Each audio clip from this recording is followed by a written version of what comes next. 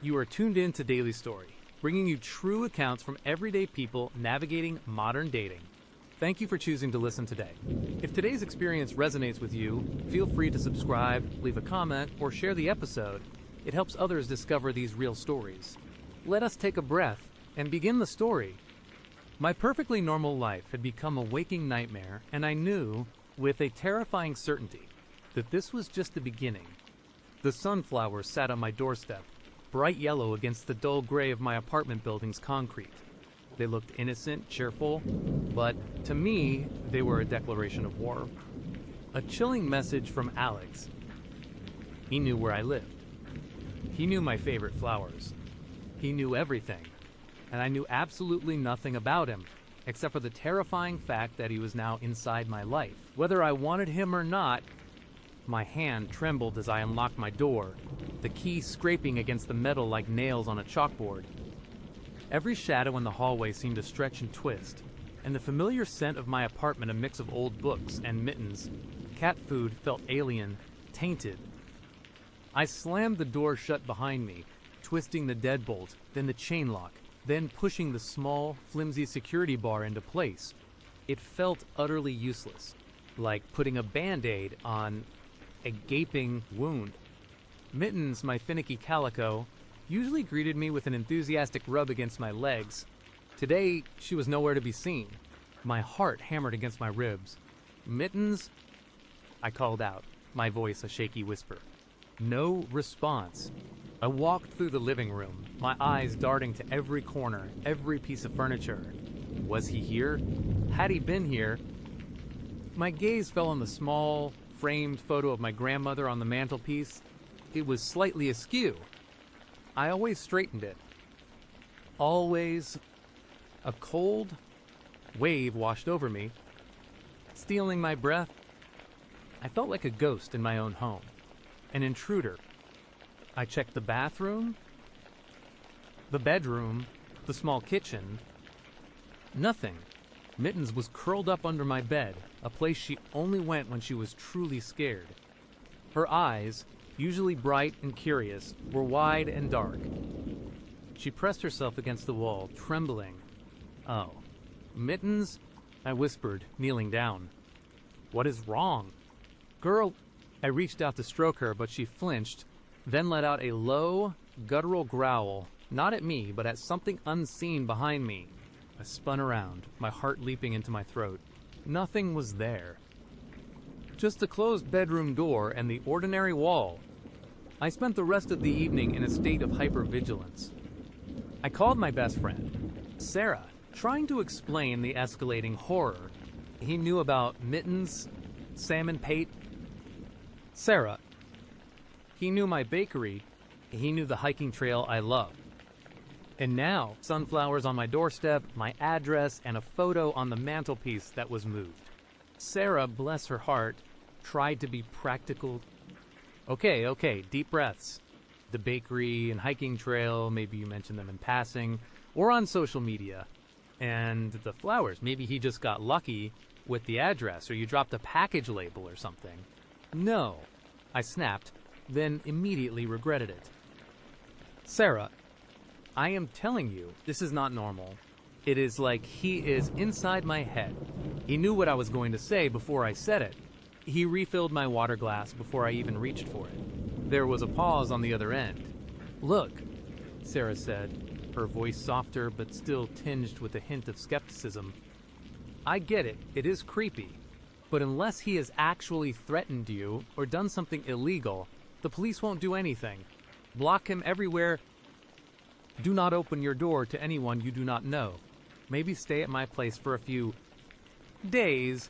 I wanted to say yes to pack a bag and run, but a perverse sense of defiance, mixed with a chilling intuition, held me back. If I left, he would know. He would know I was scared. He would know he was winning. And what if he just followed me to Sarah's? He seemed to know everything. No, I said, my voice firmer than I felt. I am not leaving my home. This is my space. He can't take that from me. After I hung up, the silence in the apartment felt heavier, thicker, like a blanket pressing down on me. I tried to distract myself, turning on the TV. but the cheerful sitcom laughter felt jarring, out of place. Every creak of the building, every distant siren, sent a jolt of adrenaline through me. I kept seeing movement out of the corner of my eye, a shadow shifting, a curtain rustling when there was no breeze. I started to wonder if I was losing my mind, if the fear was making me hallucinate. Mittens stayed under the bed all night. The next morning, I woke up with a pounding headache and a knot of dread in my stomach. The first thing I did was check the locks again. All secure. I made coffee, my hands still shaking slightly. As I poured the milk, I noticed a small white feather on my kitchen counter. It was not a bird feather. It was a soft, downy feather, like from a pillow. But not my pillows. Mine were synthetic. I stared at it, my mind racing. Where did it come from? Had Mittens brought it in? But she was an indoor cat. Had it floated in from outside? Unlikely. My windows were always closed. A cold, prickling sensation spread across my skin. It felt like a calling card. A subtle hint that someone had been here, inside my safe space. I swept it into the trash, my heart thumping. I tried to rationalize it away. It was just a feather. It meant nothing, but the seed of doubt had been planted, and it was growing fast. I forced myself to go to work, needing the normalcy, the presence of other people. But even there, I felt like a target. Every time my phone buzzed, I jumped. Every new email made me flinch. I kept expecting Alex's name to pop up, a new message, a new threat, but nothing came. The silence was almost worse than the harassment. It was the calm before the storm. When I got home that evening, the first thing I noticed was the faint scent of something sweet, something floral, not my perfume, not my air freshener. It was a cloying, heavy scent like lilies. I hated lilies, and I had not brought any into my apartment. I walked into the living room, my breath catching in my throat. On my coffee table, next to the remote control, was a single, perfect white lily. It lay there, stark and out of place, its petals unfurling gently. No vase, no card, just the flower and the scent, heavy in the air. This was not a delivery. Someone had been inside. Panic flared, sharp and intense. I grabbed my phone, my fingers fumbling as I dialed 911. Someone's been in my apartment. I gasped, trying to keep my voice steady. There is a flower. He has been stalking me. The dispatcher was calm, professional. She asked for my address, my name. Did you see anyone? Is anything missing? Any signs of forced entry? No forced entry. Just the flower, and a photo was moved yesterday, and a feather this morning. I sounded crazy, even to myself. A police officer arrived about 20 minutes later. He was kind, but his expression was weary. He looked around my apartment, barely glancing at the lily. Madam, without any signs of forced entry or anything stolen, there is not much we can do. It sounds like a situation where someone might have a spare key, or perhaps you left a window open. No, I do not have a spare key out there, and all my windows were closed and locked. I insisted, my voice rising. He is been stalking me. He knows things he should not know. He sent me sunflowers yesterday. He nodded. Slowly. I understand this is distressing. We will file a report if you see him, or if he makes any direct threats, or if there is clear evidence of a break-in. Please call us immediately. He handed me a card. For now, I recommend changing your locks, getting a security camera, and staying with a friend if you feel unsafe. He left, and I was alone again. The lily on the table, a stark reminder of my vulnerability. I felt utterly helpless. The police could not help. Sarah could not help. I was on my own that night. I did not sleep. I sat on my couch, a kitchen knife clutched in my hand, staring at the front door. Every shadow was a monster, every creak a footstep. Mittens, for her part, was an absolute wreck. She sat on the back of the couch, her fur bristling, her eyes fixed on the bedroom door. Sometimes she would let out a low hiss, then flatten herself against the cushions. It was like she could see him even when I could not. Around 3 a.m., I heard a faint scratching sound. It was coming from the bedroom. My blood ran cold. I froze, barely breathing, my grip tightening on the knife. Scratch. It was rhythmic, deliberate, like fingernails, on a wooden surface. I slowly, silently, rose from the couch. My legs felt like lead. I crept towards the bedroom door, my heart hammering so hard I thought it would burst through my chest. The scratching stopped. Silence. Then, a soft thud. I swallowed hard, my mouth dry. I reached for the doorknob, my hand shaking so violently I almost dropped the knife. I took a deep breath, counted to 3, and flung the door open. The room was dark, illuminated only by the faint glow of the streetlights outside. Nothing. My eyes darted around, searching. Then I saw it, on my pillow, a small, dark shape. It was a dead mouse. Its tiny body lay perfectly centered on the white fabric, a grotesque offering. My stomach lurched. I stumbled back. A scream caught in my throat. This was not Mittens. Mittens sometimes caught mice, but she never brought them inside, and certainly not to my pillow. This was Alex. He had been in my bedroom. While I was in the living room, he was playing with me. I backed away slowly, my eyes glued to the mouse, then to the window, then to the closet door. Had he just left? Was he still here? I ran out of the bedroom, slamming the door shut, then scrambling to the living room to grab my phone. I had to get out. But as I reached for it, I saw a small, rectangular piece of paper tucked under the phone.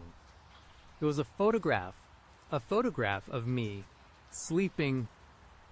My breath hitched. It was a close-up, taken from an angle right above my head.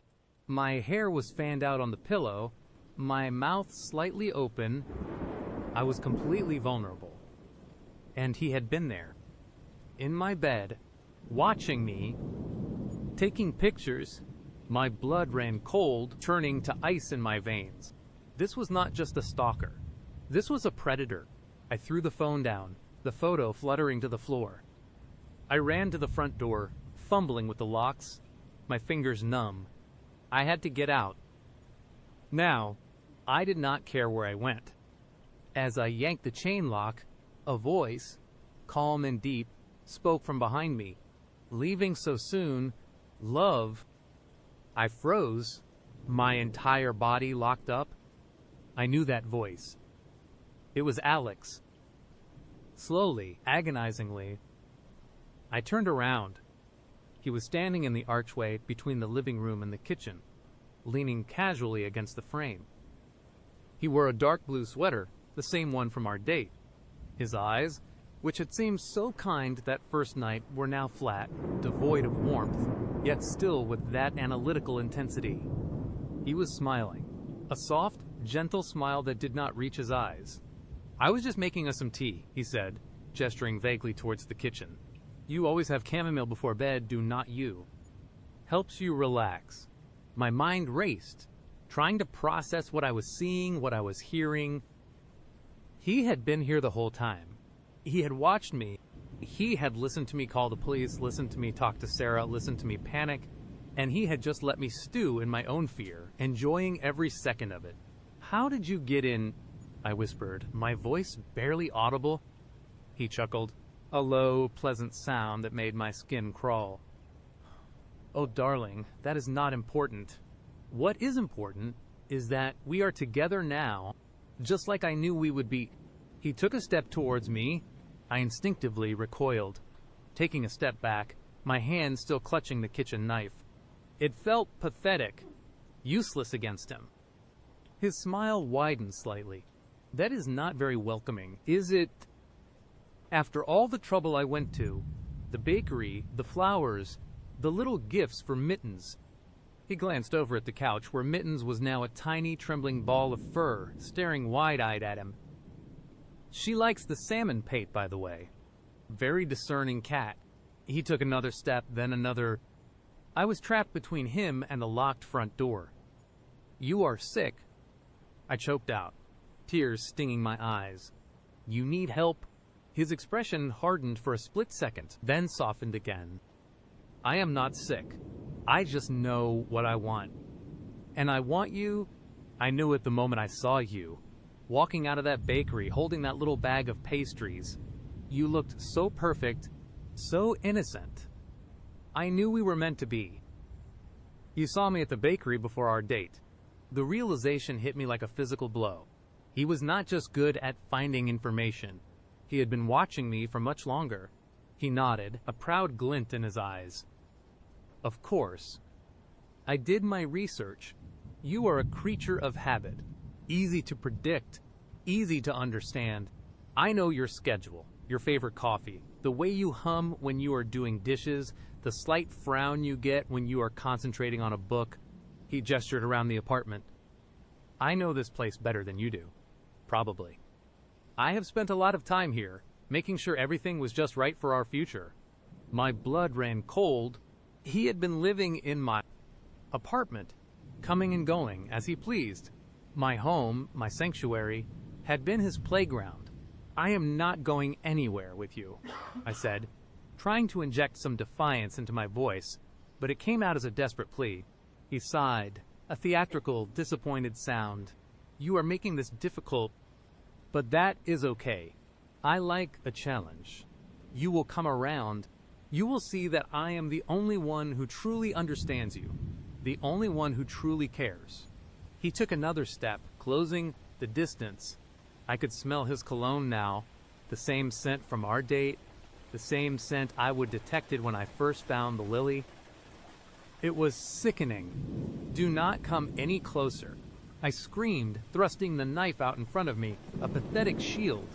He stopped, his smile unwavering. Now, no need for that. We are going to be very happy together. I have already planned our lives. Our future. You will love the little cottage I found for us. Up north, by the lake, plenty of room for mittens to run around. My mind flashed to the dead mouse on my pillow.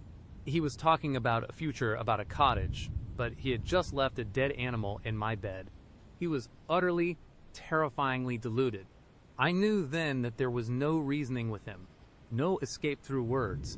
It was either fight or become another one of his meticulously planned possessions. My eyes darted to the right. There was a small, heavy ceramic vase on a side table, a gift from my sister. It was within reach. Alex took another step, his hand slowly reaching out towards me. "Come here, my love. Let us talk about our future." As his fingers brushed the air in front of me, I lunged. Not at him, but to the side.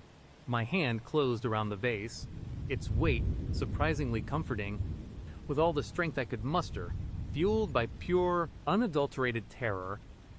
I swung it. It connected with a sickening thud against the side of his head. He grunted, a surprised sound, and stumbled back, his eyes widening. The serene smile vanished, replaced by a look of shock, then anger. This was my chance. I did not wait. I spun around, my fingers fumbling with the chain lock, then the deadbolt. The adrenaline coursing through me made my movements clumsy, but I finally managed to yank the door open. I burst out into the hallway, screaming, my voice raw and hoarse. "Help! He is in my apartment. Help me!" I did not look back. I just ran down the hallway, pounding on neighbors' doors, not caring if they were asleep, just needing someone, anyone, to hear me. I heard a thud from my apartment, then the sound of my door slamming shut. I did not stop running until I was out of the building, out onto the street, still screaming. My lungs burned, my legs ached, but I kept going, not knowing where, just away from him, away from my apartment, away from the nightmare that had become my life. I eventually collapsed on a cold park bench, gasping for air, tears streaming down my face. My phone was still back in my apartment, next to the photo of me sleeping. I was alone, terrified, and utterly exposed. I did not know if he was still in my apartment. I did not know if he was watching me from a window. I did not know if he would follow me. But one thing I knew with a terrifying certainty, my life, my normal, quiet life was over. He had shattered it into a million pieces, and I would never, ever feel safe again. The sun began to peak over the horizon, casting long, pale shadows across the park. But for me, the darkness had just begun, because even though I had escaped, I knew Alex was still out there. And he was still waiting. The next story adds more to our time together, like waking from a dream, only to find the nightmare was just beginning. I knelt there, on the cold hardwood floor, my gaze locked on the small, white ceramic cat bowl. A tiny, frayed mouse toy lay beside it, a pathetic offering. My little Leo, she would purr. I was allergic to cats. I did not own a cat. Yet here was the irrefutable, tangible proof. A faint, distinct scent of cat, a powdery, musky smell that seemed to cling to the air, making my nose twitch. My mind, already a tattered flag in a hurricane, tried to grasp at anything solid. This was a prank. It had to be an elaborate, cruel prank. But who and why? My friends were few, and none of them possessed the kind of twisted creativity or the deep, disturbing knowledge Serafina clearly had. My family lived states away. I fumbled with my phone, still clutched in my sweaty hand. What was I supposed to do? Call the police? Yes, officer. Someone broke into my apartment, stocked my fridge with organic milk, and left a cat bowl. Oh, and they described a painting. I never showed anyone. They would laugh. Or worse, they would send a mental health team. I could already hear the sirens in my head. Not for help, but for me. My eyes darted around the living room again, a frantic scan for anything else out of place, anything I might have missed. The windows. I scrambled to my feet, my knees aching. The living room window, overlooking the street, was latched. The one in the kitchen, above the sink, was also secure. The fire escape door, usually a source of anxiety, was bolted from the inside. Nothing. No forced entry, no sign of a struggle. It was as if Serafina had simply materialized, or, more chillingly, as if she had always been here. The faint cat smell seemed to intensify, tickling the back of my throat. My eyes began to itch. A familiar pre-allergy symptom. No, this was not just a phantom scent. There was a cat. Somewhere, in my apartment, a cold wave of dread washed over me, deeper than the fear of a stalker. This was the fear of losing my mind, of my own reality unraveling. I walked slowly, deliberately, back to the painting, the swirling vortex of dark blues and grays, born from a heartbreak I would never shared, never shown. I reached out a trembling hand, my fingertips brushing the textured canvas. It was real. It was my painting. But the fact that she knew it, described it, claimed it, that was the knife twist. I spun around, a sudden, desperate urge to find the source of the cat smell. It was stronger now, undeniably present. My throat felt scratchy. I started opening closet doors, pulling back curtains, peering under the couch. Nothing. Just the usual dust bunnies and forgotten socks. Each empty space I checked only amplified the sense of futility, the feeling that I was missing something crucial, something right in front of me. Then, a soft rustle from the bedroom. My heart leaped into my throat, a frantic bird trapped in my ribs. I froze, listening. It was subtle, like fabric shifting, or a small creature settling. I held my breath, straining to hear over the hammering of my own pulse. Another rustle, definitely from the bedroom. I crept towards the doorway, my hand instinctively reaching for the light switch, but hesitating. Did I want to see what was there? What if it was not just a cat? What if she was there? The thought was a cold spike of ice in my chest. Taking a deep, shuddering breath, I flicked the switch. The bedroom flooded with light. My gaze swept across the room, the unmade bed, the dresser, the small bookshelf. Nothing. No Seraphina, no giant, menacing creature. But then I saw it, tucked neatly on my pillow, a small, dark shape, a cat. It was a sleek, black cat, no bigger than a loaf of bread, with fur so dark it seemed to absorb the light. Its eyes, however, were not dark. They were a vivid, startling emerald green, wide and unblinking, fixed directly on me. It did not flinch, did not try to run. It just sat there, perfectly still, watching me with an unnerving intensity that felt almost human. My allergy symptoms flared instantly. My nose began to run. My eyes watered, and a tickle in my throat threatened to erupt into a cough. This was no illusion. This was a real cat. In my bed, Leo, I whispered, the name feeling foreign, disgusting on my tongue. The cat tilted its head slightly, those green eyes never leaving mine. It let out a soft, almost questioning marl. It sounded contented, like it belonged there, like I was the intruder. No, I said, my voice rising. No, you do not belong here. I do not have a cat. Leo blinked slowly, then stretched, arching its back, its claws extending and retracting from my pillowcase. Then it looked at me again, its gaze seeming to pierce right through me. It was not just a cat, it was Seraphina's eyes. Seraphina's presence, condensed into a small, furry package, it was a silent, living message. I am here. I am everywhere. I backed away slowly. My eyes still locked on the cat.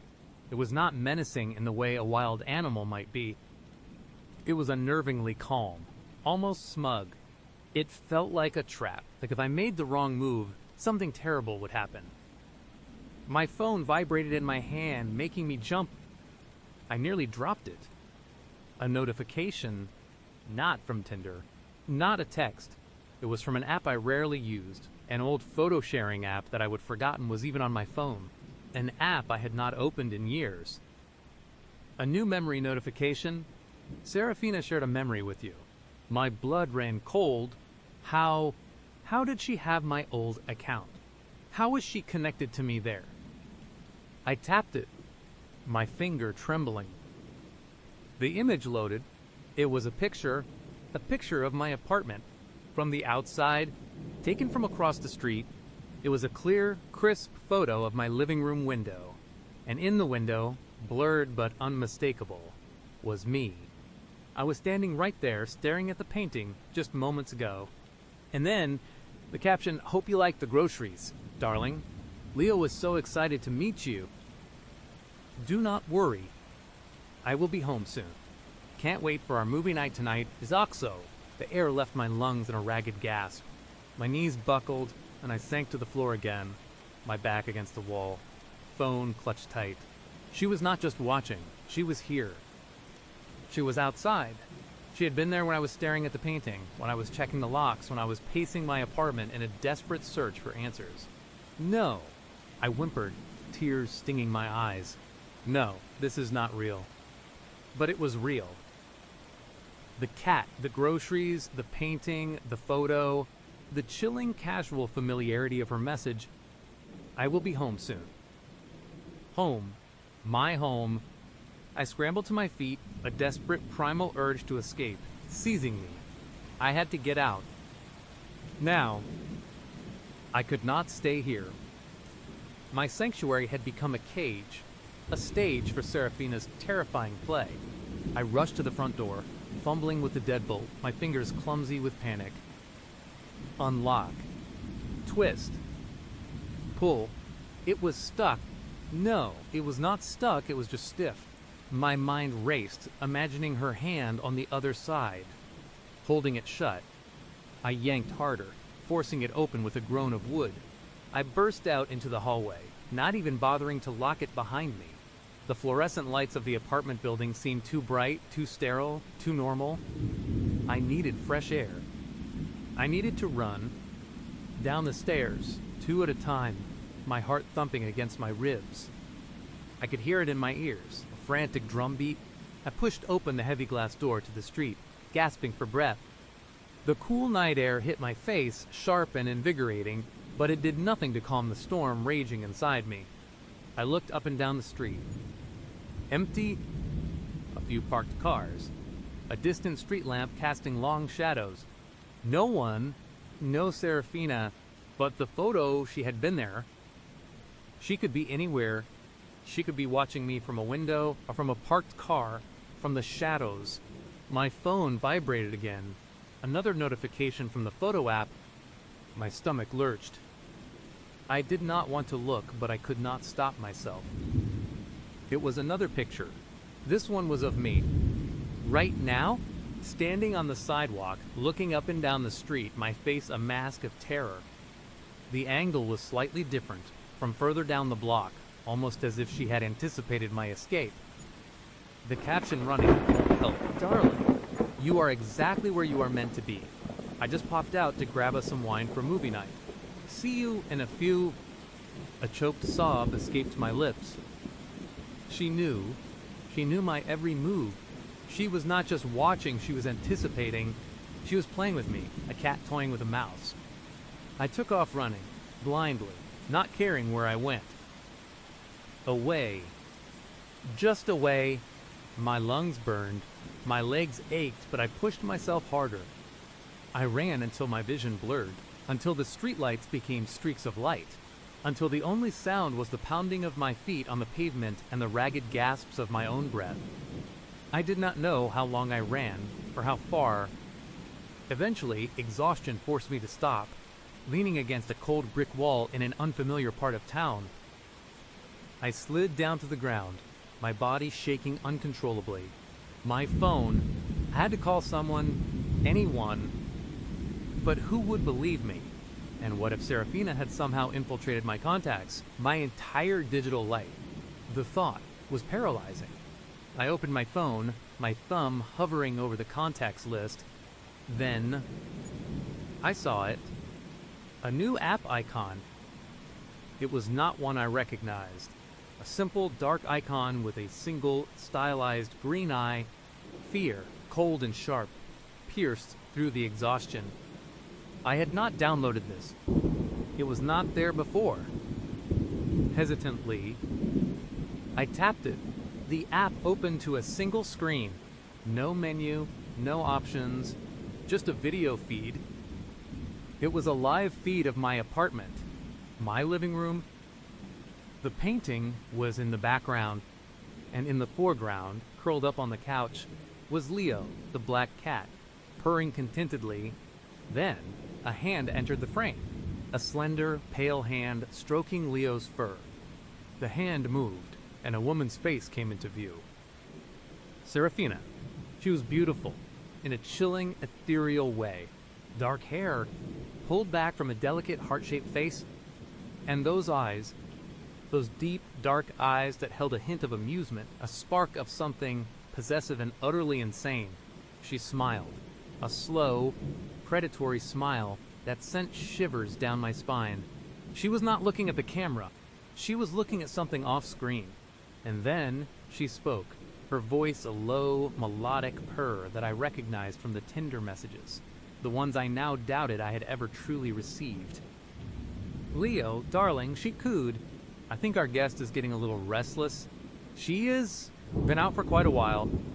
Do not you think it is time she came home?" Then her eyes flickered. Not to the side. Not to Leo. Directly into the camera, directly at me. Her smile widened, losing all trace of beauty, becoming a grotesque, triumphant sneer. "Hello, darling," she whispered, her voice a breathy caress that felt like a spider crawling on my skin. "Miss me?" I screamed, a raw, guttural sound that tore from my throat. I threw the phone away from me, sending it skittering across the pavement. It landed face down, the screen dark. I scrambled back, pressing myself against the brick wall, my body shaking violently. She was in my apartment. She was watching me. She was talking to me through my own phone. This was not just stalking. This was a complete, systematic dismantling of my reality. My home, my memories, my sanity all stolen, replaced with hers. My mind raced, desperately trying to find an escape, a loophole, anything, but there was nothing. She knew everything. She controlled everything. After what felt like an eternity, I slowly pushed myself up, my legs wobbly. I had to get the phone. I had to destroy it. I had to do something. I crawled towards it, my fingers trembling as I picked it up. The screen was still dark. I pressed the power button. It flickered to life. The green-eyed app was still open. The live feed was still there. Serafina was still on my couch, stroking Leo. But now, she was looking directly at the camera again. Her smile was gone, replaced by an expression of mock concern. "You look tired, darling," she said, her voice soft, almost sympathetic. "You really should come home. It is not safe out there alone." She paused, then leaned closer to the camera, her voice dropping to a conspiratorial whisper. "Besides," she added, a chilling glint in her eyes, "I have made your favorite sourdough grilled cheese with extra sharp cheddar, just the way you like it."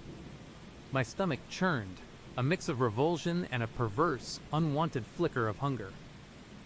She knew my comfort food, my deepest desires, my most hidden vulnerabilities.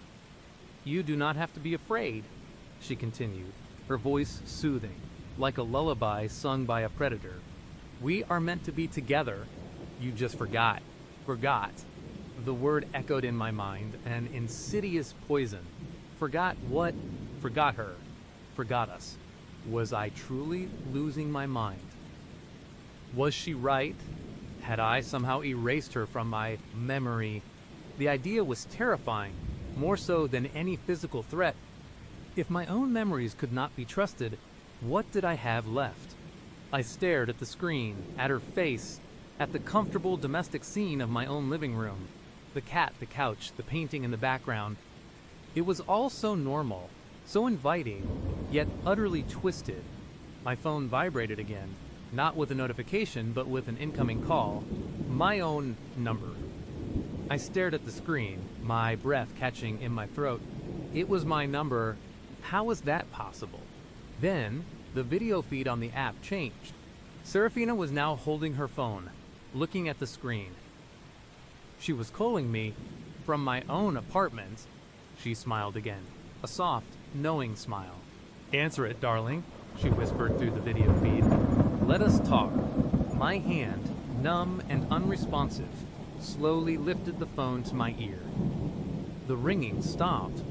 "Hello," I whispered, my voice hoarse, barely audible. "There you are."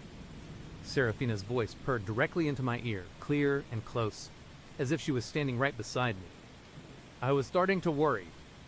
The sound of her voice, so intimate, so possessive, broke something inside me.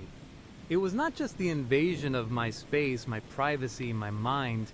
It was the complete erasure of my autonomy, my identity. I was no longer myself. I was her project, her possession, her forgotten lover. "Who are you?"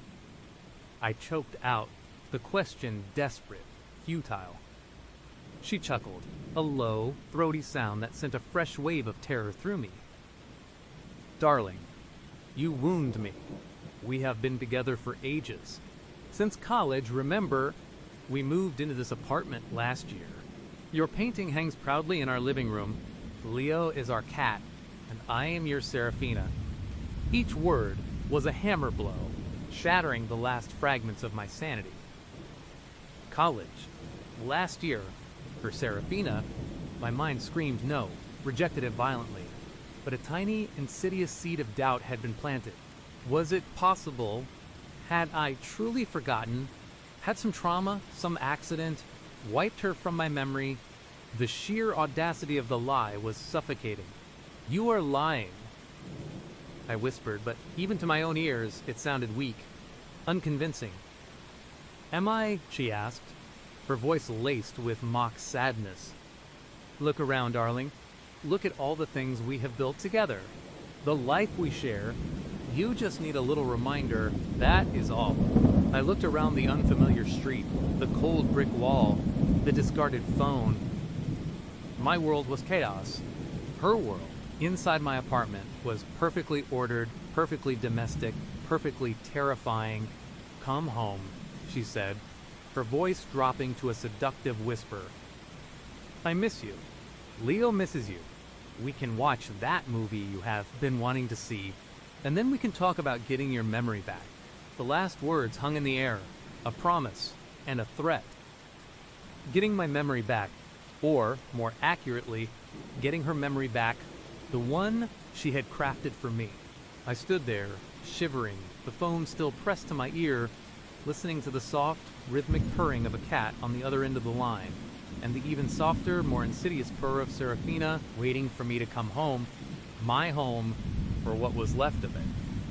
I felt a strange, detached calm settle over me, the kind that comes after the storm has passed, leaving only wreckage. There was nowhere to run, no one to call, no reality left to defend. There was only Serafina, and the life she had created for me. And somehow, in the depths of my shattered mind, a terrifying thought began to form. What if she was right? What if I had forgotten? And what if, deep down, I wanted to remember, and now we continue with the next story. Alright, let me tell you, there are some dates that just do not work out. You get the awkward silences, the mismatched vibes, the polite goodbyes, you know me, never again. And then there are the dates that do not just not work out, they fundamentally alter your perception of reality. They burrow under your skin and set up shop in your brain, whispering doubts and fears long after they are over. That is what happened to me. That is what Sarah did. You already know the setup. Tinder, the usual gamble. Sarah, a flicker of genuine hope. The coffee date, the easy chat, the feeling that maybe, just maybe, I would finally hit the jackpot. And then, the scar, my old soccer injury, a faded, deeply personal mark on my left knee, something I would never ever mentioned online. And she knew. She just knew. Oh, right, the one on your left knee is not it. Just hearing those words again, even now, sends a cold shiver down my spine. The way she said it, so casual, so calm, like she was talking about the weather, her smile, the one that had put me at ease, suddenly felt like a predator's grin. Her eyes, which had seemed warm, now held a glint of something I could not quite name, but that screamed danger. I barely remember making my excuses. My brain was a static-filled mess. Every logical thought drowned out by a primal scream of run. I practically fled that cafe, the lingering warmth of the coffee shop replaced by an arctic chill that seeped into my bones. Her surprisingly cold touch on my arm as I left. Just a brief, almost imperceptible brush felt like a brand, a mark of her claim. The moment I got home, I blocked her. On Tinder, on my phone, everywhere. Then came the frantic search. I tore through my digital past like a madman possessed. Every old social media profile, every forgotten blog post from my college days, every dusty forum comment, Instagram, YouTube, Twitter, even MySpace for God's sake, just in case some ancient, embarrassing detail was lurking there. Nothing. Not a single mention of the scar. No pictures. No cryptic references. It simply was not there. It was a deeply private detail, a physical reminder of a dream I would have to let go of, something I rarely even thought about, let alone shared. The absence of any explanation was far more terrifying than finding something. If I would found an old photo, a forgotten post, I could have rationalized it. I could have blamed myself, cursed my carelessness, but there was nothing. And that meant her knowledge was inexplicable. It meant she had accessed information she should not have, information that was not publicly available, or it meant something far, far worse. Sleep became a luxury I could not afford. Every creak in my apartment, every shadow thrown by the streetlights outside my window, felt like a threat. My mind, usually a fairly organized place, became a chaotic battlefield. I replayed the date 1,000 times, searching for a clue, a slip of the tongue, anything I might have missed.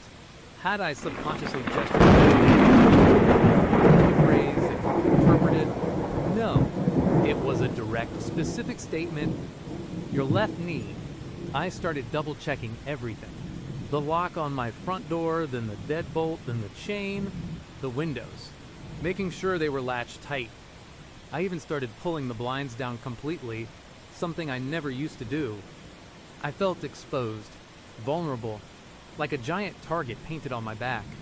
My apartment, my sanctuary, now felt like a glass cage, and I was sure someone was watching. The paranoia was a living thing, a shadow constantly at my heels. I would be walking down the street, and a woman with dark hair would pass me, and my heart would leap into my throat. I would glance over my shoulder, convinced I saw her, just a flash of her profile disappearing around a corner. My imagination became my enemy, conjuring her face in every crowd, her voice in every murmur. Then came the first subtle sign that it was not just in my head. A week after the date, I received an email. The sender was unknown. The subject line blank. I almost deleted it, thinking it was spam, but something made me pause. A cold dread, a premonition. I opened it. The email body contained a single image. It was a close-up photo of a left knee, with a faint, faded scar running diagonally across the kneecap. My scar. My blood ran cold. My hand started to shake so violently. I almost dropped my laptop. It was undeniably my knee. The specific angle, the lighting, the faint freckle just above the kneecap. It was mine, but I had never taken a photo of my scar. Not intentionally, anyway. And even if I had, it would be buried deep in my personal files, certainly not online. How was this possible? My mind reeled. Had she taken it at the cafe? No. I was wearing jeans. Had she broken into my apartment while I was out? The thought was a punch to the gut. I jumped up, rushing to check my door, my windows. Everything seemed secure, but the image was undeniable. She had a picture of my scar. I deleted the email, emptied my trash, and then, in a fit of panic, ran a full virus scan on my computer. I changed all my passwords. I even considered buying a new laptop. But the image was burned into my mind. It was proof. She was not just a random weirdo. She was actively doing something. She was watching me. The next few days were a blur of hypervigilance. I started avoiding public places, ordering groceries online, working from home whenever possible. My friends noticed I was off. You? Okay, man. You look like you have not slept in a month. I tried to explain, tried to articulate the creeping dread, the impossible knowledge of a Tinder date. They listened patiently, offered sympathetic nods, and then gently suggested I might be a little stressed or overthinking things. One even suggested I take a break from dating apps. They did not get it. They could not. It sounded insane, even to me. Then, things escalated. I came home one evening, the usual routine of checking locks and peering into dark corners. Everything seemed normal. I tossed my keys on the table, took off my shoes, and headed to the kitchen for a glass of water. That is when I saw it. On my kitchen counter, next to my coffee maker, was a small, neatly folded piece of paper. It was not there when I left that morning. My heart hammered against my ribs. I picked it up, my fingers trembling. It was a child's drawing, a crude stick figure drawing of a person, and on the left knee of the stick figure, a prominent, dark scribble. A scar. I dropped the drawing like it was on fire. A guttural sound escaped my throat. She had been inside my apartment. While I was gone, she had not stolen anything, had not vandalized anything. She had just left this calling card. A reminder, I know where you live. I can get in. The air in my apartment felt heavy, suffocating. I felt violated, utterly exposed. I stumbled backward, grabbing my phone. my mind racing. Call the police? What would I say? A woman I went on one date with drew a picture of a scar on my kitchen counter. They would think I was crazy. They would probably tell me to get a restraining order, but how could I even do that without proof? This drawing, it was just a drawing. It could be anyone's, but I knew it was her. I spent that night in a cheap motel across town, unable to face my apartment.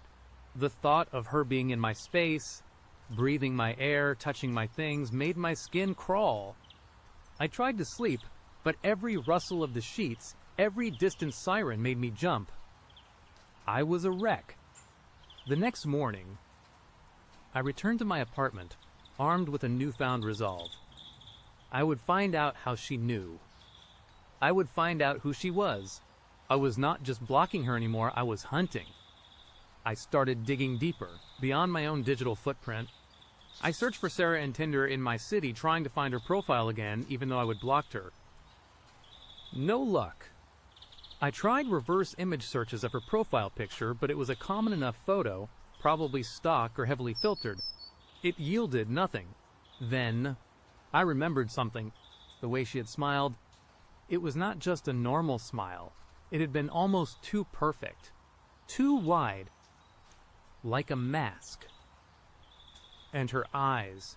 They had not just darkened, they had seemed to hold an ancient, knowing glint. It made no sense. I started looking for any connection to me. Anyone I knew who knew Sarah, my friends, my colleagues, even distant acquaintances. I showed them her profile picture from a screenshot I would taken before blocking her, thank God. No one recognized her. She was a ghost. The following week was a blur of fear and frustration. I installed a security camera in my apartment, connected to my phone, giving me a live feed. Every notification, every detected motion, sent my heart racing. Most were false alarms. My cat, a dust bunny, a shifting shadow, but the constant vigilance was draining. Then, she reappeared. Not in my apartment, not online, but in person. I was at my local grocery store, trying to maintain some semblance of normalcy, when I saw her. She was in the produce aisle, picking out avocados. Her back was to me. But there was no mistaking the cut of her hair, the way she held herself. My breath hitched in my throat. I froze, ducking behind a display of organic kale. My mind screamed at me to run, but my feet were rooted to the spot. I watched her, my heart pounding a frantic rhythm against my ribs. She moved with an unsettling grace, her movements fluid and deliberate. She was not looking around, was not scanning the aisles like most shoppers. It was like she knew exactly where everything was, exactly where she was going. She turned slightly, and I caught a glimpse of her profile. That same unsettling smile, a subtle curve of her lips that did not quite reach her eyes. She was not looking at me, but I felt her presence, a magnetic pull of dread. I stayed hidden, watching her move through the store, picking up items with a practiced ease. She bought a small selection of groceries, fresh vegetables, some lean meat, a carton of milk, all healthy, all ordinary, but nothing about her felt ordinary. When she finally headed towards the checkout, I waited, peeking over the kale. She paid in cash, no credit card trail. She did not interact with the cashier beyond a polite nod. Then she walked out, her small canvas bag clutched in her hand, and disappeared into the afternoon sun. I abandoned my half-filled cart and practically sprinted out of the store, my eyes darting around the parking lot. She was gone. No car, no sign of her. It was like she had simply melted away. The grocery store incident was a turning point.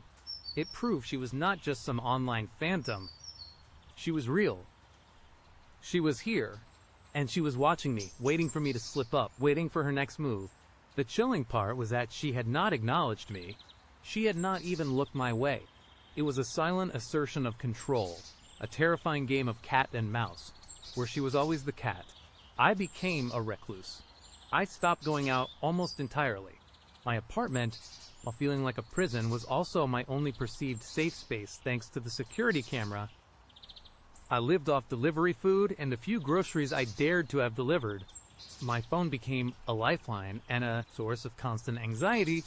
Then, the messages started, not from Sarah's blocked number, but from random, untraceable burner numbers, short, cryptic texts. Still thinking about that scar. You can't hide from me. I see you. Each text sent a fresh wave of nausea through me. I could not block them fast enough. They would come from a new number every time. It was a relentless assault, chipping away at my sanity. I finally reached out to my friend. Mark, he was a practical guy, rounded, not prone to flights of fancy. I laid it all out for him. The date, the scar, the email, the drawing, the grocery store, the texts. I expected skepticism, but he just listened, his brow furrowed in concern. Dude, this is messed up, he said, shaking his head. Have you gone to the police? What am I going to tell them?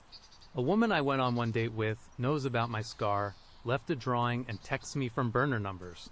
They will laugh me out of the station. They will say I am paranoid. But the drawing the photo of your knee that is evidence of a break-in, of stalking, it is circumstantial. How do I prove it is her. I do not even know her last name. I only have a first name and a Tinder profile that does not exist anymore for me. Mark sat in silence for a moment, then sighed. Okay, look. This is serious. You need to get out of here. Stay with me for a bit. Or my sister, she is... got a spare room. The offer was a lifeline. But I hesitated. Running would not solve anything. It would just prolong the agony. I needed to understand. I needed to know how... No, I said, my voice hoarse. I can't run. I need to figure this out. I need to know how she knows. Mark looked at me, a mixture of pity and fear in his eyes. You are going to get yourself killed, man. Maybe, I admitted, but I can't live like this, always looking over my shoulder. That night, alone again, in my apartment, I started to think differently. What if it was not just about hacking? What if it was something else? Something supernatural? The thought was absurd, but in my current state of mind, nothing seemed impossible. Her eyes, that ancient glint, her unsettling calm, the way she seemed to appear and disappear. I started researching not just cybersecurity, but fringe theories, urban legends, anything that might explain inexplicable knowledge. Psychics, clairvoyance, remote viewing. It all sounded crazy, but so did my current reality. Days bled into weeks. The texts became less frequent, but more unsettling. Sometimes, they were just single words, watching, waiting. Sometimes, they were phrases that seemed to reflect my exact thoughts at that moment. Tired of looking for answers. I would be scrolling through some obscure forum about psychic abilities, and a text would pop up. They won't help you. It was like she was inside my head. I started talking to myself, arguing with her, even though she was not there. My mental state was deteriorating rapidly. I barely ate, barely slept. My apartment, once my sanctuary, was now a cage, and I was the trapped animal, pacing, snarling at shadows. One evening, I was sitting in my living room, the security camera feed playing silently on my laptop, when my phone buzzed. A new text. I braced myself. Check your left knee. My heart stopped. I slowly looked down. I was wearing shorts, and there, on my left knee, was the faint, faded scar. I had not been thinking about it. I had not touched it. It was just there. A cold dread, unlike anything I had felt before, washed over me. It was not just that she knew about the scar. It was that she knew I was looking at it right now. She was watching me in real time. I looked frantically at the security camera feed. Nothing. My apartment was empty, silent. But the text, it was impossible. How? I whispered into the empty room, my voice trembling. Another text immediately followed. I have always known you. Always? What did that even mean?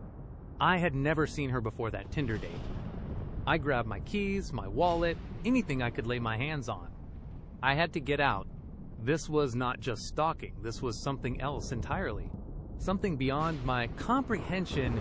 I threw open my front door, my heart pounding, and stopped dead.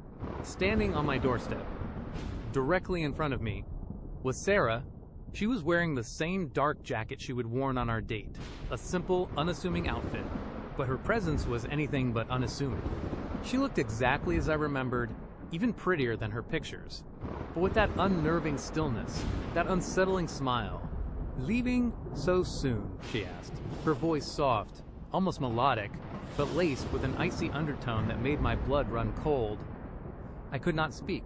My mouth was dry, my throat constricted. My mind screamed, but no sound came out. "You have been looking for answers," she continued, taking a slow, deliberate step towards me.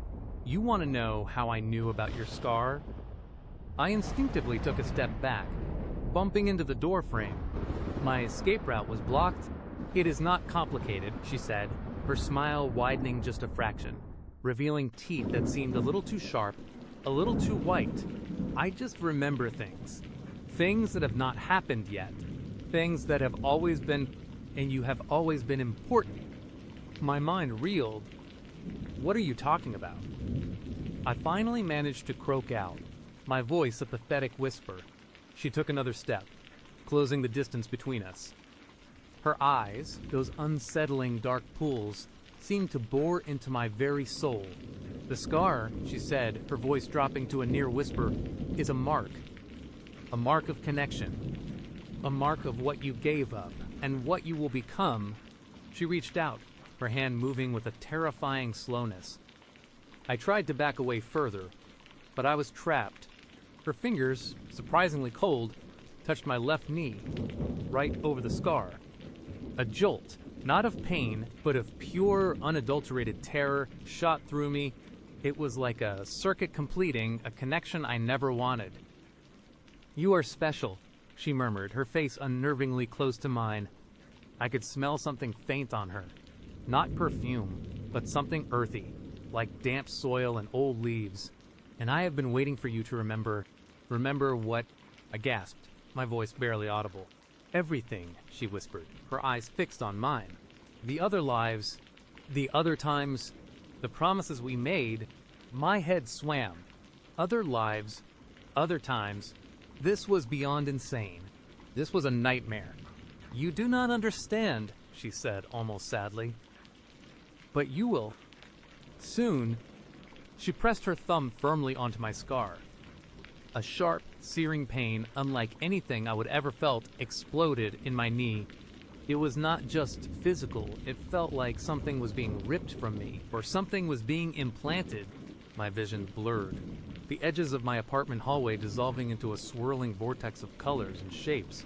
I felt a profound sense of disorientation, a terrifying sensation of falling. I screamed, a primal, guttural sound torn from the depths of my being. I pushed her away with all my might, a desperate surge of adrenaline coursing through me. She stumbled back, her perfect smile faltering for a split second, a flicker of something ancient and predatory in her eyes. That was all I needed. I did not think. I did not look back. I just ran. I sprinted down the hallway, down the stairs, out into the street. I did not know where I was going, just that I had to get away from her impossible knowledge, from her chilling words, from the searing pain in my knee that felt like a brand. I ran until my lungs burned, until my legs ached, until I collapsed on a park bench, gasping for air, tears streaming down my face. I looked back at my apartment building, a dark, silent monolith in the distance. She was not there. No one was chasing me, but the fear remained. The knowledge of her impossible claims, of her terrifying touch, was burned into my mind. I never went back to that apartment. I called Mark, rambling incoherently about what happened, about Sarah, about other lives. He listened, his voice laced with alarm, and told me to come to his place. I moved away, far away. I changed my phone number, deleted all my social media, even changed my name on some documents. I became a ghost in the digital world, just like she had been for me. But I never truly escaped her.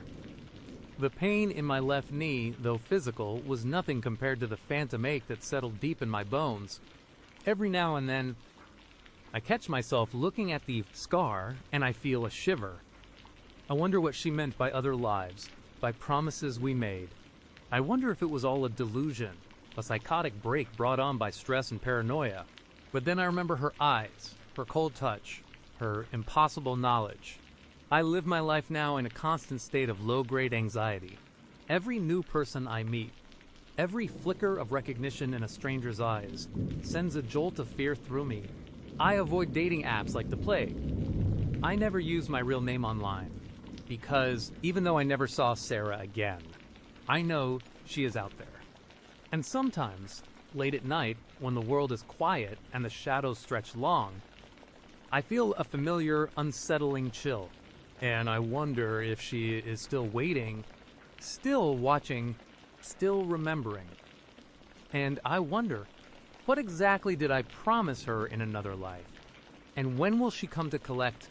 The scar on my left knee, once just a faded memory of a lost dream, is now a permanent reminder, a brand, a mark of something ancient, something terrifying, something that connects me to a woman who knows everything and who will never truly let me go. Moving on to the next story, let me tell you about Alex. Or, more accurately, let me tell you about how Alex turned my perfectly normal life into a waking nightmare. All starting with a simple swipe on a dating app. You know, Tinder. We have all been there. You scroll, you swipe, you hope for the best, and sometimes you get something that looks pretty good on paper. Alex was one of those. His profile picture showed a guy with kind eyes and a genuinely warm smile, the kind that reached his eyes. He was outdoorsy, loved hiking, had a good job, and even had a picture with a cute dog. My kind of guy, right? I swiped right, and within minutes, we matched. We chatted for a few days, and it was easy, natural. He seemed funny, intelligent, and best of all, he actually used complete sentences. A rarity these days, let me tell you. So we set up a first date, a cozy little bar downtown. Nothing too fancy, just somewhere we could talk and get to know each other. The night of the date, I remember feeling that familiar mix of excitement and nerves. I picked out a cute but casual outfit, did my hair, and tried to calm my racing heart. When I walked into the bar, he was already there, sitting at a corner table. He stood up as I approached, that same warm smile from his profile lighting up his face. He was even better looking in person, a little taller than I expected, with dark, neatly combed hair and those striking blue eyes. We exchanged hellos and he pulled out my chair, a small gesture that still made me smile. The first hour was great. We talked about our jobs, our hobbies, our terrible exes, all the standard first date stuff. He was a good listener, nodding intently, asking thoughtful questions. He laughed at my jokes, and his laugh was genuine, a deep, rumbling sound. Everything felt normal. Good, even. I started to relax, thinking, okay, maybe this is it. Maybe I finally found someone decent. But as the evening wore on, a strange feeling began to prickle at the back of my neck. It was subtle at first, just a tiny whisper of unease. It was the way his eyes lingered a little too long, not in a flirtatious way, but almost analytical. Like he was not just looking at me, but through me, trying to dissect something. And then there were the small things he said, the little details that started to pile up, making me feel less like I was on a date and more like I was being studied. He said, taking a sip of his drink. I saw you walk past that little bakery on Elm Street this morning. The one with the amazing cinnamon rolls. I almost said hello, but did not want to bother you. My heart gave a little jump. Oh, yeah, I said, trying to sound casual. I grab a coffee there sometimes on my way to work. Mall world, huh? I did not think much of it at the time. Elm Street was a main thoroughfare. Then, a few minutes later, I mentioned my cat, Mittens, and how she was getting old and a bit finicky about her food. Alex nodded. Is she still liking the salmon pate you get from the pet store? Near the park, he asked. I blinked. Yeah, actually, how did you know that? I tried to laugh it off, but a cold knot was forming in my stomach. That pet store was not exactly a chain, and I had not mentioned it on my profile or in our chats. He just shrugged, a charming, disarming smile. Oh, I do not know. Just a lucky guess. I suppose you mentioned you had a cat, and I just pictured it. He said it so smoothly, so casually, that I almost believed him. Almost, but the feeling did not go away. It escalated. He seemed to anticipate my thoughts before I even spoke them. I would be about to mention a band, and he would say, "You know, I was just thinking about band name earlier today." Or I would reach for my water glass, and he would already be refilling it, as if he knew my thirst before I did. It was unsettling, like he was one step ahead. Always, by the end of the night, I was mentally exhausted. The charming facade had not cracked, but the subtle undercurrent of something off had left me wired. He walked me to my car, and before I could even open the door, he said, "I had a really wonderful time. Chloe, I already know this is going to be something special between us." He leaned in, and I instinctively flinched, just a fraction of an inch. But he noticed. He paused, his smile tightening just a hair.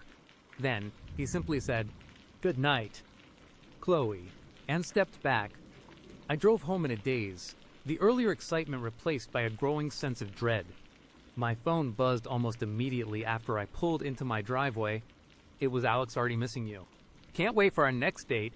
I stared at the message, a shiver running down my spine. Our next date. I had not agreed to one. I had not even hinted at one.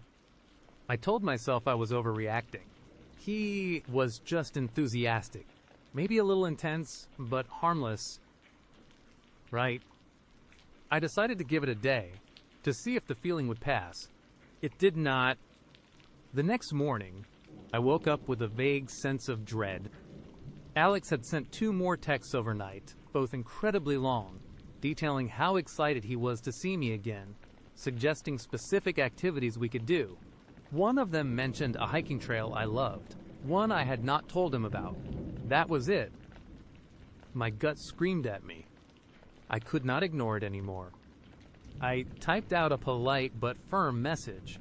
"Hey Alex, I had a nice time last night, but I do not think we are a match. I wish you all the best." I hit send, then immediately blocked his number and unmatched him on Tinder. I felt a wave of relief wash over me, hoping that was the end of it. It was just the beginning. The next day, a bouquet of my favorite flowers, sunflowers which I would only mention once in passing during our date, appeared on my doorstep. No card, just the vibrant yellow blooms sitting there. A splash of color against the dull gray of my welcome mat. My stomach twisted. How did he even know my address? I had not given it to him. I lived in an apartment building with a secure entrance. I threw the flowers straight into the dumpster, feeling a surge of anger mixed with a growing fear. The following week, things started to get truly unsettling. I came home from work one day, and my front door, which I was certain I would locked, was slightly ajar. Just a hair, enough to catch my eye. My heart hammered against my ribs. I pushed it open slowly, peering inside. Nothing seemed out of place. My apartment was exactly as I would left it. I checked every room, every closet, my hands trembling. Nothing. I tried to rationalize it. Maybe I just had not closed it properly. But I was meticulous about locking my door. Always, then, my car. I drove an older model, nothing fancy. One morning, I got in, and my passenger seat, which I always kept pushed back, was moved forward, almost touching the dashboard, and the rearview mirror was tilted slightly, as if someone had adjusted it to their height. I froze, my hand on the ignition. No, this was not right. I knew I had not done that. I checked the doors locked. My windows up. How? My mind raced. Had I left it unlocked? I could not remember. But the seat, the mirror, it was too specific. I started seeing him everywhere. First, it was at my regular coffee shop.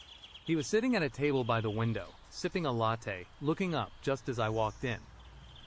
He offered a small, knowing smile. "Small world," he mouthed, and I hurried out, leaving my coffee behind. Then, at the grocery store, I turned down an aisle, and there he was, standing near the organic produce, holding a bag of my favorite brand of granola. He did not approach me, just watched me with those intense blue eyes until I practically ran to the checkout. He was not aggressive. He did not follow me directly. He just appeared, always with that calm, almost benevolent expression, as if his presence was entirely natural, a happy coincidence. But it was not a coincidence. It was a pattern. He was always where I was, always just a little too close, always watching. I blocked his number again, blocked him on every social media platform I could think of. But it did not stop the feeling of being watched. It did not stop the small, unsettling signs that someone was encroaching on my life. One evening, I came home to find a single, dried rose placed on my pillow. It was a deep crimson, almost black, and it looked ancient. My breath hitched in my throat. I had not left my window open. My door was locked. I lived on the 3rd floor. How could he have gotten in? My apartment felt cold, violated. I snatched the rose, my fingers trembling, and threw it into the trash, then bleached every surface I could think of, scrubbing at the feeling of his presence. Panic began to set in, a cold, cloying dread that clung to me like a shroud. I called my best friend, Sarah, tears streaming down my face as I recounted everything. "He is stalking me. Sarah, he has been in my apartment."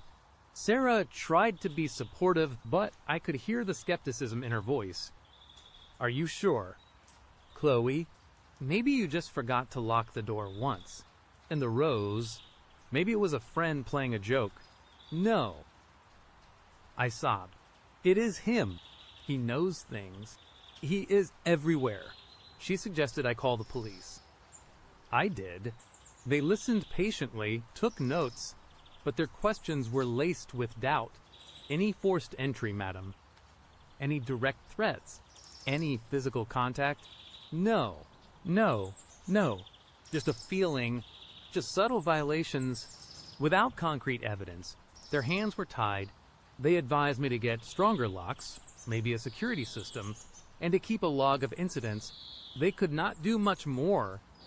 I felt utterly helpless, alone in my fear. I went out and bought deadbolts for my door, window locks for every window, and a set of motion-activated security cameras. I installed them myself, feeling a small surge of empowerment. At least now, I would have proof. For a few days, nothing. I started to breathe a little easier, thinking maybe the cameras had deterred him. Maybe he would finally gotten the message. Then, the notification started. My phone would buzz "motion detected in living room."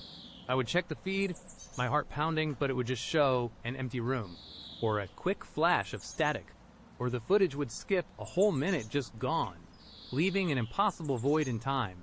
It was like he knew exactly where the cameras were, and how to evade them, or even how to mess with the signal. One morning, I found a small, folded note tucked under my coffee mug that read, "You really should get a better brand of coffee. Chloe." This one's a little bitter. My blood ran cold. My coffee maker was in my kitchen, a room the cameras could not fully cover without a blind spot. He was still getting in, and he was mocking me. He was playing a game.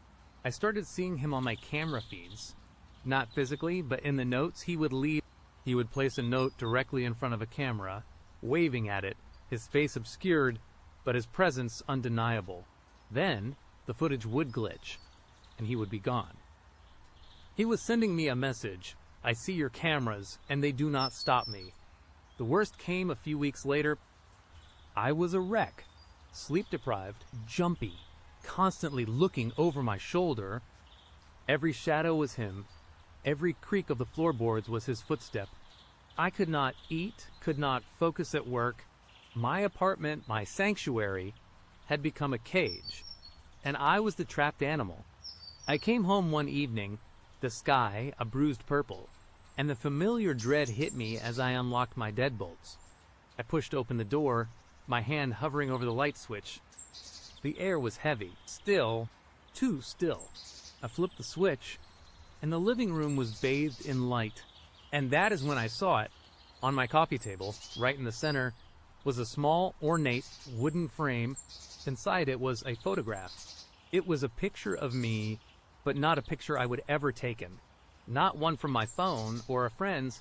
It was a picture of me sitting on a park bench, reading a book, my hair blowing gently in the wind. It was taken from a distance, through some trees.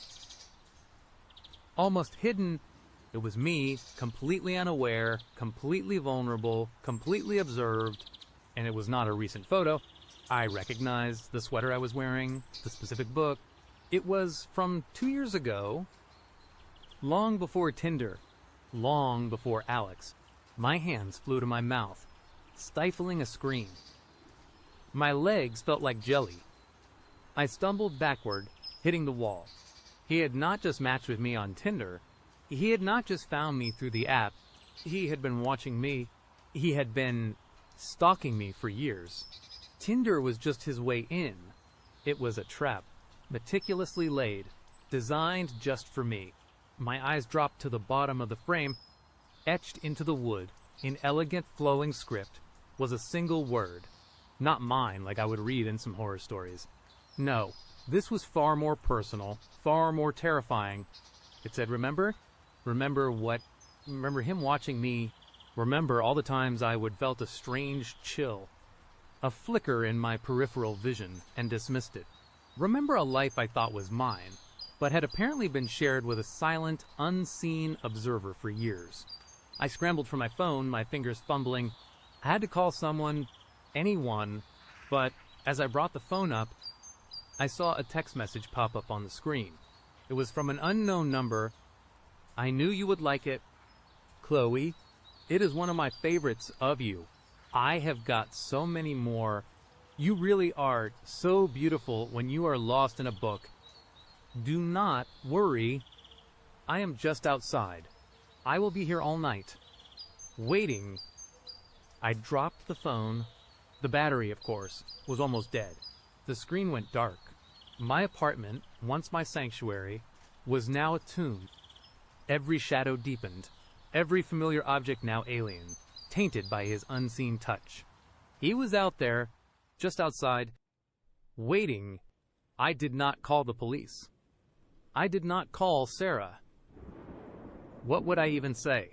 He left me a photo of myself from 2 years ago and texted me that he is outside. They would think I was having a breakdown. I just stood there, paralyzed, staring at that framed photograph of myself, a ghost from my own past, a chilling testament to how long I had been living in a carefully constructed illusion.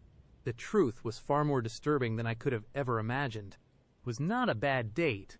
It was not a random stalker.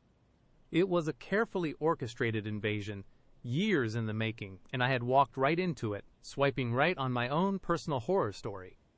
I backed away slowly, my eyes never leaving the photo, then turned and ran. I did not grab a bag, did not grab my keys. I just ran, out of the apartment, down the stairs and into the night, my heart a drumbeat of pure, unadulterated terror. The door to my building clicked shut behind me, but I knew, with a sickening certainty, that it would not keep him out. He knew where I lived. He knew where I worked. He knew my favorite coffee. He knew what I looked like lost in a book. And he had been watching me for years. I never went back to that apartment. I never saw Alex again.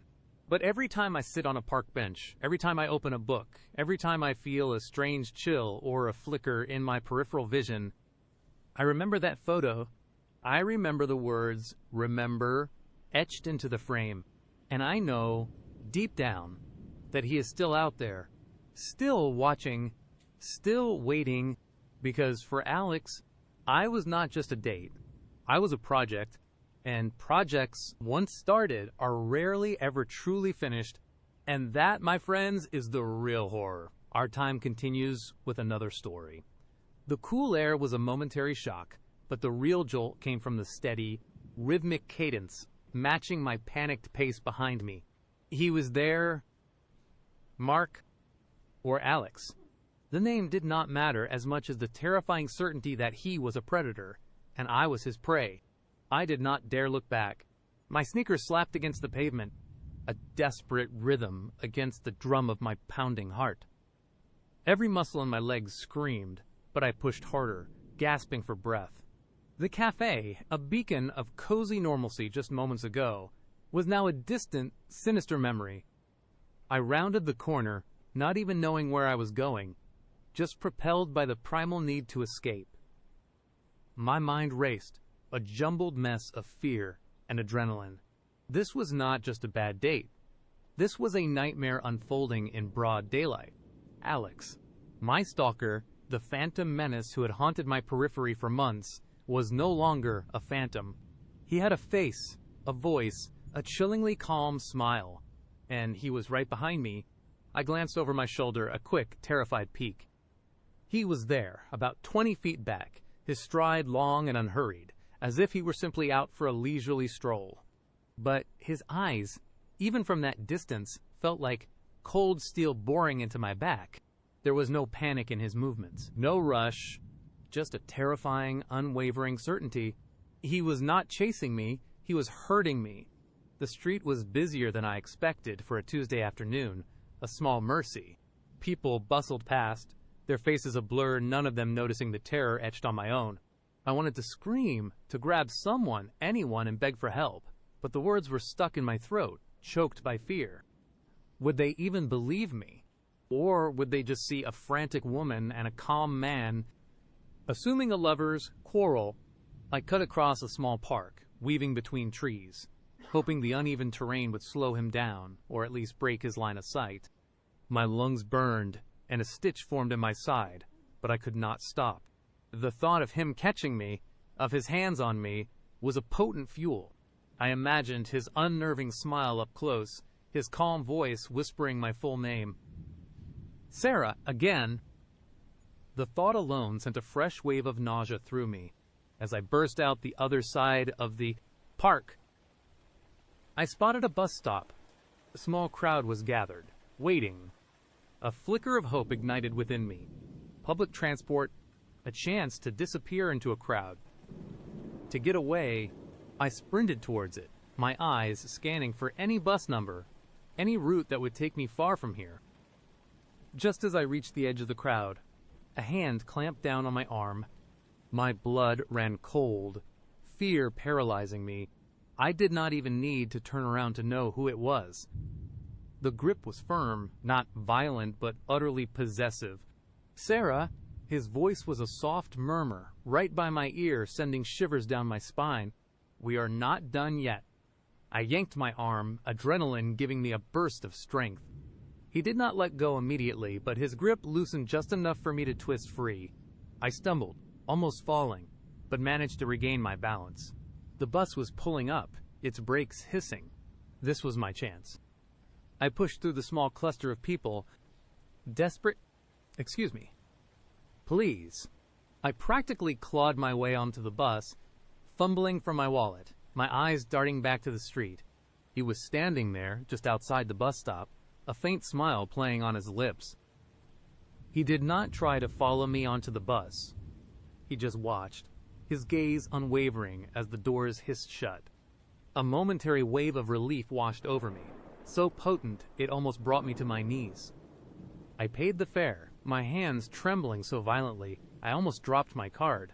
I moved to the back of the bus, sinking into a seat by the window, my eyes glued to the street. The bus lurched forward, pulling away from the curb. I saw him for a few more seconds, a solitary figure, still watching until the bus turned a corner and he was gone. The relief was short-lived, quickly replaced by a fresh surge of terror. He had not chased me onto the bus. He had not needed to. He knew where I was going. He knew everything. The thought hit me like a physical blow. He let me go because he knew it was a futile escape. He was playing with me. My phone buzzed in my purse. I jumped, my heart leaping into my throat. With shaking hands, I pulled it out. It was a text message. An unknown number. The message simply read, "Nice try. Sarah, but you know where home is. And so do I. See you soon." My breath hitched. My hands started to tremble uncontrollably. He knew. He had to have known my number, not just my name and my coffee order. He'd been planning this for so long. The Tinder date was just a clever trap, a way to reveal himself, to escalate his twisted game. I stared at the message, a cold dread seeping into my bones.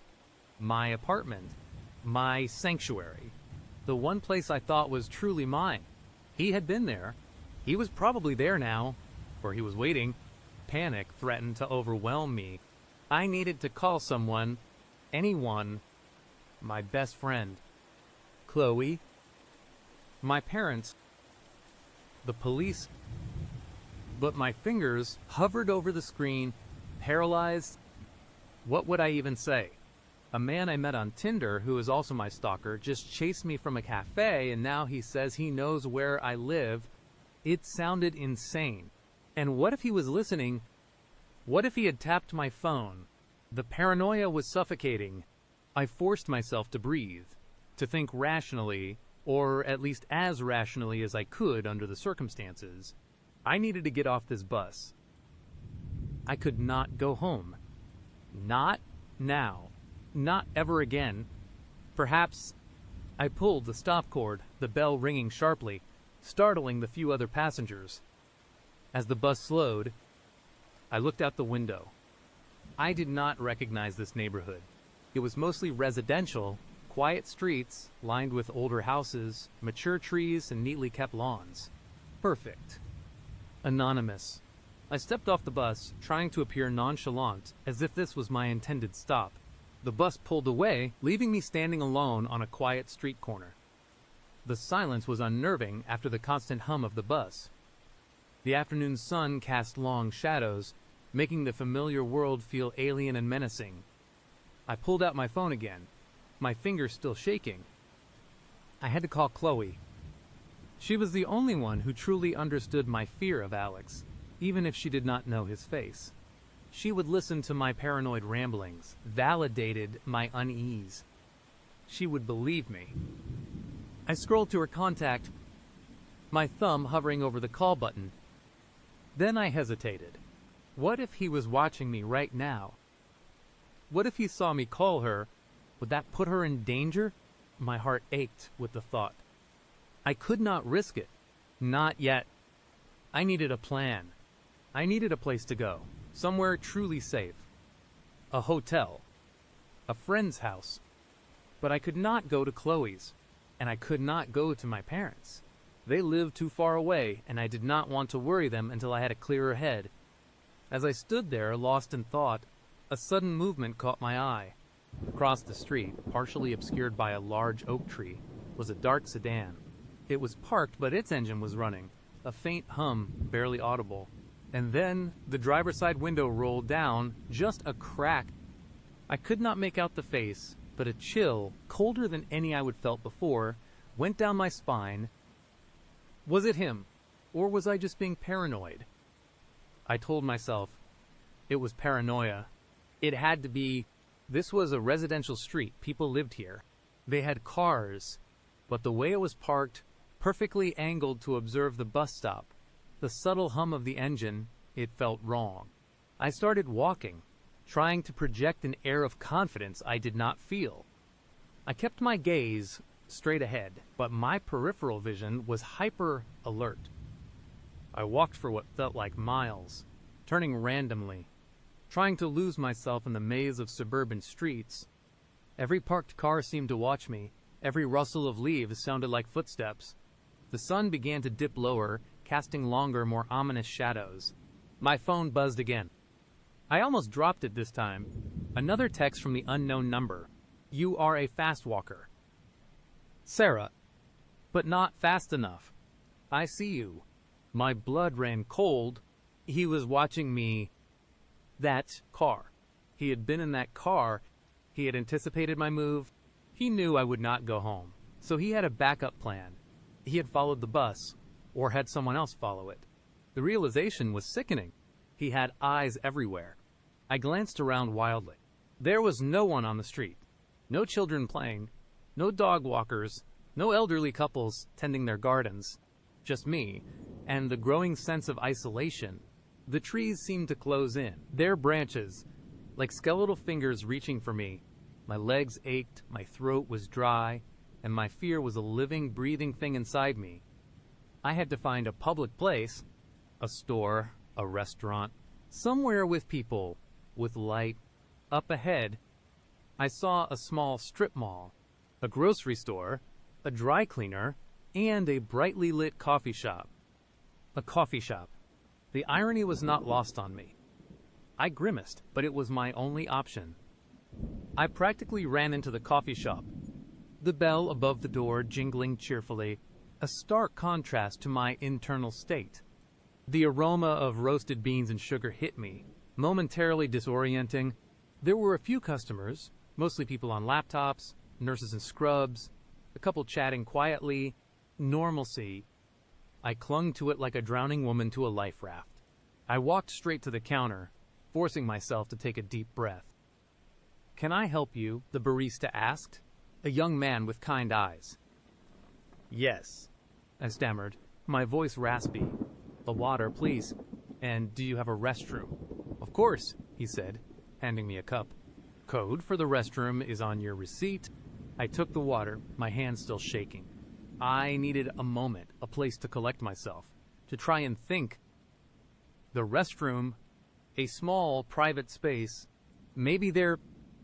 I could finally call Chloe without feeling like I was being watched. I found the restroom, fumbled with the code, and locked the door behind me.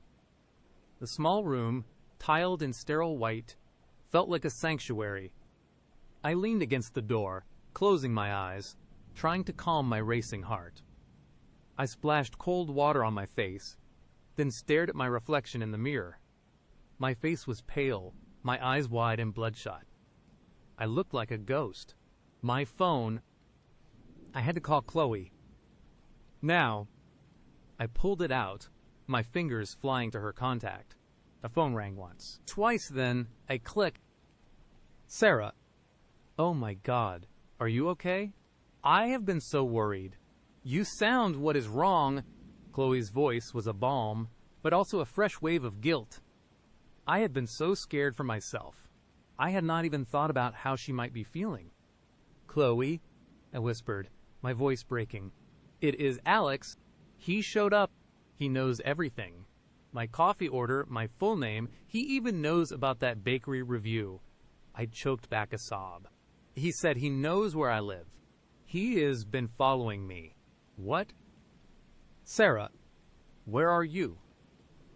"Are you safe?" Her voice rose with alarm. "I do not know," I admitted, my gaze darting around the small restroom, as if expecting him to materialize. "I am in a coffee shop in some random neighborhood. I can't go home." "Chloe, he is... been there. I know it. He texted me." Okay, calm down. Where exactly are you? Can you send me your location? I am coming to get you, or I will call the police. We need to do something." "Sarah, no, do not call the police yet," I said quickly, remembering my earlier hesitation. "I do not want to put you in danger. He knows everything about me." "Chloe, what if he knows about you too? What if he is listening?" A beat of silence on the other end. "Sarah, that is insane. He can't just... Listen, to your calls, this is serious. You need help." "I know," I said, my voice barely a whisper. Can you just stay on the line with me? Please. I need to figure out what to do next." "Of course. I am here. Just tell me everything," Chloe said, her voice now calm, reassuring. As I started to recount the terrifying details of the date, From the moment he knew my coffee order to the text messages, a faint, almost imperceptible sound reached my ears. A soft, rhythmic thump. It was coming from the vent. The air vent high on the wall, near the ceiling. My eyes widened. I stopped talking mid-sentence. "Sarah, what is it? Are you still there?" Chloe's voice crackled through the phone. I did not answer. I slowly, carefully, moved closer to the vent, straining my ears. The sound was faint but unmistakable. It was a tapping, a pattern, and it felt deliberate. Thump, pause, thump. My heart began to pound again, a frantic drum against my ribs. I knew that pattern. It was the rhythm of a song I had often hummed to myself. A slightly obscure indie track that was a personal favorite, one I had only ever mentioned to a handful of people. And Alex, "Sarah, what is going on? You are scaring me." Chloe's voice was sharper now. My gaze flickered to the door, then back to the vent. He was not just watching me from outside. He was not just texting me. He was here in this coffee shop, and he was trying to communicate with me through the vents. A wave of pure, unadulterated terror washed over me. He was not just playing a game, he was reveling in it. This was not a chase. It was a psychological torment. He wanted me to know he was everywhere, that there was no escape. I backed away from the vent, my eyes wide with horror. My phone was still pressed to my ear. Chloe's voice, a distant buzz, then a new sound, a faint scratching, coming from the bottom of the restroom door, like fingernails or a thin piece of metal being dragged across the linoleum. I froze, my breath caught in my throat. The scratching stopped. Then a small white card slid underneath the door. It was a business card, the kind used by coffee shops to advertise loyalty programs. My eyes fixated on it, dread coiling in my stomach. Slowly, cautiously, I bent down and picked it up. It was blank on one side. On the other, in neat, precise handwriting, were two words, "Found you," and underneath, a small, unsettling drawing, a single, stylized eye, watching. My scream died in my throat. I dropped the card, scrambling backward until my back hit the tiled wall, my legs giving out from under me. I slid to the floor, my phone still clutched in my hand. Chloe's frantic questions echoing unheard. He was right outside. He had been there the whole time. He had followed me into the coffee shop, waited for me to go to the restroom, and now he was taunting me. The handle of the door rattled, softly at first, then more insistently. It was not locked from the outside. He was just testing it. He knew I was in here. He knew I was terrified. Sarah, answer me. What is happening?" Chloe's voice was shrill now, cutting through my terror. I could not speak. My mouth was dry, my throat constricted. All I could do was stare at the door, at the small gap underneath where the card had slid through. The rattling stopped. A moment of agonizing silence. Then a calm, familiar voice, muffled but unmistakable, spoke from just outside the door. "Sarah, are you going to be in there all day? We have so much more to discuss, like your plans for tonight, or perhaps the color of your toothbrush." His words were a punch to the gut. My toothbrush. He had been in my apartment. He had gone through my things. He knew the intimate details of my life. This was not just a stalker, this was an invasion, a complete obliteration of my privacy. My mind raced, trying to find an escape, any escape. The window? No, too high, and it probably opened to an alley, a dead end. The door. It was my only way out. But he was right there. I could hear the faint murmur of other customers in the coffee shop, their conversations, a cruel reminder of the normal world just beyond this terrifying threshold. No one knew. No one suspected. I had to get out. I could not stay trapped in this small room, waiting for him to decide when to open the door. Taking a shaky breath, I forced myself to stand. My legs felt like jelly, but I pushed through the fear. My gaze fell on a small, metal waste bin in the corner. It was heavy, industrial grade, not ideal, but it was something. I know you are in there. Sarah, his voice came again, calm, patient. Do not make this difficult. We can just walk out together. No one needs to know. His casual tone was more chilling than any threat. It implied a shared understanding, a twisted intimacy that made my skin crawl. Sarah, talk to me. Chloe's voice was a desperate plea from the phone, still pressed to my ear. I had to let her know. I could not just hang up. With a trembling hand, I brought the phone closer to my mouth. He is here. Chloe, I whispered, my voice barely audible. He is outside the restroom door. He knows my toothbrush color. He has been in my apartment. A gasp from Chloe. Oh my God. Sarah, I am calling 911 right now. Stay hidden. Do not open that door. No. I hissed. Do not call yet. He will know. He will just leave, and then he will be waiting for me somewhere else. I need to get out first. I need to make a scene. I looked at the waste bin. Then, at the door, it was a desperate plan, a stupid plan, but it was all I had. I needed to create enough chaos to get to the front door, to get out into the street, and then maybe, just maybe, I could scream loud enough for someone to help. I took another deep breath, trying to steady myself. My heart was a wild bird trapped in a cage, beating against my ribs. Sarah, what are you doing? Chloe's voice was filled with dread. I am going to run, I whispered. I am going to run and scream. I gripped the waste bin, its cold metal, a small comfort against my clammy hands. I counted to 3, my eyes fixed on the door handle, waiting for it to turn. 1, 2, 3. With a sudden surge of adrenaline, I kicked the door open with all my might, simultaneously throwing the heavy waste bin towards where I thought he would be standing. The bin clattered loudly, hitting something with a dull thud. A startled grunt. I did not wait.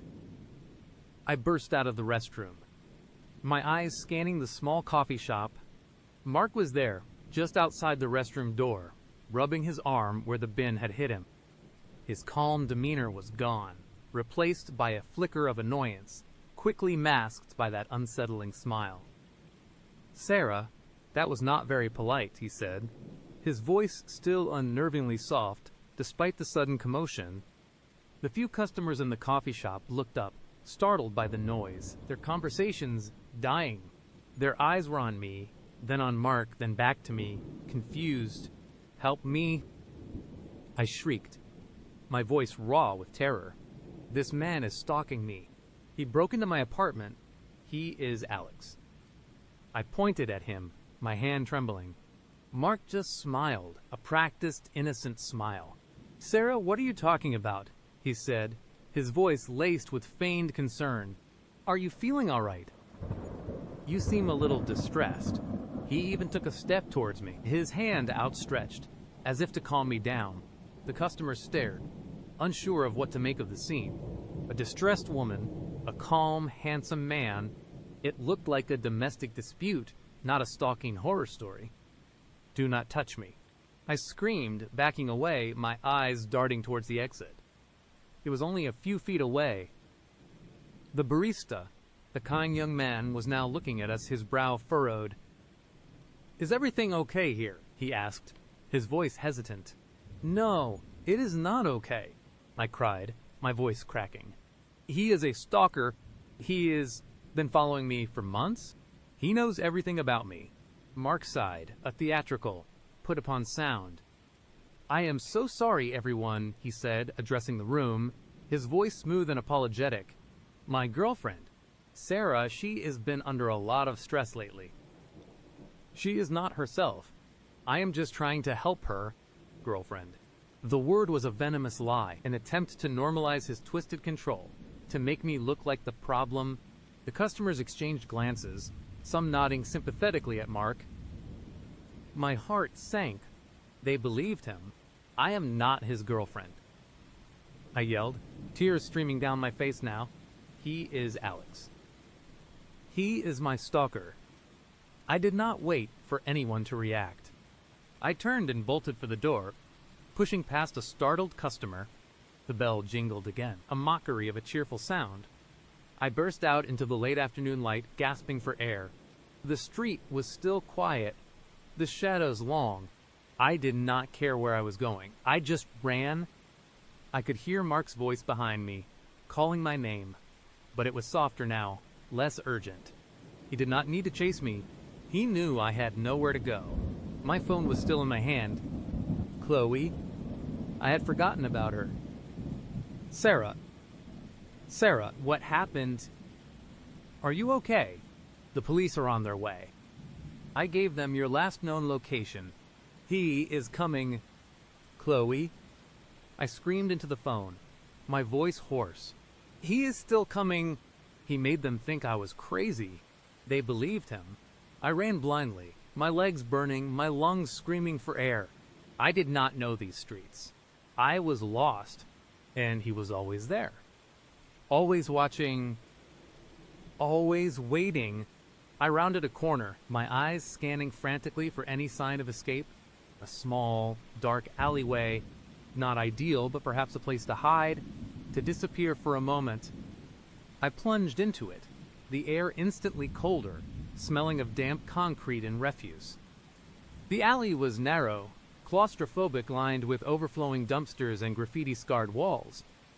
I pressed myself against the grimy brick, trying to blend into the shadows. My breath hitched in my throat, a ragged, painful sound. I could hear footsteps, slow and deliberate, approaching the mouth of the alley. He was not running. He was savoring this. Sarah, his voice echoed down the alley. Calm, confident, like a hunter calling to his trapped prey. There is no need to hide. We are going to have a wonderful evening together. I have made reservations at the Sweet Spot Bakery. I thought you would like that. My blood ran colder than ever before.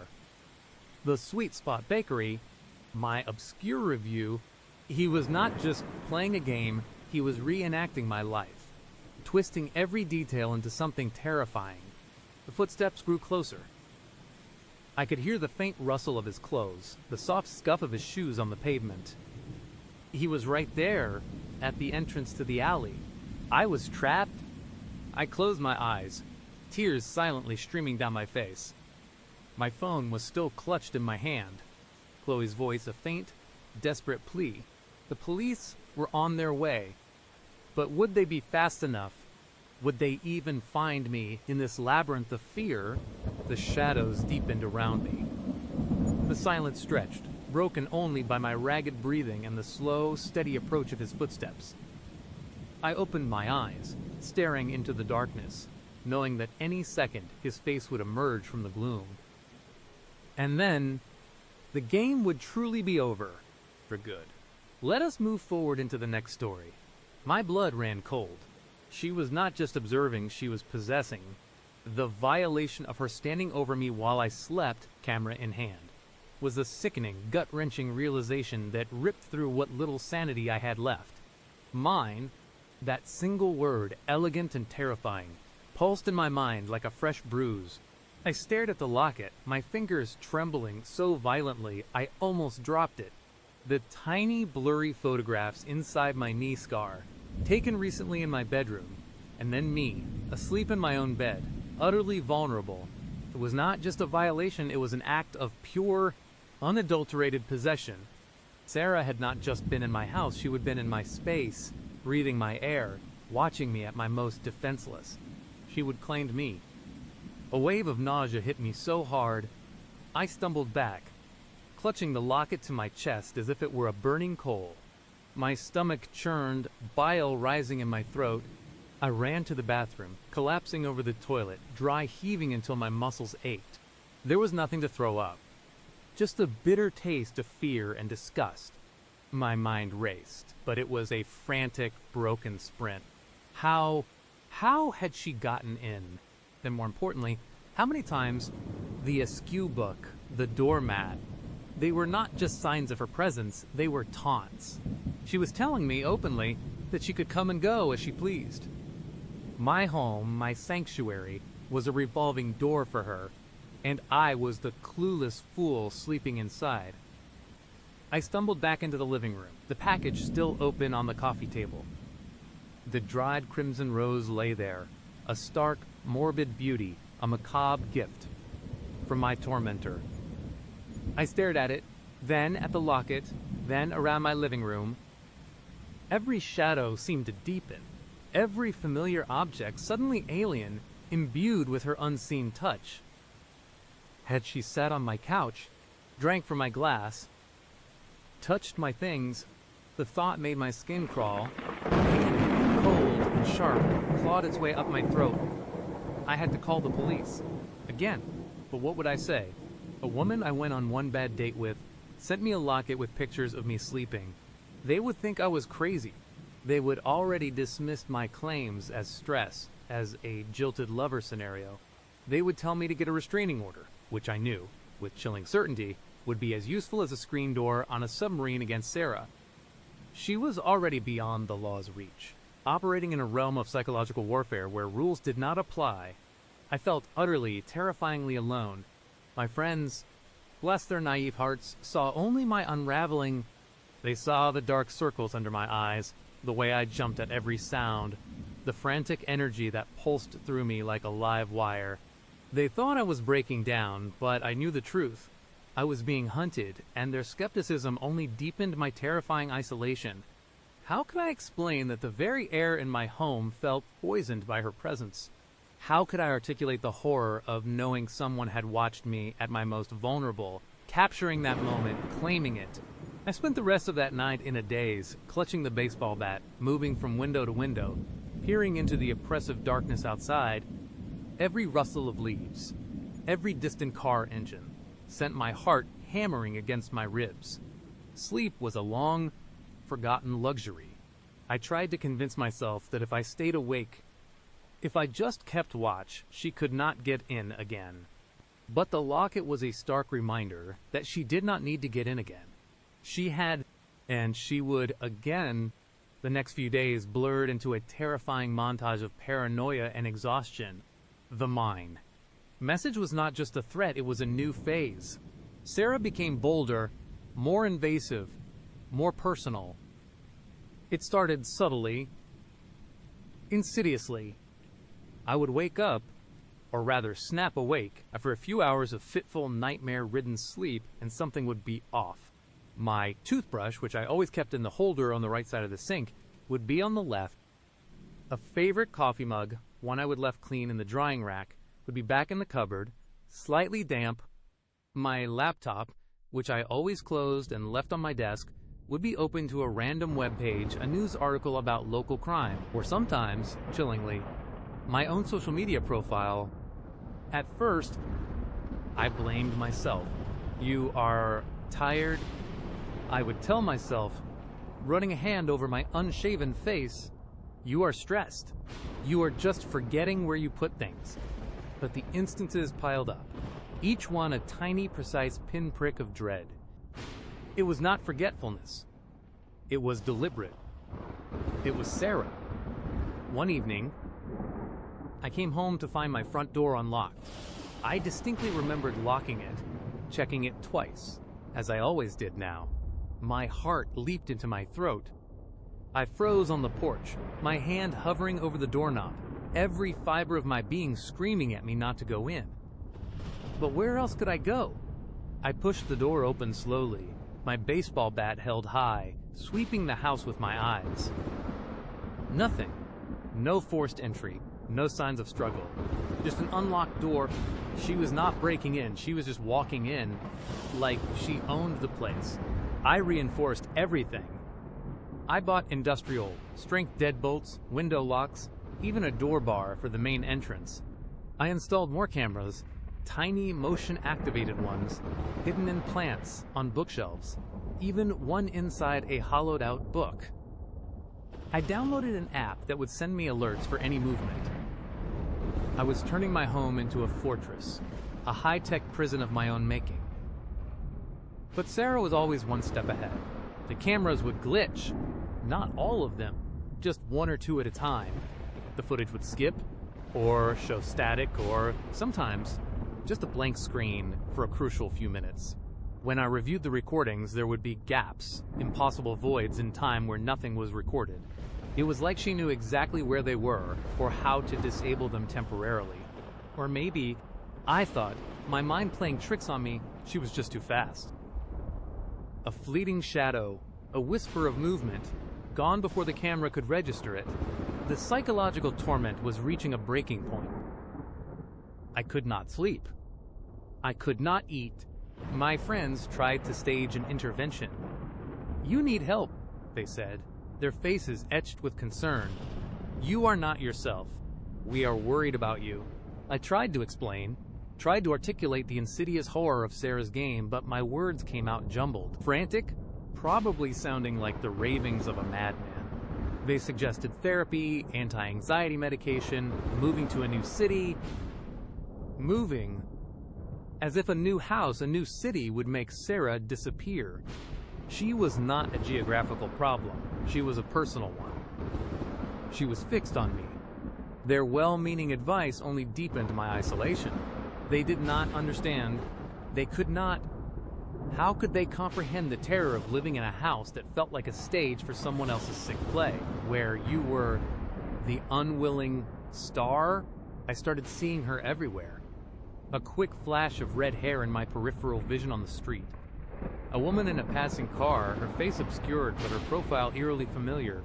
Reflections in shop windows, just a flicker, a movement that was not there when I turned my head. My mind was breaking. I knew it. But was it breaking because I was crazy, or because I was being driven crazy? One night, I woke up with a gasp, drenched in a cold sweat. The dream was vivid. Sarah standing over me, her face closed, her breath on my cheek, whispering my name. But this time, it was not just a dream. This time, I heard a faint melody. A lullaby. My eyes snapped open, wide and staring into the oppressive darkness of my bedroom. The lullaby, it was coming from my phone. I fumbled for it on my nightstand, my heart hammering like a drum against my ribs. The screen glowed faintly, showing an incoming call, unknown number, and the ringtone was a soft, childlike lullaby. My hand froze. I did not dare answer. I just stared at the screen, the gentle, innocent tune playing, each note a spike of pure terror. It rang for what felt like an eternity, then stopped. A message popped up. "Did you enjoy your sleep, my love? You looked so peaceful." My breath hitched. My entire body went rigid. She was not just in my house, she was with me. She had been watching me sleep, probably from somewhere in the room, and then called me from inside my house. The sheer audacity, the chilling intimacy of it was a physical blow. I scrambled out of bed, grabbing the bat, my eyes darting frantically around the room. Every shadow was a monster, every creak of the house a footstep. I threw on the lights, blinding myself for a moment, then scanned every corner. Nothing. But the feeling of being watched, of being preyed upon, was overwhelming. I tore through my house, searching every closet, every nook and cranny. I checked the attic hatch, the basement door, the windows, the back door. Everything was locked. Everything seemed secure, but the message, the phone call, it was undeniable. She had been there. She was there. I spent the rest of the night huddled in my living room, lights blazing, all my cameras active, watching the feeds on my laptop. Every tiny movement, every pixel shift, made me jump. I saw nothing, but the feeling of her presence, a cold, suffocating weight, never left me. The next morning, I made a decision. I could not live like this anymore. I could not exist in a perpetual state of terror, a prisoner in my own home. I had to leave. I had to escape. I started packing. my hands shaking so badly I could barely fold a shirt. I was not taking much, just essentials. A bag of clothes, my laptop, my phone, the locket. A grim reminder of what I was fleeing. I was going to my sister's place, a few towns over. It was not a permanent solution, but it was a start, a temporary refuge, a chance to breathe. As I packed, I heard it, a soft, almost imperceptible sound from the kitchen. A clink, like ceramic on a countertop. My heart stopped. I froze, my hand hovering over an open suitcase. I slowly, silently, reached for the baseball bat leaning against the wall. My breath hitched in my throat. I moved towards the kitchen, each step agonizingly slow, my ears straining for any other sound. The kitchen was silent. The morning light streamed through the window, illuminating the familiar space. My coffee maker was on, a fresh pot brewing, the aroma filling the air. I had not made coffee. I had not even been in the kitchen yet this morning, and then I saw it. On the counter, next to the coffee maker, was a single white teacup, my favorite one, and inside it, carefully placed, was a single, perfect crimson rosebud, not dried like the one in the package. Fresh, its petals were still dewy, glistening in the sunlight. And next to the teacup, a small handwritten note, elegant script, familiar from the locket. Leaving so soon, my love, I just made you coffee. My blood ran cold. She was here. She was right here. She had been watching me pack, waiting for me to discover her little gift. My eyes darted around the kitchen, then to the open doorway leading to the living room, then to the hall. Was she still here, hiding, laughing? A guttural scream tore from my throat. I did not care if she heard me. I did not care about anything but getting out. I dropped the bat, abandoning my half-packed suitcase, and bolted for the front door. I fumbled with the locks, my fingers clumsy with terror, tearing at the deadbolts, throwing the door open. I did not look back. I did not care what was behind me. I just ran down the porch steps, across the lawn, towards my car parked on the street.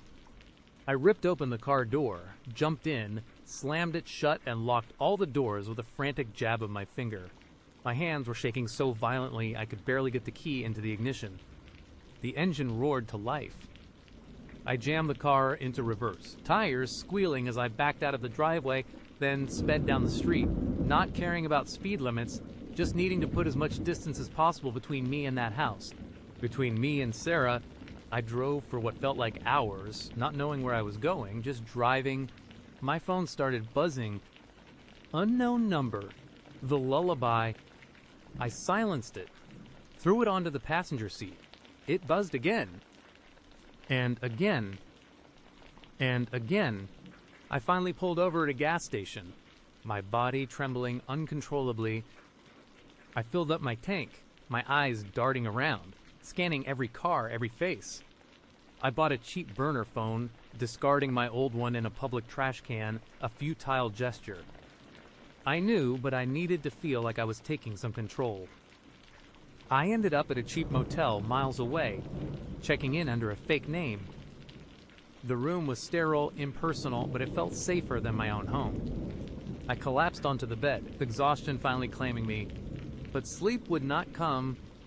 Every shadow in the room seemed to shift. Every creak of the old building sounded like her footsteps. I stayed there for a few days, then moved to another motel, then another. I called my sister, told her I had a breakdown, that I needed time away. I could not bring myself to tell her the full truth. She would never believe me. No one would. My life was a shattered mess. I was a nomad, always looking over my shoulder, always waiting for the next sign, the next message.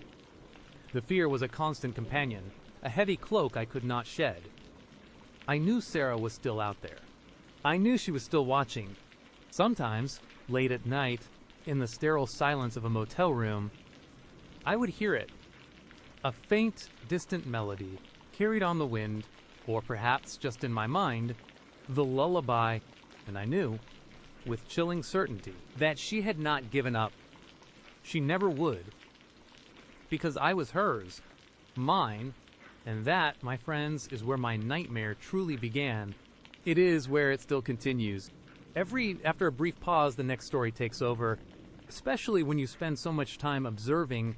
The word observing hung in the air, thick and suffocating, like a shroud descending over the bustling coffee shop. My jaw was still dropped, my mouth slightly agape, trying to suck in enough air, but it felt like my lungs had forgotten how to work. The warmth of the coffee shop, the chatter of other patrons, the distant clang of ceramic mugs, it all faded into a dull, meaningless hum. All I could hear was the frantic drumbeat of my own heart hammering against my ribs. A desperate bird trapped in a cage. Mark just sat there, a ghost of a smile playing on his lips. His eyes, which I had initially thought were kind, now seemed like bottomless pits. They held that same flicker I would seen before, but now it was not just predatory, it was possessive. Like he owned every secret, every memory, every part of my past that I would tucked away so carefully. My mind raced, trying to piece together how this was possible. Sarah Bear, astronaut, glow in the dark stars. These were not just obscure facts, they were sacred. They were the kind of details you only shared with the people who saw you at your most vulnerable, your most innocent. My brother, my parents, maybe a childhood best friend I had not seen in 2 decades. But Mark, a man I would met on Tinder an hour ago, it was impossible. It was a violation. What are you talking about? I managed to stammer, my voice barely a whisper, hoarse with a fear I would never experienced before. It was not the fear of a mugger in a dark alley. It was the chilling, existential dread of realizing your entire life, your very identity, had been laid bare for a stranger. Mark leaned forward slightly, his elbows resting on the table, his gaze never leaving mine. Just little things. Sarah Bear, he said, the nickname a venomous caress. Now, details that stick, they tell a story, do not they? About who you were, who you are. He took another slow sip of his coffee, his eyes still locked on mine, and I felt a shiver crawl down my spine that had nothing to do with the air conditioning. It felt like he was drinking in my terror, savoring it. I tried to rationalize. Was this a prank? Had my brother, bless his twisted heart, set this up? But no, my brother would not know these details. Not the astronaut dream with the stars. He only knew Sarah Bear, and even if he did, he would never go this far. This felt too dark, too calculated. I need to go, I blurted out, pushing my chair back with a loud scrape that made a few heads turn. I did not care. I needed to get out. My carefully constructed safety net, the busy public place, the friend informed, the escape plan. It all felt utterly useless. He had not threatened me with a knife. He would threaten me with my own past, with the knowledge of my most private self. Mark did not flinch. He just watched me. Already, he asked, a hint of disappointment in his voice, but his eyes still held that unsettling knowing. We were just getting to the good parts. I was going to tell you about your first crush, the one with the braces in 3rd grade. Or maybe that time you tried to cut your own hair before school pictures and ended up with a bald spot. My blood ran cold. The hair incident, that was a family legend, but never, ever shared outside the family. My hands trembled as I grabbed my purse, fumbling for my phone. I needed to call someone, anyone, my friend, the one who knew I was here. I have an emergency, I stammered, my voice cracking. I really have to go. He finally broke eye contact, looking down at his coffee, stirring it slowly. Of course, he said, his tone suddenly mild, almost dismissive. Family emergencies happen. But do not worry, Sarah Bear, we will pick up where we left off. I know where to find you. That last sentence, delivered so casually, hit me like a physical blow. It was not a question. It was a statement, a promise. I did not respond. I could not. I practically ran out of that coffee shop, my heart pounding so hard I thought it would burst through my chest. The cool autumn air outside did little to calm my racing pulse.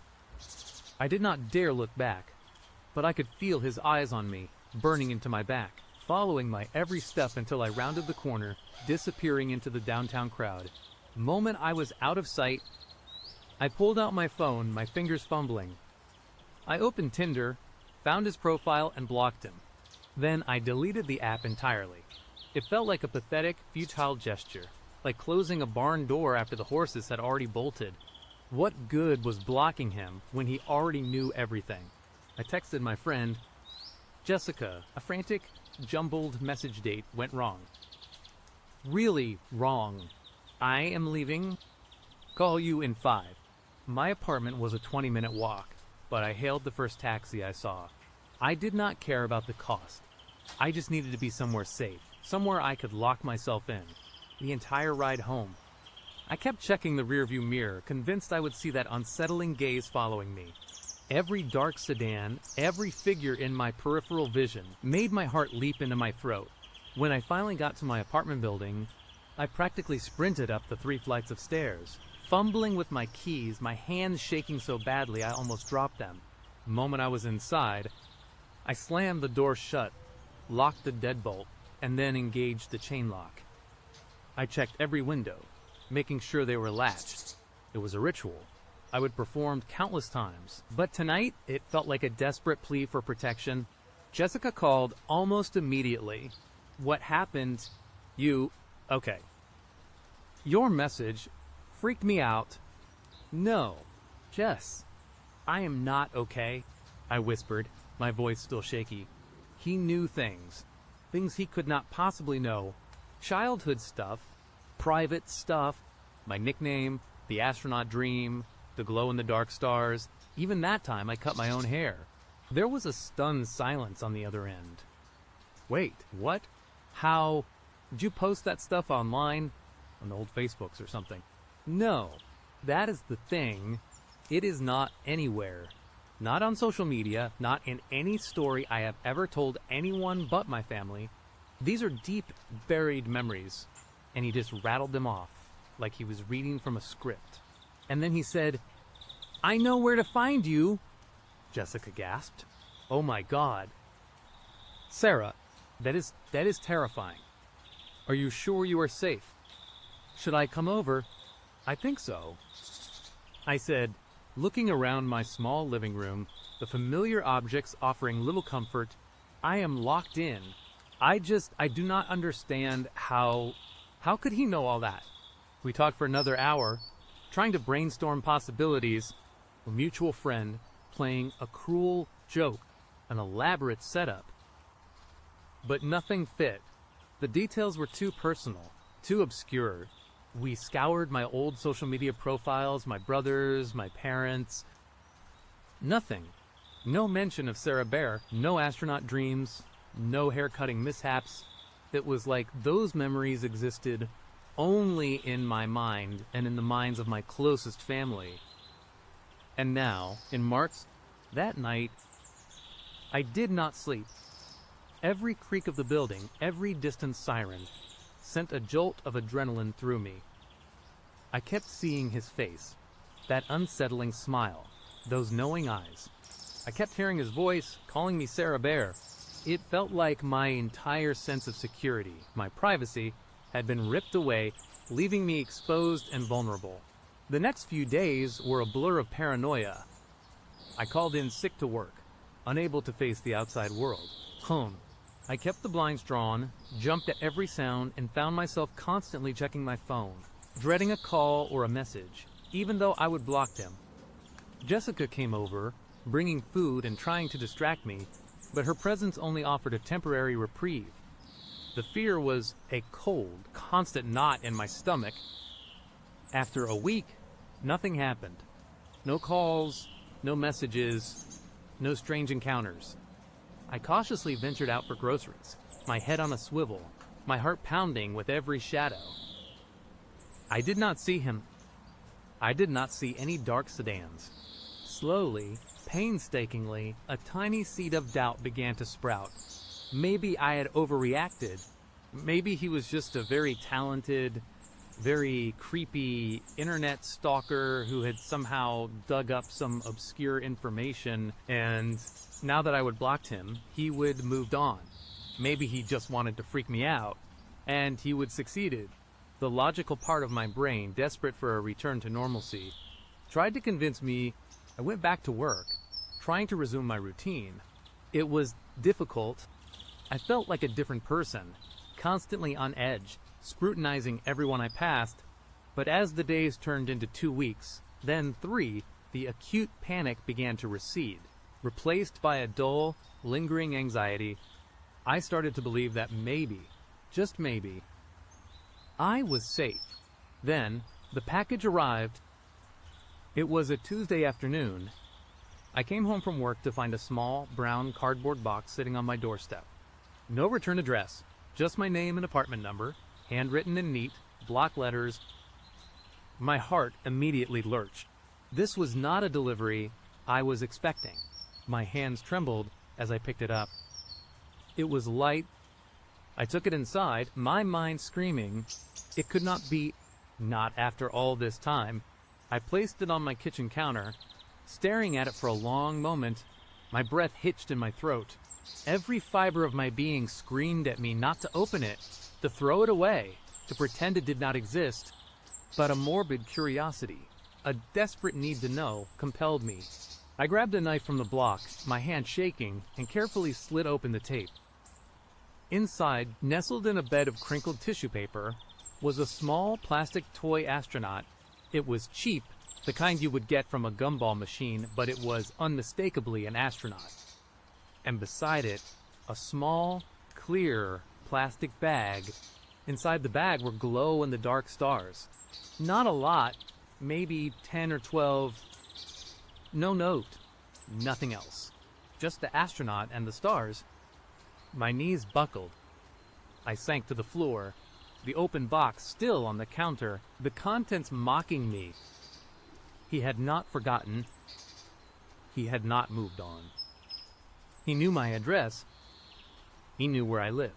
The false sense of security I would painstakingly built up over the past few weeks shattered into a million pieces. I immediately called Jessica, my voice a frantic mess. He sent me something. Jess. An astronaut and glow-in-the-dark stars. He knows where I live. Jessica was just as horrified. Oh my God. Sarah, you need to call the police. This is stalking. I did. I called them, explained everything, the Tinder date, the strange revelations, the I know where to find you, and now the package. The officer on the phone was sympathetic, but ultimately unhelpful. Madam, while this is concerning, it is not a direct threat. There is no physical harm, no explicit menacing language. We can file a report, but without more evidence, there is not much we can do. We advise you to get a security camera, reinforce your locks, and if he makes direct contact or threatens you, call us immediately. He sent me a package, I cried, exasperated. Does not that count? It is anonymous, madam.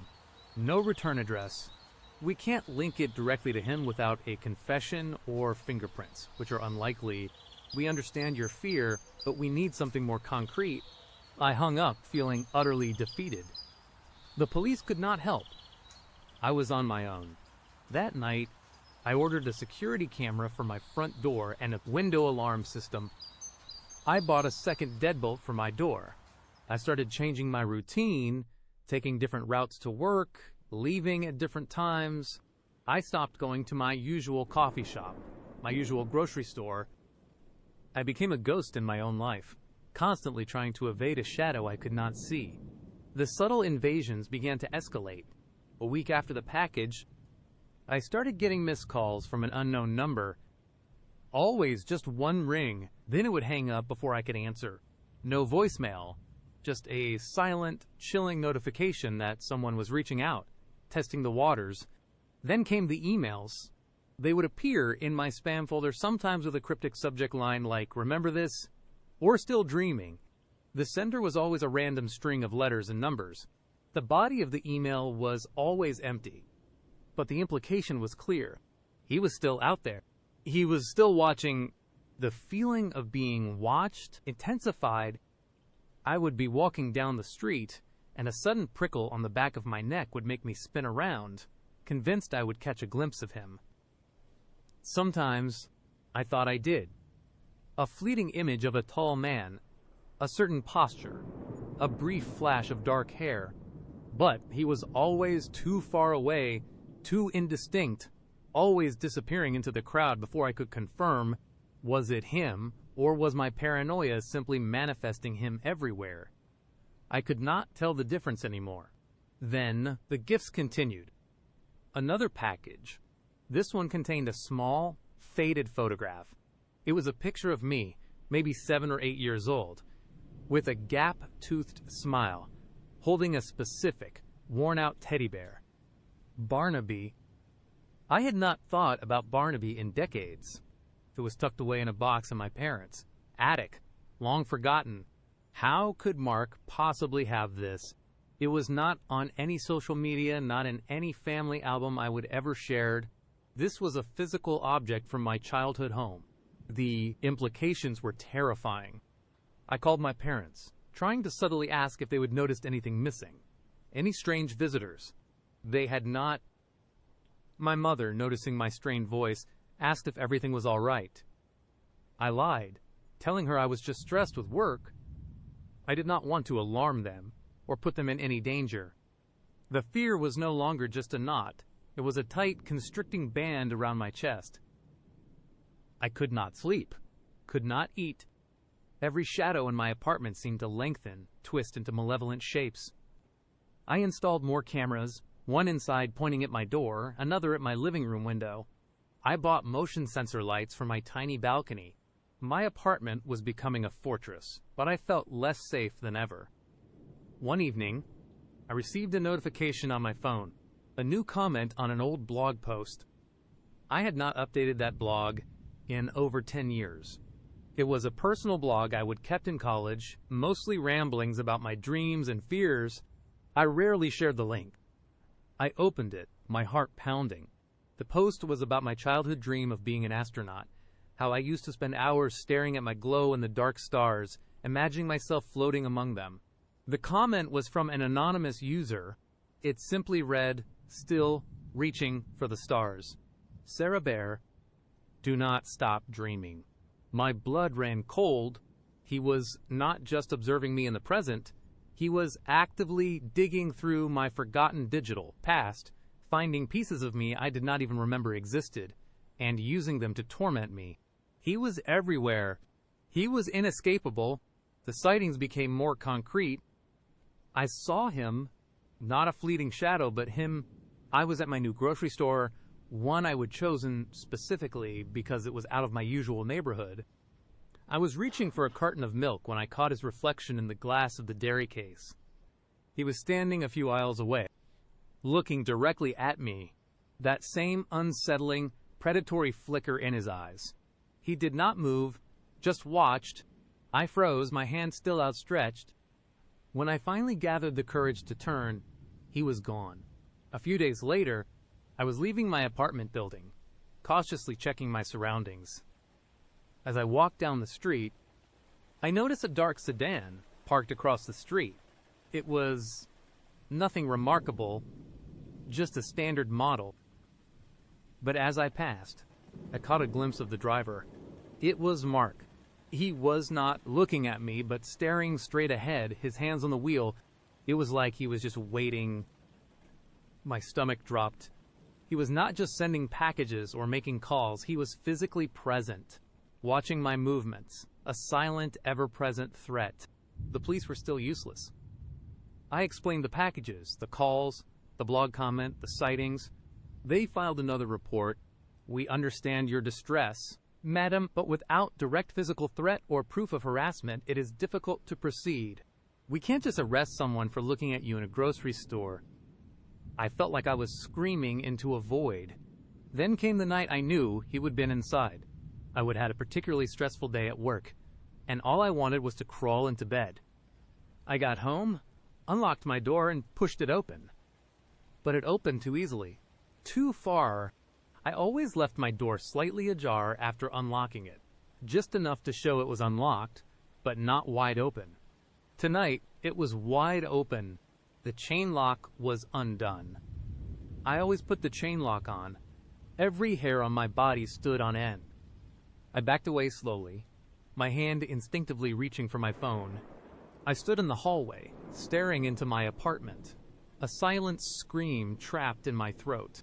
Nothing seemed obviously out of place, but the open door, the undone chain, it was enough.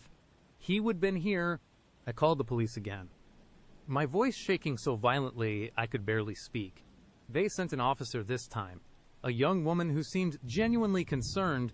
She walked through my apartment, checking for signs of forced entry, anything stolen. Nothing.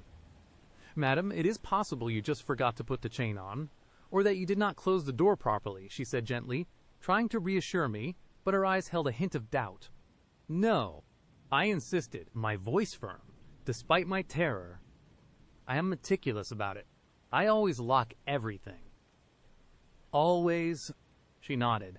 I will file a report, but again, without any evidence of entry or anything taken, it is hard to prove a crime was committed.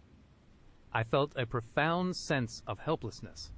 I knew, with every fiber of my being, that he had been in my home. He had violated the last sanctuary I had. After the officer left, I walked through my apartment, a forensic examination of my own space. Nothing was missing. Nothing was broken. But then, as I walked into my bedroom, I saw it. On my pillow, resting perfectly in the center, was a small, smooth, gray pebble. It was just a rock. But it was not mine. I did not collect pebbles. And beside it, carefully placed, was a single, faded, glow-in-the-dark star. One of my own. It must have fallen off the ceiling years ago, lost in a box somewhere. He had found it. He had left it for me. A signature. My breath hitched. I picked up the star, my fingers trembling. It felt cold, lifeless, and underneath it, a small, neatly folded piece of paper. This was not an email or a blog comment. This was a physical note. I unfolded it, my heart hammering against my ribs. The handwriting was neat, elegant, yet utterly chilling. I like your taste in decor. Sarah Bear. Always did. It is a shame you stopped dreaming of the stars. But do not worry. I will help you remember. The world tilted. He had been in my bedroom. He had been in my bed. He had left me a message. This was not just stalking anymore. This was a complete, utter invasion of my life, my space, my sanity. I could not stay there. Not another minute. I grabbed a small bag, stuffed some clothes into it, and called Jessica. I am coming over. Now, he was in my apartment. Jessica did not even question it. The door's unlocked. Just come.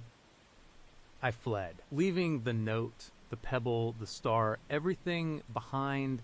As I locked the door behind me, I felt a deep, primal scream building in my chest. I wanted to scream until my throat was raw, until the entire building heard me. But I just clamped my hand over my mouth, stifling the sound. Tears streaming down my face. Living at Jessica's was a temporary solution, but the fear did not leave me. Every time I heard a floorboard creak, every time a car passed outside, I tensed. I could not escape the feeling that he was still out there, still watching, still waiting. The police said they would step up patrols around my old apartment, but what good was that when he knew where I was now, or where I might go next? I spent days online, researching. Stalkers, digital footprints, data brokers. How could he have known so much?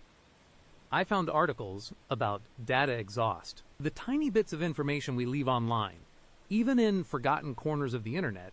Old school yearbooks, local newspaper archives, obscure forum posts from a decade ago. It was possible, I learned, for someone incredibly dedicated, incredibly skilled, to piece together a mosaic of someone's life from these fragments. But to find a specific teddy bear, a specific nickname, a specific haircutting incident that was never digitized. It felt impossible. Unless he knew me, unless he would been there, that thought that he might be someone from my past, someone I would forgotten, someone who had watched me grow up, was almost worse than him being a random, obsessed stranger. It twisted the knife deeper, making my past feel like a poisoned well. I knew I could not live like this. I was a prisoner in my own mind, my own life. I needed to confront him, to understand, or at least to make him stop. The police could not help. I had to help myself. I decided to go back to my apartment just for a few hours. I told Jessica I needed to gather more things, but what I really needed was to feel like I had some control, even if it was just a fleeting illusion. I brought a taser, a can of pepper spray, and my phone on speed dial for Jessica and 911. As I approached my building, I saw it again.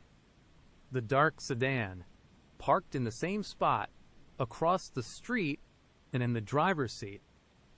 Mark, my heart hammered, but this time, mixed with the fear, was a surge of raw, desperate anger. Enough was enough. I was not going to run anymore. I walked straight across the street, my eyes fixed on his car. My hands were clammy, my legs felt like lead, but I kept going. When I reached his window, I rapped on the glass with my knuckles, hard. He slowly turned his head, his face impassive. He rolled down the window, a faint, almost imperceptible smile, touching his lips. "Sarah Bear," he said, his voice soft, almost affectionate. "I knew you would come back. How?" I demanded, my voice trembling but firm. "How do you know all this? Who are you?" He tilted his head, that predatory flicker back in his eyes. "I have always known you, Sarah Bear, longer than you think." "That is not an answer," I yelled, my voice cracking. "My nickname, the Stars. The hair, Barnaby. How?" He chuckled softly, a low, unnerving sound. "Little girls with big dreams, they are so easy to watch, so open. You left a lot of yourself out there. Sarah, more than you realize, I never shared those things." "Oh, but you did," he countered, his gaze unwavering. "Not with the world, no, but with me. I was there. I saw you. I heard you. I watched you grow up. Every secret, every wish, every embarrassing moment. I was there. My mind reeled. That is impossible. I do not know you. I have never met you before, Tinder." He just smiled, a slow, chilling smile that did not reach his eyes. "You forget so easily. Do not you? Some people, they just stick around in the background, watching, waiting for the right moment to say hello." He paused, his gaze intensifying. "You never really escaped your past, did you, Sarah Bear? Some things, some people, they just follow you." He did not elaborate. He did not need to. The implication was clear. He had been a ghost in my life, a silent observer from my childhood, an unknown presence who had developed an unhealthy, terrifying obsession. He was not just a random stalker. He was a phantom from my own history, brought back to life by a simple swipe on a dating app. I stood there, paralyzed, the full weight of his revelation crushing me. It was not just my privacy he had stolen, it was my entire sense of reality. My past was no longer just mine. It belonged to him too, twisted and warped by his unseen gaze. I did not know what to say, what to do. He just stared at me, his smile widening slightly, as if he would won. And he had stripped me bare, shown me the terrifying truth of my own vulnerability. Then, without another word, he slowly rolled up his window.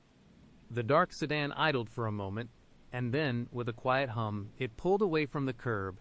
He did not look back. He just drove off, disappearing down the street, leaving me standing alone on the sidewalk, utterly exposed. I never saw Mark again after that day. I moved far away, 3 states over. I changed my phone number, deleted all my social media accounts, even changed my name slightly. I cut ties with almost everyone, trying to erase every digital and physical trace of myself. I built a new life, a new identity, one that was as private and walled off as possible. But the fear never truly left. Every time I see a dark sedan, my breath catches. Every time a package arrives with no return address, my heart leaps into my throat. I still check the locks, double-check the windows, and glance over my shoulder more times than I can count. Sometimes, late at night, when the moon is bright, I still see stars. But now, they are not a dream of wonder. They are a warning, a constant reminder that somewhere out there, a ghost from my past is still watching, and he still knows my name. He still knows everything. Coming up next is another moment worth hearing, and with a certainty that chilled me to my very bones. I knew this was not going to stop. She was not going to stop. Sarah was not just a bad date. She was a predator, and I was her prey, cornered in my own home. The immediate aftermath of finding that askew book was a blur of frantic, useless activity. I checked every window, every closet, every creaking floorboard.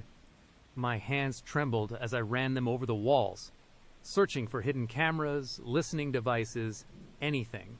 My apartment, once my sanctuary, now felt like a stage set up for a play I never auditioned for, with Sarah as the director and me as the unwilling, terrified lead. I changed the locks on my front door again. I taped over the lenses of my cameras, paranoid she could hack them, use them against me. I bought more security devices, motion sensors, even a small, cheap alarm system. But deep down, I knew it was all futile. She had already been inside. She had already proven she could bypass whatever flimsy barriers I put up. The fear was not about her getting in again. It was about the knowledge that she had. My mind started playing tricks on me. Every unfamiliar car parked on my street became hers. Every rustle of leaves outside my window sounded like footsteps. I would jump at the slightest sound, my heart hammering against my ribs, convinced she was lurking just out of sight. Sleep became a luxury I could not afford. When exhaustion finally dragged me under, I would be plagued by nightmares. Sarah's face, distorted and grinning, her voice whispering my name, her fingers tracing the scar on my knee. I would wake up in a cold sweat, gasping for air, the baseball bat still clutched tight in my hand.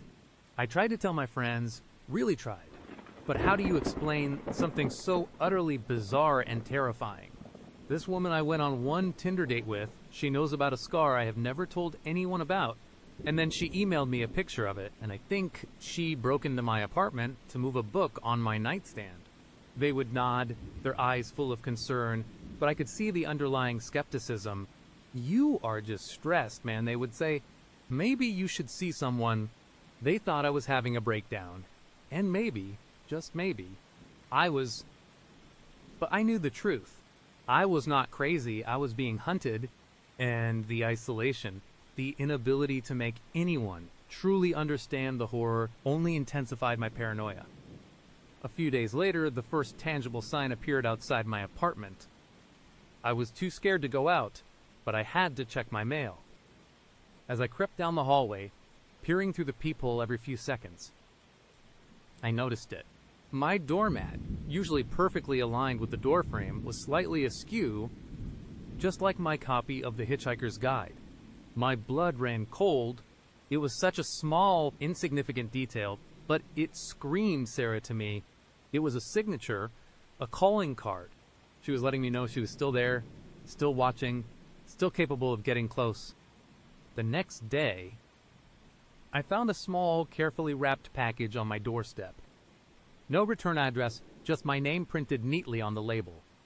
My hands shook as I picked it up, the weight of it feeling impossibly heavy. Every instinct screamed at me not to open it, to throw it away, to burn it. But a morbid curiosity, a desperate need to understand what new torment awaited me, compelled me. I brought it inside, my heart thumping a frantic rhythm against my ribs. Inside the box, nestled in a bed of shredded black paper, was a single dried rose, a deep, almost black crimson. Its petals were fragile, crumbling slightly at the edges. and beside it, a small, antique silver locket. My breath hitched in my throat. I recognized it. It was identical to one my grandmother used to wear, a locket I would admired as a child, though I had not seen one like it in years. My fingers fumbled with the clasp, a cold dread washing over me. When it finally sprang open, I felt a physical blow. Inside, there were two tiny, blurry photographs. One was of my left knee, a close-up of my scar, taken from a slightly different angle than the email photo. It was clearly recent, the lighting matching that of my bedroom. The other photo was of me. I was asleep, my head turned to the side, my face slack with exhaustion. The picture was slightly grainy, as if taken in low light, but there was no mistaking it. It was me, in my own bed, utterly vulnerable. And tucked beneath the locket, on a tiny slip of paper, was a single word, written in elegant, looping script mine. My blood ran cold. My stomach churned. She was not just observing me, she was possessing me. She was claiming me. The sheer audacity, the violation, the absolute terror of knowing she had stood over me while I slept, camera in hand, was almost too much to bear. I slammed the box shut, my entire body trembling. I felt dirty, exposed, like my skin was crawling with phantom touches. I tried calling the police again. This time, I had the photo of me sleeping, the locket, the rose. I stammered through my story, my voice cracking, the words tumbling out in a desperate rush. The officer on the phone was patient, but I could hear the pity in his voice. "Sir, we understand this is distressing, but without a direct threat of physical harm or clear evidence of forced entry, there is not much we can do. It sounds like you might be dealing with a very persistent admirer, but we can't just arrest someone for sending you gifts." He advised me to consider a restraining order, but even as he said it, I knew it was useless. How do you get a restraining order against someone who can already bypass your locks and slip into your bedroom without a trace? The world outside my apartment faded into a blur. I stopped going to work, claiming illness, though my boss's increasingly sharp tone told me my job was on the line. I stopped answering calls from my friends, unable to feign normalcy, unable to articulate the suffocating fear that had become my constant companion. My apartment, once a haven, was now a cage, and I was the trapped animal, pacing, listening, waiting. The phone calls started soon after. Unidentified numbers. I would answer, my heart pounding, only to be met with silence. Sometimes, I would hear a faint, almost imperceptible sound on the other end. A soft breath, a distant rustle. I would yell into the phone, "Sarah, is that you? What do you want?" But there was never an answer, just that chilling, empty silence that spoke volumes. One time, I swore, I heard a distorted fragment of my own voice, as if she was playing back a recording of me, taunting me with my own fear. I ripped the phone from the wall, but it did not help. She was in my head, a constant, insidious presence. Then came the digital taunts. My old social media accounts, dormant for years, suddenly had new activity. An old, embarrassing photo of me from high school, long forgotten, was liked by an unknown account with a generic-sounding name. My name started appearing in obscure online forums, threads discussing local events, with comments like, "I saw him there today, he looks so handsome." It was not just about my home anymore. She was weaving herself into my entire digital existence, leaving breadcrumbs of her presence everywhere I had ever been. My phone started acting strangely, too. The battery would drain at an alarming rate, even when I was not using it. Strange apps would appear, then vanish. I knew she was tracking me, watching my every move, every search, every message. There was no escape. The game escalated. She started leaving notes. Not in my apartment. I was too careful now, too paranoid to let my guard down for even a second. But in places I had to go, I had to get groceries eventually, risking a quick, terrified dash to the nearest store. When I returned, a small, laminated card was tucked under my windshield wiper.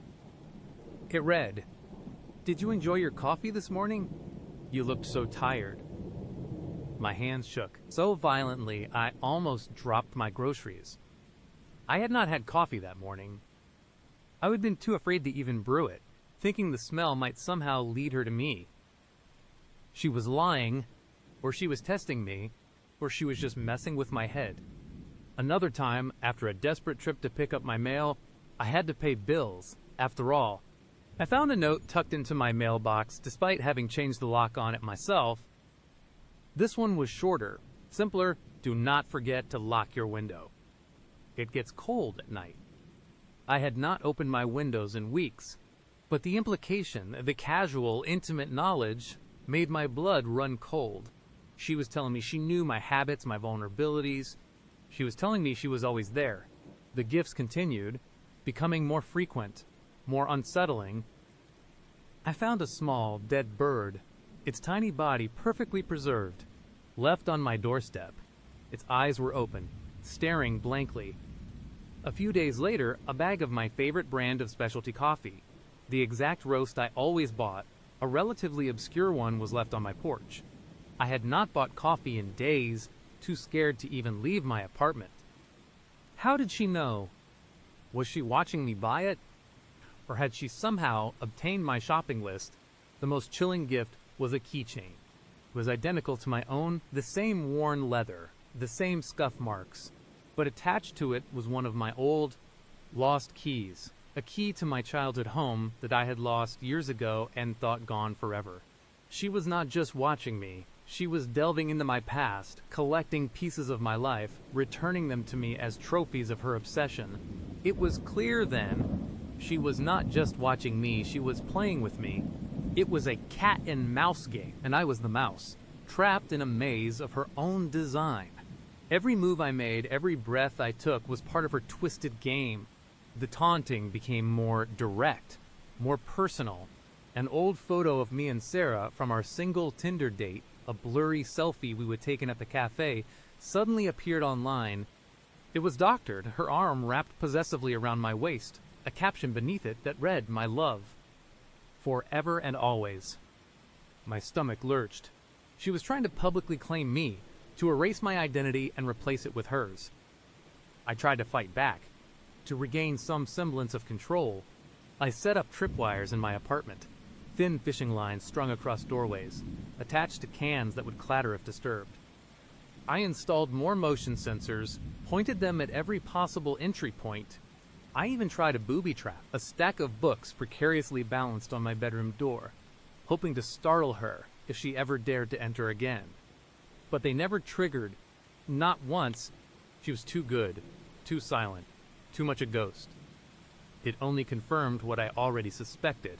She was always one step ahead, always aware of my pathetic attempts to protect myself. I was completely unhinged. Sleep deprivation had taken its toll, leaving me hollow-eyed and gaunt. Malnutrition, too, as I barely ate, too paranoid to cook, too scared to order food. I started talking to myself, whispering desperate strategies, arguing with imaginary versions of Sarah. I saw things in the corners of my vision, fleeting shadows, a movement behind the curtains. My sanity was unraveling, thread by thread, leaving me a frayed, terrified mess. Then came the final violation, the one that broke me completely. I woke up one morning, disoriented and exhausted, and immediately felt it. Something was different. The air in my bedroom felt heavier, thicker. My eyes scanned the room, searching for the telltale sign, and then I saw it. On my pillow, nestled right beside my head, was a single, long strand of dark hair. My hair was light brown, almost blonde. This was dark, almost black. Her hair, she had been there, again, while I slept, but that was not the worst part. My laptop, which I always kept closed and put away, was open on my nightstand. An email notification glowed on the screen from unknown. My hands trembled as I clicked it. It was not a photo this time. It was a video. A short, shaky clip filmed from inside my apartment. It showed me sleeping soundly in my bed, completely unaware. The camera panned slowly, deliberately, across my face, down to my chest, then lingered on my left knee, the scar a faint pale line against my skin, and then in the background, reflected faintly in the mirror on my closet door, was her face. Sarah's face, smiling, watching me. The video ended abruptly. My blood ran cold. This was not just a game anymore. This was a complete takeover. She was not just inside my life, inside my home, inside my head. She was there. She was everywhere. I could not take it anymore. I had to leave. I had to escape. My mind screamed at me to run, to flee, to put as much distance between myself and this nightmare as humanly possible. I scrambled out of bed, my limbs stiff with terror, and began frantically stuffing clothes into a duffel bag. My hands were shaking so violently I could barely zip it. I grabbed my keys, my wallet, my phone, my last vestiges of connection to the outside world. I raced to the front door, fumbling with the deadbolt, my heart hammering like a trapped bird. I unlocked it, twisted the knob, and pulled. But the door would not open. It was jammed. Not just stuck, but jammed from the outside. I pushed. I pulled. I kicked at it, but it held firm. Panic, pure, unadulterated panic, seized me. I was trapped, and then I heard it. A soft, melodic humming, coming from outside my door. A woman's voice, low and sweet, singing a lullaby I vaguely remember from my childhood. My grandmother used to sing it. The humming stopped. There was a soft, almost imperceptible scratch at the door, as if fingernails were gently raking across the wood. And then a whisper, clear and chilling, right through the thin wood of my door. Time to wake up, my love. A soft click, distinct and final, echoed through the silence of my apartment. It was the sound of my door, slowly, slowly creaking open. And now the next part begins. Some dates just do not work out. Then there are the ones that fundamentally alter your perception of reality, burrowing under your skin and whispering fears long after they are over. That is what Sarah did. What started as a flicker of genuine hope on Tinder, an easy coffee date, turned into a waking nightmare with a single, casual sentence. It was the scar on my left knee, an old soccer injury, deeply personal and never, ever mentioned online. Yet she knew. Oh, right. The one on your left knee is not it. Her words, so calm, so precise, sent an arctic chill through me. Her smile, once reassuring, became a predator's grin, her eyes, a glint of pure danger. I barely remember my excuses, just a primal scream to run. I fled that cafe, blocking her everywhere, then frantically scoured my entire digital footprint, every forgotten profile, every ancient post. Nothing. No mention, no photo, no cryptic reference to the scar. Her knowledge was inexplicable, terrifying. Sleep became a forgotten luxury. Every creak in my apartment, every shadow, screamed danger. My sanctuary felt like a glass cage, and I was sure someone was watching. Paranoia became a living thing, her face appearing in every crowd, her voice in every murmur. My friends, bless them, listened patiently, offering sympathetic nods and suggesting I was a little stressed. They could not understand. Then came the proof. A week later, an email from unknown, subject line blank. Inside, a close-up photo of my scar. My blood ran cold. I would never photographed it. How? Had she broken into my apartment? The image burned into my mind, undeniable evidence she was actively watching me. I deleted, scanned, changed passwords, but the terror was real. She was not just a random weirdo. She was a threat, and with a certainty that chilled me to my very bones. I knew she was not done. The screen of my laptop glowed, reflecting the wild, desperate look in my eyes. The email from unknown was still open, the close-up photo of my scar searing itself into my retina. My scar, the one on my left knee, the one I would never photographed, never put online, never told anyone about except my closest family and the doctors who stitched me up all those years ago. She was in my apartment. The realization hit me like a physical blow, knocking the wind out of me. It was not just a creepy coincidence anymore. It was not just some advanced online sleuthing. This was a violation, an invasion. My sanctuary, my home, had been breached. My skin crawled with phantom touches. The idea of her shadow falling over my bed, her eyes scanning my personal space, her phone taking that picture. How long had she been in here? What else had she seen? What else had she done? I slammed the laptop shut, the click echoing too loudly in the sudden silence of my living room. My heart hammered against my ribs, a frantic drumbeat of pure panic. I needed to move. I needed to do something. My first instinct was to check everything, every window, every lock, every corner of my small apartment. I moved through the rooms like a ghost, eyes darting, muscles tensed. The windows were locked. The front door was locked. Nothing seemed out of place. No forced entry, but that did not mean anything. She could have picked the lock. She could have had a spare key. Somehow, the thought sent a fresh wave of nausea through me. I checked my bedroom first. The bed was made, just as I would left it that morning. My clothes were neatly folded in the dresser. My laptop was where it should be. But then, I noticed it. My old, worn copy of The Hitchhiker's Guide to the Galaxy, usually tucked neatly between two other paperbacks on my nightstand, was slightly askew, just a fraction of an inch, enough to catch my eye because I was hyper-aware, enough to tell me that someone had touched it. Or moved it. Or just set it back down carelessly. It was such a small thing, so insignificant, but in that moment, it was proof, undeniable. She had been here, in my bedroom, while I was out. My breathing hitched. I clutched my chest, trying to calm the frantic thumping. My home felt like a glass cage, but now the glass was shattered, the walls permeable. I was not safe here. I was never safe. Sleep was impossible. I spent the night huddled on my living room couch, a baseball bat clutched in my hand, staring at the front door. Every creak of the old building, every gust of wind against the window, sent a jolt of adrenaline through me. My mind raced, replaying her calm, precise words, her predator's grin.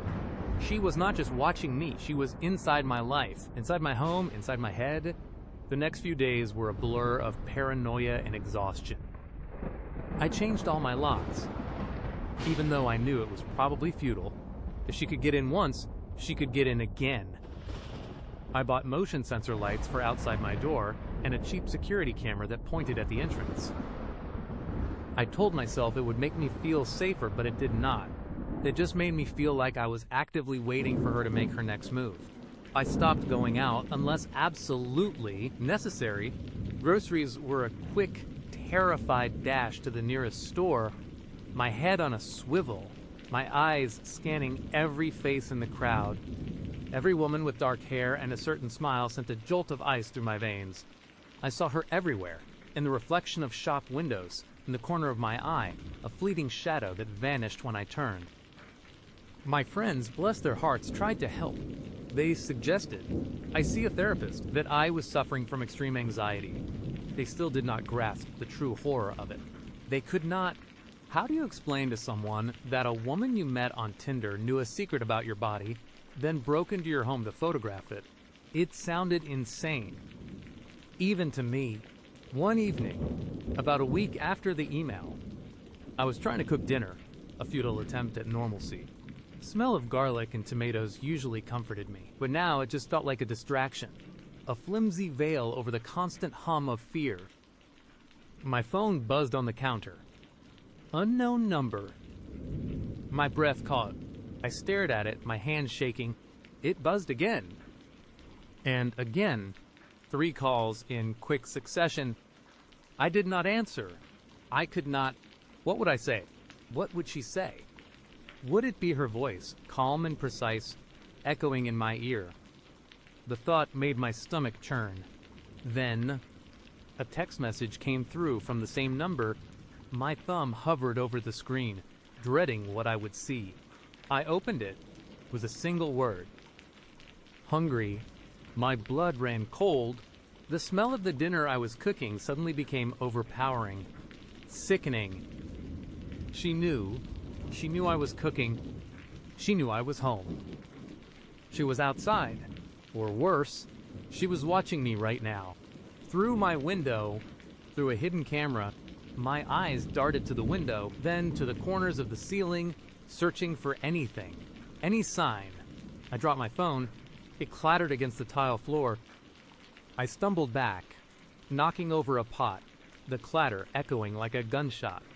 I ran to the window, peering through the blinds. Nothing. Just the dark street, the usual parked cars, the dim glow of the streetlights. But I felt her presence. I felt her eyes on me. I spent another night on the couch, the baseball bat a useless extension of my trembling hand. This was not just about a scar anymore.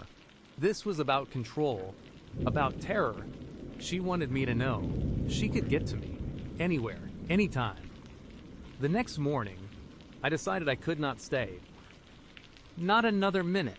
I called my landlord, made up an excuse about a family emergency. I called my boss, said I needed to take some personal time, maybe work remotely for a bit. I started packing frantically. I did not care about anything but getting out. As I was emptying my dresser drawers, I found it tucked underneath a stack of t-shirts I rarely wore. A small white feather, not a bird feather, not the kind you find outside. This was a soft, downy feather, like from a pillow, but I did not own any down pillows. It was pristine, almost glowing against the dark wood of the drawer, and it was not mine. My breath hitched. My hands started to shake uncontrollably. This was a calling card, a signature. She had been in my bedroom, not just once, but probably multiple times. She had not just taken a photo, she had left something behind. A chilling reminder of her presence. My mind flashed back to the slightly askew book, to the feeling of being watched, to the hungry text. She was not just observing, she was taunting. I grabbed my car keys, my wallet, my phone, and a small bag with essentials. I was not going to finish packing. I was not going to risk another second in that apartment. I was getting out. Now, I drove. I did not know where I was going, just away. Away from my apartment, away from the city, away from Sarah. I called my friend, Mark, my voice barely a whisper.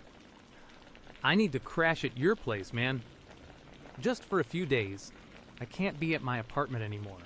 Mark, bless his patience, did not argue. He just said, yeah, man, come on over. You sound like you are having a panic attack. He still thought it was anxiety. He still thought I was just stressed. But he was a good friend, and he let me in. Mark lived in a different part of the city, a quiet suburb. I felt a tiny flicker of relief as I pulled into his driveway. A different neighborhood, new surroundings. Maybe she would not find me here.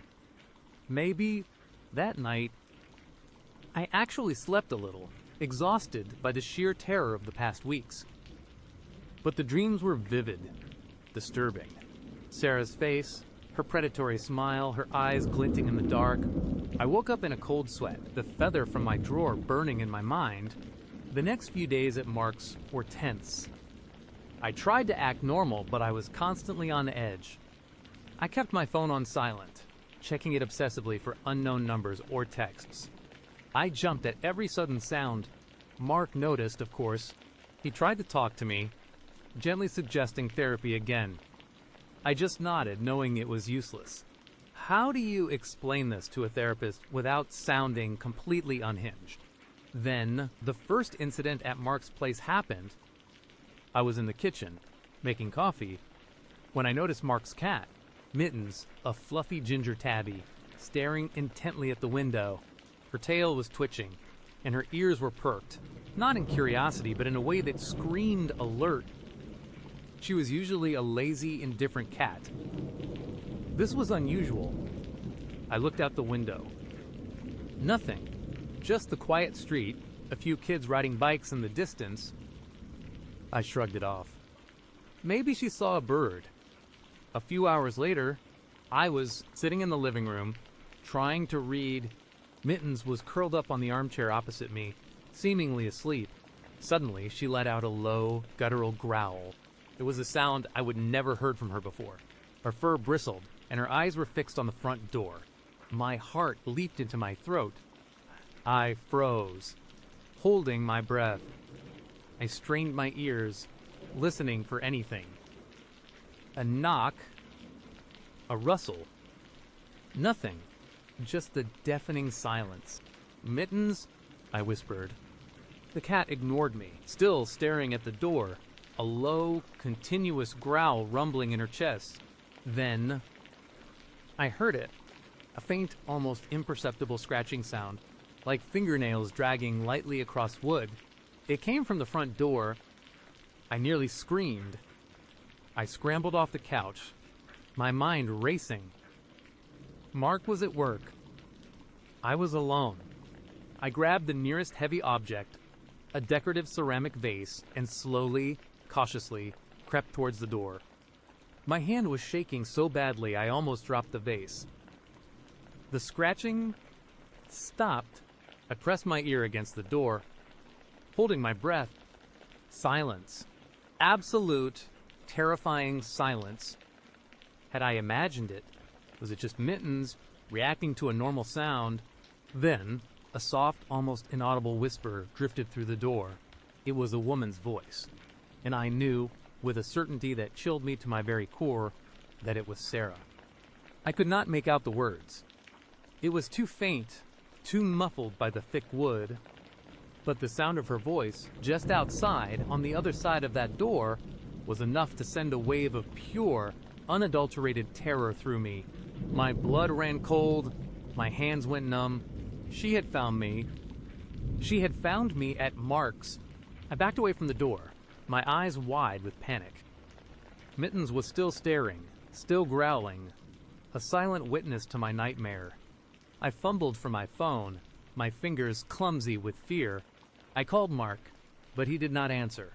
Probably in a meeting. I could not stay there. Not anymore. Not even at Mark's. She was relentless. She was everywhere. I grabbed my small bag, thanked Mittens with a terrified glance, and bolted out the back door, through the yard and down the street. I did not look back.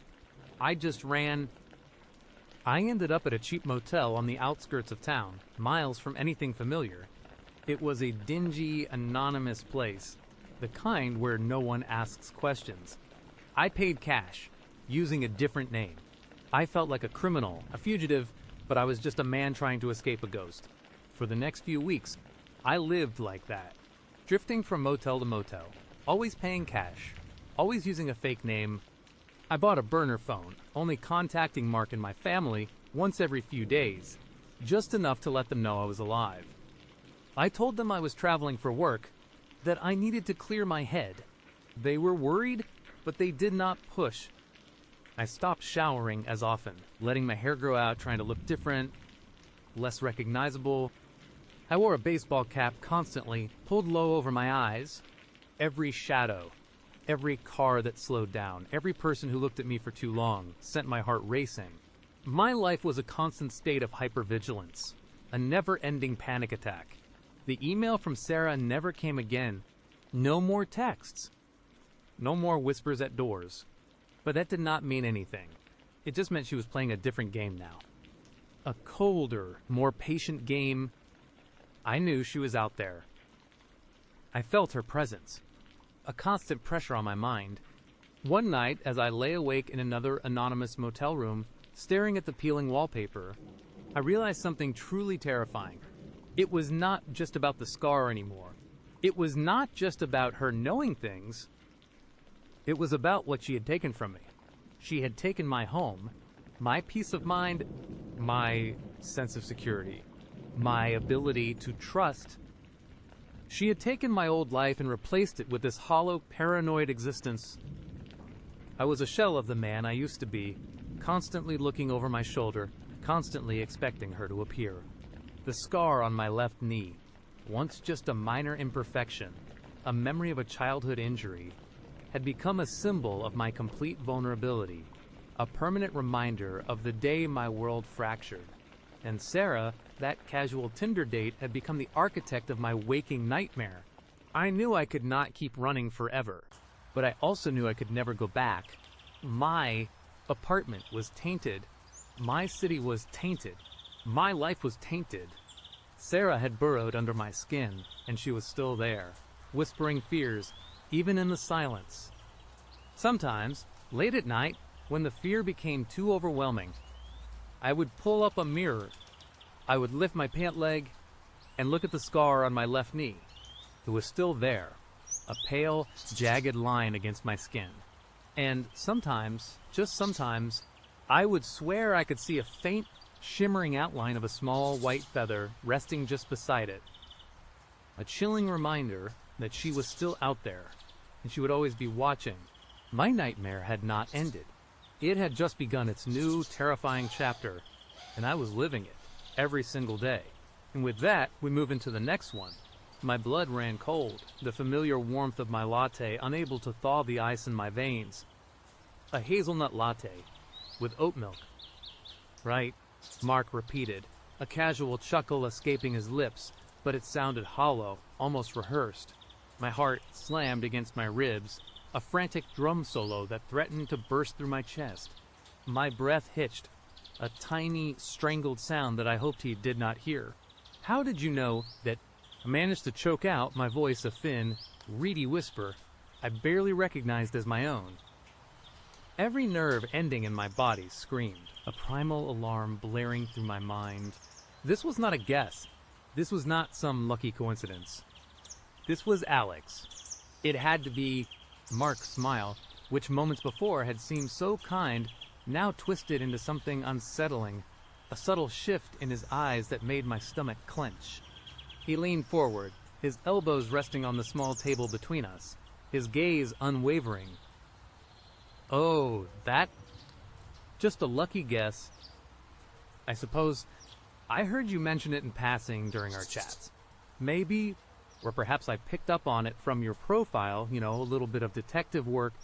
He chuckled again, a sound that grated on my ears, like fingernails on a chalkboard. But I had not mentioned it, not even once. My profile was vague, intentionally so. Only Sarah, my best friend, and the barista at my local coffee shop knew my exact order. And Alex, who had obsessed over every detail of my life, who had weaponized my preferences against me. A cold sweat broke out on my forehead. Despite the warmth of the bustling coffee shop, my eyes darted around the room, searching, desperate for a familiar face, a sign of escape. But all I saw were strangers, lost in their own conversations, oblivious to the terror unfolding at my table. Was Alex here? Was he watching? Was Mark just a puppet? A mask for his twisted game? No. I said, my voice firmer now, fueled by a surge of adrenaline. I did not mention it. Not in my profile, not in our chats. I forced myself to meet his gaze, trying to project a confidence I did not feel. Are you Alex? The question hung in the air, heavy and suffocating. Mark's smile faltered, just for a split second, before it snapped back into place. Wider, more unnerving than before. Alex. Who is Alex? You must be mistaken. Sarah, my name is Mark. He said my name. Sarah, with a chilling familiarity, like a predator savoring its prey. My real name. I had not even told him that. Just my first initial on Tinder. This was it. The game was over. My heart hammered against my ribs. A frantic bird trapped in a cage. I needed to get out. Now, my hands trembled, making the ceramic mug in front of me rattle slightly. I am sorry, I stammered, pushing my chair back, the scrape of metal on the floor echoing too loudly in my ears. I just remember to have something urgent. I really have to go. Mark did not move. He just watched me, that unsettling smile fixed on his face. Oh, do not leave yet. Sarah, we just started. I have been looking forward to this, meeting you in person after all our wonderful chats. His voice was soft, almost a purr, but it carried an undeniable edge of command. It was a threat, cloaked in pleasantries. I stood up fully, my legs feeling like jelly. No, really, it is important. I fumbled for my purse, my fingers clumsy with panic. My mind raced, trying to formulate a plan, any plan. Just get out, get away. He stood up too, mirroring my movements, his presence suddenly looming over me. Are you sure? You seem a little flustered. Is everything all right? His eyes, once kind, now held a glint I could not quite decipher, a predatory gleam that sent shivers down my spine. I am fine. I lied, my voice barely a whisper. I started to back away from the table, my gaze fixed on the exit, a beacon of hope in a sea of dread. The coffee shop, once a bustling sanctuary, now felt like a trap, every person a potential accomplice, every shadow a lurking threat. Do not rush off. Sarah, Mark said, his voice dropping an octave, becoming a low, dangerous rumble. He took a step towards me, subtly blocking my path to the door. We have so much more to talk about, like that obscure review you wrote for the Sweet Spot Bakery. Remember that such passion, such detail. I was impressed. My blood ran cold, if that was even possible. The obscure review, that was it. That was the tiny seed of unease that had blossomed into full-blown terror. Only Alex, in his meticulous, disturbing way, would have dug that up. He was not even trying to hide it anymore. Let me go, I hissed, my voice barely audible. I felt a surge of adrenaline, a desperate need to flee. I shoved my chair aside, creating a small gap, and lunged for the door, my heart pounding like a war drum. Sarah, Mark's voice cut through the air, sharp and commanding. I did not look back. I burst through the glass doors, the cool autumn air hitting my face like a slap, a momentary shock that cleared my head just enough to focus on escape. I ran. I did not know where, just away. My worn sneakers pounded against the downtown pavement, each step a desperate plea for distance. The city streets, usually a comforting blur of activity, now felt like a labyrinth designed to trap me. I could hear footsteps behind me, not close, but there. A steady, rhythmic cadence that matched my own panicked pace. He was following me. My lungs burned, my throat raw with exertion. I ducked into an alleyway, hoping to lose him, the smell of stale garbage and exhaust fumes filling my nostrils. I pressed myself against a grimy brick wall, trying to control my ragged breathing, peering back around the corner. Nothing. For a second, a flicker of hope. Had I lost him? Then a shadow detached itself from the building across the street. Mark, or Alex. He emerged from the crowd, his gaze sweeping the street, a slow, methodical search. He did not seem panicked, did not seem rushed. He was enjoying this. He was toying with me. My heart leaped into my throat. I pushed off the wall, my legs screaming in protest, and burst out of the alley, back into the stream of pedestrians. I weaved through people, bumping shoulders, muttering apologies that went unheard. I felt like a rat in a maze, every turn a dead end, every face a potential threat. I spotted a bus stop, a red and white bus pulling up to the curb. Without thinking, I sprinted towards it, pushing my way through the small queue. Door! Door! I gasped, scrambling onto the bus just as the doors hissed shut behind me. I did not care where it was going, anywhere but here.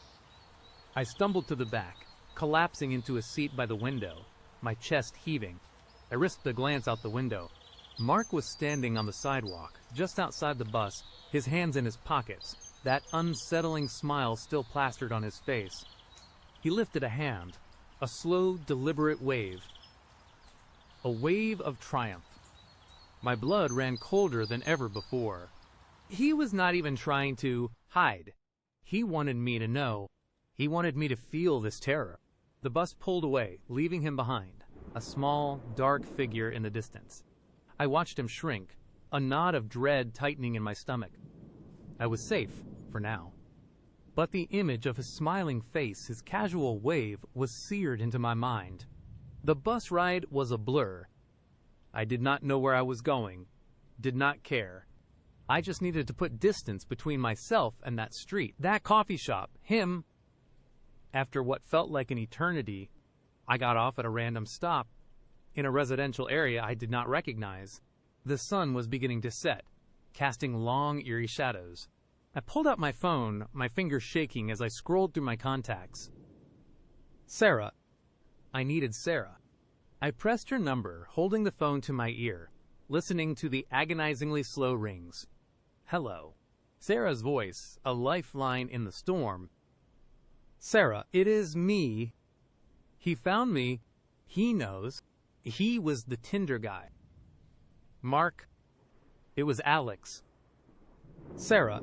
He knew my coffee order. He knew about the review. He is been stalking me. He followed me. The words tumbled out in a torrent, breathless and frantic. What? Oh my God. Are you okay? Where are you? Did he hurt you? Her voice was laced with panic, mirroring my own. I do not know where I am. I just got off a bus. I ran. He was waving at me. Sarah. He waved.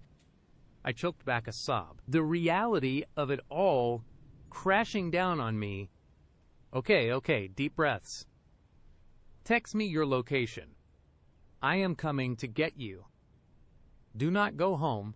Go to a public place, a store, anywhere, with people. Stay on the phone with me. I fumbled with my phone, my hand still shaking, and sent her my location. I can't go home. Sarah. He knows where I live. He is been in my apartment before. I just know. A fresh wave of fear washed over me. Mittens. My poor cat. Was she safe? You are right. You are absolutely right.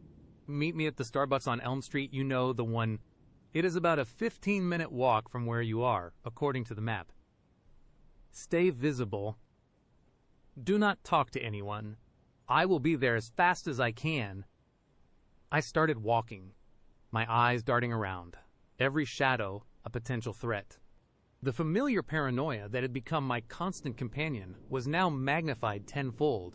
Every car that slowed down, every person who glanced my way sent a fresh jolt of fear through me. When I finally saw the familiar green siren of Starbucks, I almost cried with relief. I practically ran inside, my eyes scanning the room for Sarah. She was not there yet. I found a table in the corner, facing the door, and slumped into the chair, my body aching with exhaustion and terror. I kept my phone clutched in my hand, my thumb hovering over Sarah's number. It felt like an eternity. But finally, Sarah burst through the door, her face etched with worry. She spotted me instantly and rushed over, pulling me into a tight hug. Oh my God. Sarah, I was so worried. Are you really okay? I do not know. Sarah, I whispered, tears finally streaming down my face. I do not know what to do. He is everywhere. We sat there for a long time, Sarah holding my hand, listening as I recounted every terrifying detail. She was furious, her anger a comforting contrast to my paralyzing fear. We need to go to the police, she insisted. They won't do anything. Sarah, they never do. Not until he actually hurts me. And he is too smart. He leaves just enough plausible deniability. I knew this from experience. Alex was a master manipulator, always operating in the gray areas. Then what? You can't go back to your apartment. The thought of my apartment, once my sanctuary, now a place of unspeakable dread, made me shiver. No, I can't. But what about Mittens? My voice cracked. I can't just leave her. We will figure it out, Sarah promised, squeezing my hand. You are staying with me tonight. We will go back in the morning.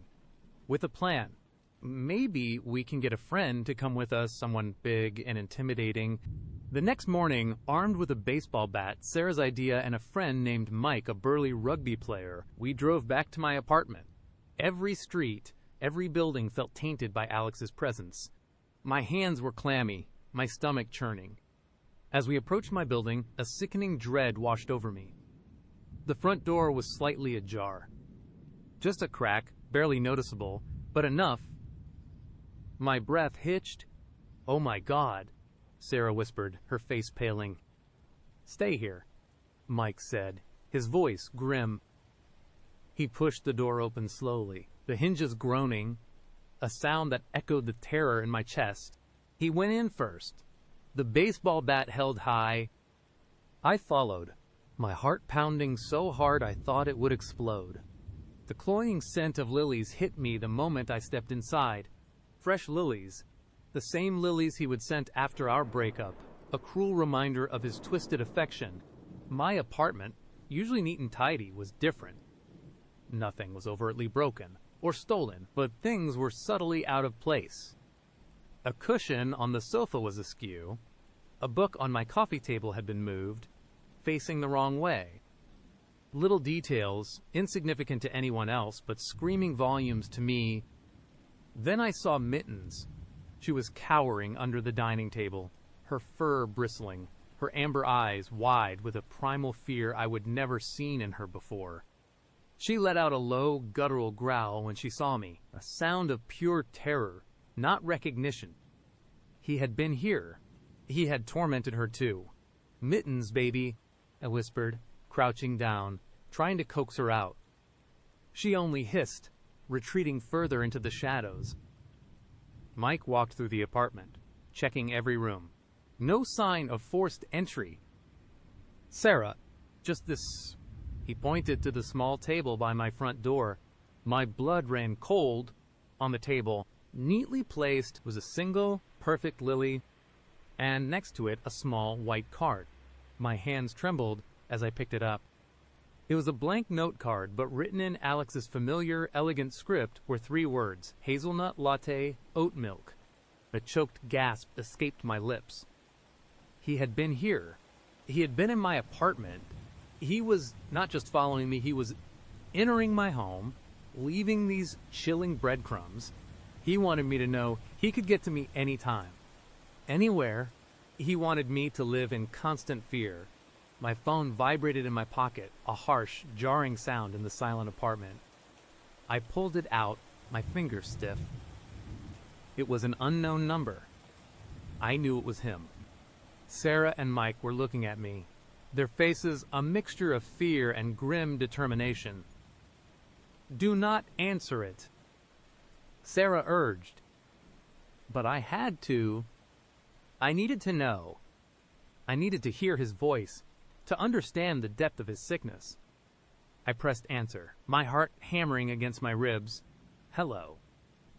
Sarah. Alex's voice, heard, smooth and calm, sending a fresh wave of nausea through me. Did you enjoy our coffee date? I certainly did.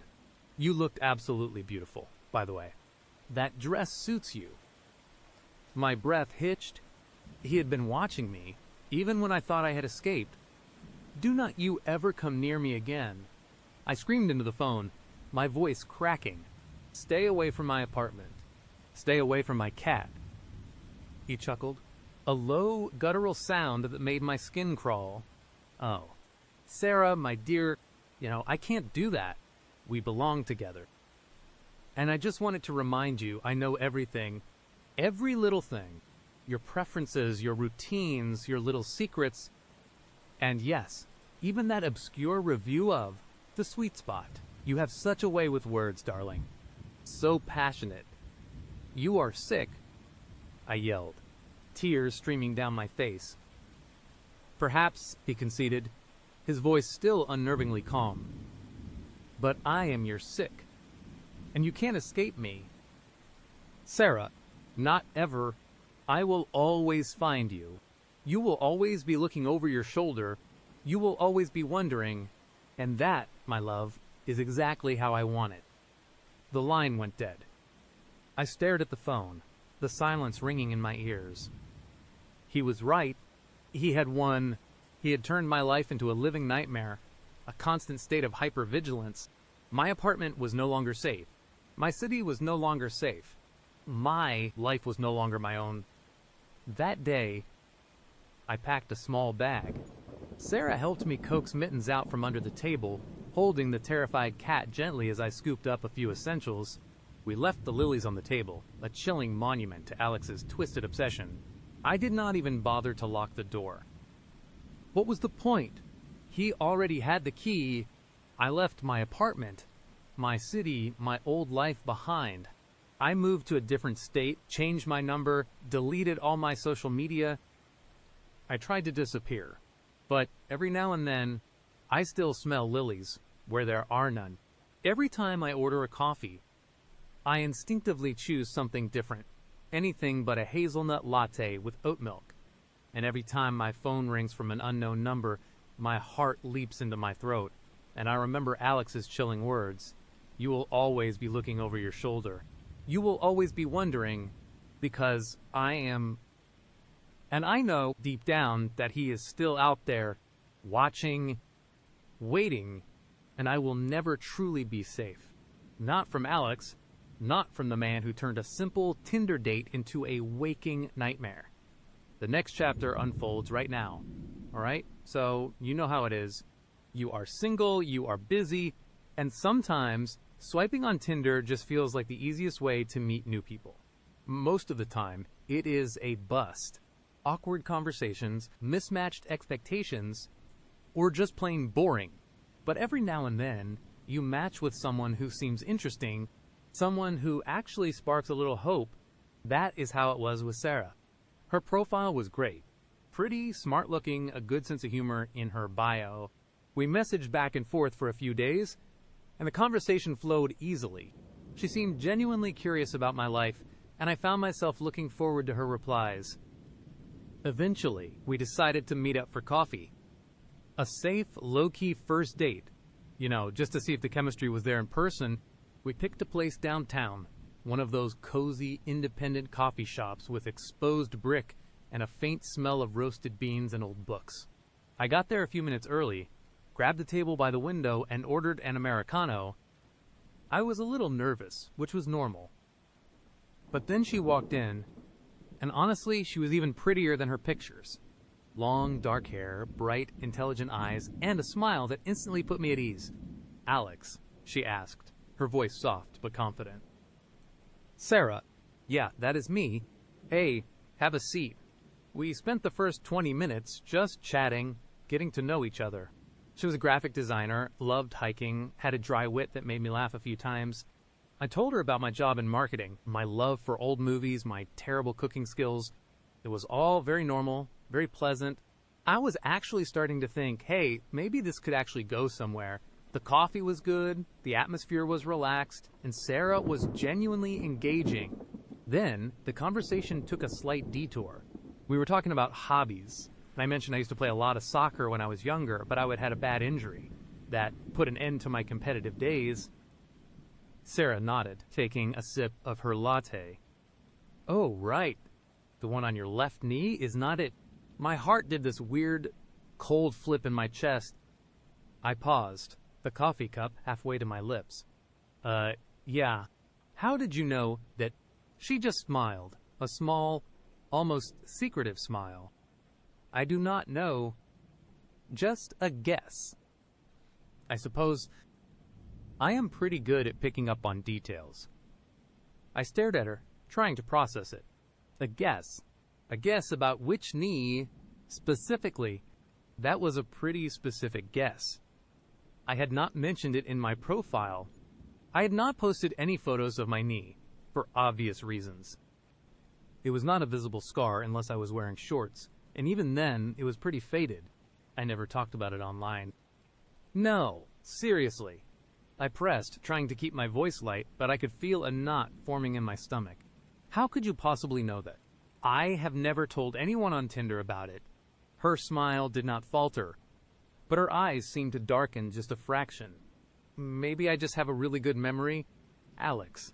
Or maybe you mentioned it in passing. And you just forgot? I racked my brain. No way. I was meticulous about what I shared online. That scar was a personal thing, a reminder of a dream I would had to let go of. It was not something I just mentioned in passing to a stranger. The warm, cozy coffee shop suddenly felt chilly. The smell of coffee turned sour in my nose. My mind, which had been so relaxed just moments before, was now racing. Was this a prank? Was she somehow connected to someone I knew? But even then, who would know such a specific detail?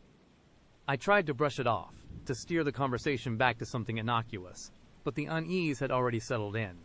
Every time she spoke, every time she looked at me, I found myself scrutinizing her, searching for some hidden meaning, some sign of how she knew. She kept up her charming demeanor, but for me, the spell was broken. I felt like I was sitting across from a beautiful stranger who held a piece of my life she should not have.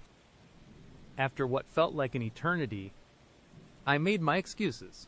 Well, this has been great, Sarah, but I actually have to head out. Got an early start tomorrow. She nodded, her smile still in place, but there was something in her eyes now, a flicker of disappointment. Maybe. Or something colder. Of course. Alex, it was really nice meeting you. I had a wonderful time. As I stood up, she reached across the table and briefly touched my arm. Her fingers were surprisingly cold. I hope we can do this again soon. I mumbled something non-committal and practically sprinted out of the coffee shop. The cool evening air hit my face, but it did nothing to dispel the weird, creeping dread. I pulled out my phone as soon as I was a block away and immediately found Sarah's profile. I blocked her. My first thought was to just forget about it, write it off as a super weird, unsettling first date.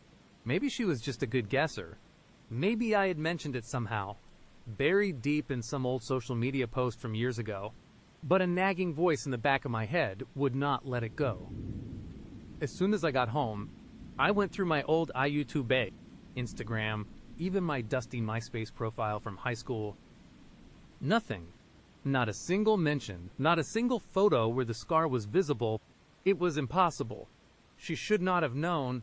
That night, I barely slept. Every creak of the old apartment building, every distant siren made me jump. I kept replaying the conversation in my head. Sarah's calm smile, the way her eyes seemed to hold a secret, it felt like a tiny, invisible crack had formed in the solid ground beneath my feet. The next few days, I tried to convince myself it was just paranoia. I went to work, hung out with friends, tried to act normal, but I could not shake the feeling of being watched. You know that feeling, right? Like someone's eyes are on you, even when you are alone in a crowded room. I would catch myself scanning the street, checking my rearview mirror a little too often. Then, about a week later, it stopped being just a feeling. I came home from work one evening, tired and ready to just crash on the couch. As I was unlocking my door, I noticed a small package sitting on my welcome mat. It was wrapped in plain brown paper, no return address, just my name handwritten neatly on the front. My heart immediately started to pound. I picked it up, feeling a wave of apprehension. It was not heavy, but there was something solid inside. I took it into my apartment, locked the door, and slowly unwrapped it. Inside was a hardcover book. It was an obscure sci-fi novel that I would mentioned wanting to read to a close friend, but I had not bought it yet. Definitely not something I would ever post it about online. Tucked into the pages was a small, cream-colored note card. In the same neat handwriting from the package, it read, "Thought you might like this. Happy reading. S." My blood ran cold. S. Sarah. She knew my address. She knew about the book I wanted. This was not a coincidence. This was not a guess. This was something far more deliberate, far more chilling. I immediately started checking my apartment. I looked out the windows, peered through the peephole, double-checked all the locks. My small, cozy apartment suddenly felt like a glass cage. I called my friend, the one I would mention the book to. He swore he had not told anyone. He would not have. He knew how private I was about certain things. I tried to call the police, but what would I say? A woman I went on one date with sent me a book she should not know I wanted. They would laugh me off the phone, or worse, suggest I was overreacting. I knew how it sounded, but the fear was real. It was a cold, creeping certainty that I was no longer safe. The next few weeks were a blur of paranoia. I changed my route to work, started taking the stairs instead of the elevator, even started going to a different grocery store. I felt like a hunted animal, constantly looking over my shoulder. And then I started seeing her, not directly, not approaching me, just glimpses, a flash of dark hair in the produce aisle. A woman with an unsettlingly familiar profile, waiting at a bus stop a few blocks from my office. A car that looked just like hers, parked a street over from my gym. Each time, she was just out of reach, just far enough away that I could not be 100 sure it was her. But my gut screamed that it was. One afternoon, I was walking home from work, trying to shake the feeling of eyes on me, when my phone vibrated. It was a text message from an unknown number.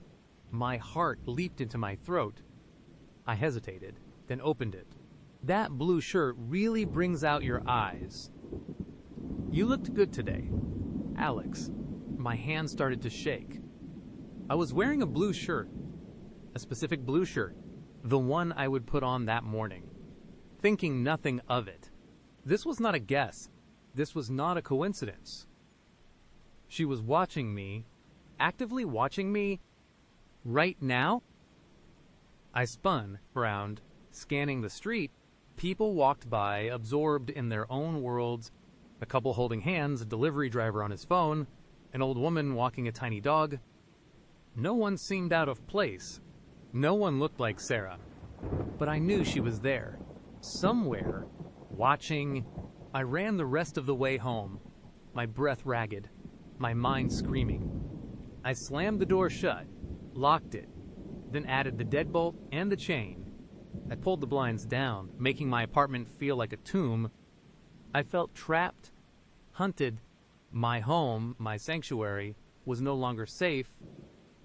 I did not know what to do. I could not go to the police with a text message and a few blurry sightings. It was not enough, but I could not live like this, constantly looking over my shoulder, terrified of every shadow. The stalking escalated. She started sending me emails from an anonymous address, filled with oddly personal observations about my day, things I would done, places I would been. Sometimes she would reference old memories I would never shared with anyone. Things from my childhood that only my closest family knew. It was like she was peeling back layers of my life, one by one, exposing everything. I felt like I was losing my mind. Sleep became a luxury I could not afford. I would wake up in a cold sweat, convinced I heard footsteps outside my bedroom door, or the faint click of my front door lock. I would check everything, every night, multiple times. My friends noticed I was withdrawn, jumpy, but I could not bring myself to tell them. How do you explain that a woman you met on Tinder is systematically dismantling your sense of safety and reality? Then came the day I realized she had been inside my apartment. I came home from a particularly draining day at work. The first thing I noticed was a faint, almost imperceptible scent in the air. Not unpleasant, but definitely not my scent. It was a floral, slightly sweet perfume, like something a woman would wear. I dismissed it as maybe a neighbor, or something from outside. But then, as I walked into my living room, I saw it. My favorite mug, the one with the chipped rim that I always use for my morning coffee, was sitting on the coffee table. I remembered explicitly washing it that morning and putting it back in the cupboard. I always did. It was a habit. My breath hitched. I walked over to the mug, my hands trembling. It was clean, but it was not where it was supposed to be. And then I saw something else. A small, framed photograph, one of me as a kid, maybe 7 or 8 years old, riding my first bike. It was a photo I kept tucked away in a drawer in my bedroom, a sentimental keepsake I rarely looked at. Now it was sitting prominently on my bookshelf. Facing out, a cold wave of dread washed over me, deeper and more terrifying than anything I would felt before. This was not just a stalker. This was an invasion. She was not just watching me from afar. She was entering my home, my most private space, and leaving these subtle, chilling calling cards. I checked every window, every lock. Nothing was visibly broken. It was as if she had simply materialized, or, more chillingly, as if she had a key. My mind reeled. How could she have gotten a key? I would never lost mine. I had not given it to anyone. The building was old, but pretty secure. My landlord was a stickler for security. That night, I did not sleep at all. I sat in my living room, a baseball bat clutched in my hands, staring at the front door. Every shadow seemed to shift. Every creak of the old building sounded like a footstep. A floral scent, though faint, still clung to the air, a phantom reminder of her presence. The next morning, I called work and told them I was sick. I spent hours searching my apartment, meticulously going through every drawer, every cupboard, every corner. I was looking for a hidden camera, a bug, anything that could explain how she knew so much, how she was getting in. I found nothing. No cameras, no bugs, just the oppressive silence of my own apartment, now tainted by the knowledge that it was not just mine anymore. I finally decided I had to tell someone. I called my best friend, Mark.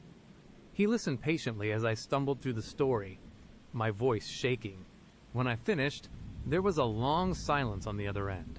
"Alex," he said, his voice hesitant. That is pretty messed up, man. "Are you sure you are okay? You sound really stressed." "I am not okay." "Mark, someone is breaking into my apartment. Someone is stalking me. And she knows things, Mark, things she should not know." He tried to be supportive, but I could tell he thought I was exaggerating, or that maybe I was having some kind of breakdown. He suggested I go to a doctor or maybe move out for a bit. He did not understand the depth of the terror. He did not understand that moving would not stop her. She clearly had access to information that went beyond just my current address. A few days later, a new package arrived. This time, it was not just a book. It was a small, crudely carved wooden bird. It looked exactly like one I would made in summer camp when I was 10 years old. A bird I would lost years ago. Tucked beneath it was another note from Harmless. "I found this for you. I know how much you loved it. I always knew you were special. Alex, we are meant to be together. I have been watching over you for so long, making sure you are safe. Now it is time for us to finally be together." The note was not just disturbing, it was delusional. Watching over me for so long, meant to be together. This was not just a stalker. This was someone with a profound, terrifying obsession. The wooden bird was the final straw. How could she possibly have known about that bird, let alone found or recreated it? It was like she was a ghost from my past, a phantom who knew my entire life story. I could not stay there anymore. I packed a bag, grabbed my car keys, and drove to Mark's place. I told him I needed to crash on his couch for a while, that I was just too stressed to be alone. He was confused, but he let me in. I thought I was safe at Mark's. I really did. I slept for the first time in weeks, exhausted from the constant fear. But the next morning, as I was making coffee in Mark's kitchen, his phone buzzed. It was a text message. He glanced at it.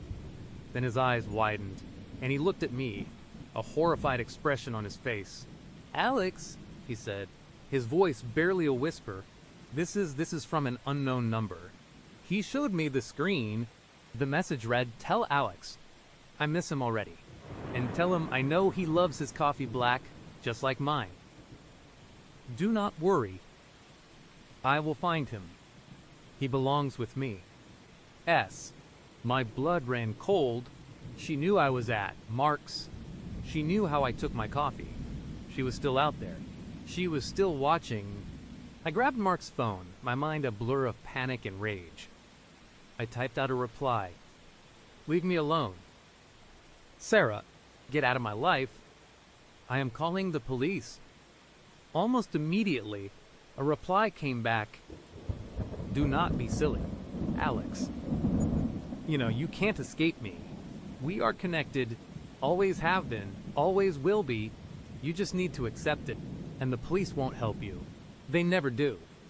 I am always one step ahead. I always have been. My breath hitched. I am always one step ahead. I always have been.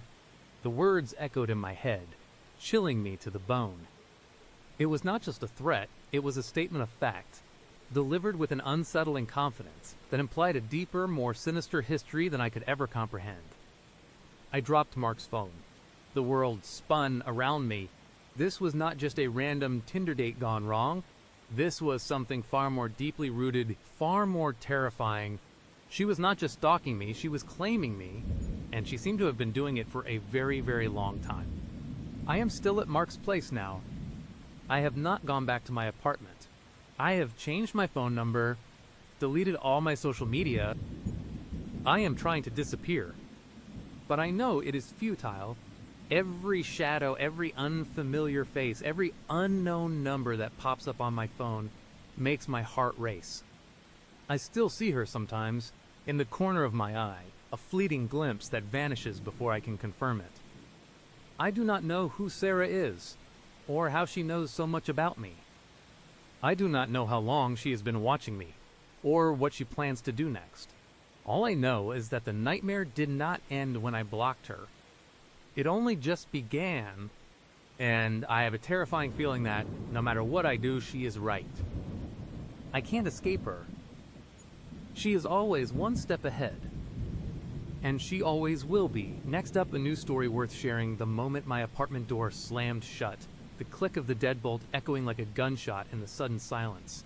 I felt a fleeting sense of relief. But it was a lie. The terror was not outside anymore. It was inside me, a cold, hard knot in my stomach. I leaned against the door, my chest heaving, every nerve ending screaming. My hands were shaking so bad I could barely operate the locks. But I forced myself.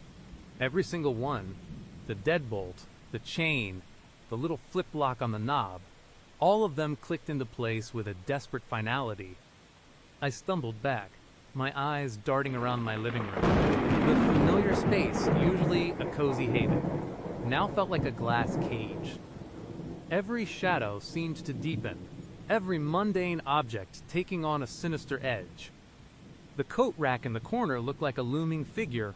The stack of books on my coffee table, a pile of secrets waiting to be exposed. I could still hear his voice, that venomous caress of Sarah Bear, feel his phantom gaze burning into my back. He knew where I lived. He knew everything. My phone, still clutched in my trembling hand, felt heavy. I would already blocked him, deleted Tinder, but it was like cutting off a hydra's head. 2 more would grow back, maybe more. I needed to call someone, my friend, Chloe. She was the one I would told about the date, the one who knew I was meeting Mark. My fingers fumbled, dialing her number. It rang twice, then her cheerful voice answered. Hey, how was the date with Mr. Mysterious Tinder Guy? The cheerfulness shattered something inside me. Chloe? I choked out, my voice barely a whisper. It was horrible. He knew things. Chloe? Things he should not know. Things no one knows. There was a beat of silence on the other end. Sarah, what are you talking about? Are you okay? You sound terrified. I gasped, sinking to the floor, my back against the cool wall. He knew about Sarah Bear, about my astronaut dream, the glow in the dark stars. He knew about the haircutting incident, my 3rd grade crush, family stuff.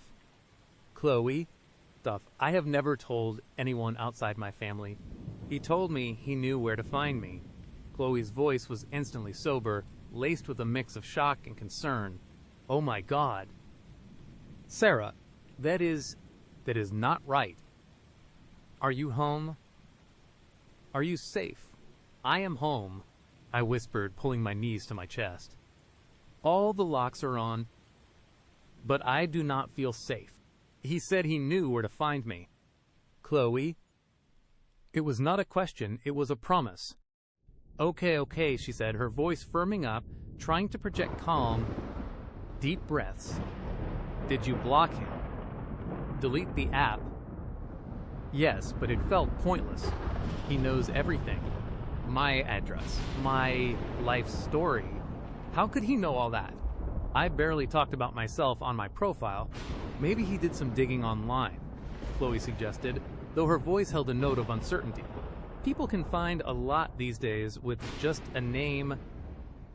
But Sarah Bear, my family nickname, that is not online anywhere. Chloe, my parents are super private, and the haircutting incident, that was when I was 5. My mom still tells that story at Christmas. It is not public knowledge. Chloe was quiet for a moment. That is really creepy. Sarah, like seriously creepy. Stay inside. Do not open the door for anyone. I am gonna call you in a bit, okay? I just need to think. Do you want me to come over? The thought of someone else here, even Chloe, felt like a breach. No, I said quickly. Just. Do not hang up yet. Just talk to me. We stayed on the phone for what felt like an eternity. Chloe trying to distract me, trying to rationalize what had happened. But every word she said, every suggestion of a logical explanation, just made the unreality of it all feel even more profound. This was not logical. This was a nightmare. Eventually, Chloe had to go, promising to call me back in an hour. The silence that followed her departure was deafening. I slowly got up, my legs stiff, and began pacing. My apartment, usually so comforting, now felt like a stage, and I was the unwitting performer in a play I did not understand. I went to the windows, peering through the blinds. Nothing. Just the usual streetlights, the distant hum of traffic, but my eyes lingered on the shadows, trying to discern if any of them moved, if any of them were watching. I checked the front door again. Locked. Checked the back door to my small patio. Locked. My mind raced, replaying every moment of the date, his kind eyes, the way they had shifted. The predatory flicker, the calm, almost bored way he would reveal my deepest, most private memories. He was not trying to impress me, he was trying to terrify me. And he had succeeded. Sleep was impossible. Every creak of the building, every distant siren, every rustle of leaves outside my window sent a jolt of adrenaline through me. I spent the night on the couch, wrapped in a blanket, phone clutched tight, staring at the locked front door. The next morning, the sunlight streaming through my window felt like a cruel joke. The world outside was bright and normal, but my world had been irrevocably shattered. I felt grimy, exhausted, and utterly alone. I tried to make coffee, but my hands were still trembling, and I spilled grounds all over the counter. My reflection in the kitchen window showed dark circles under my eyes. A haunted, pale face, Chloe called, her voice still laced with concern. How are you doing, honey?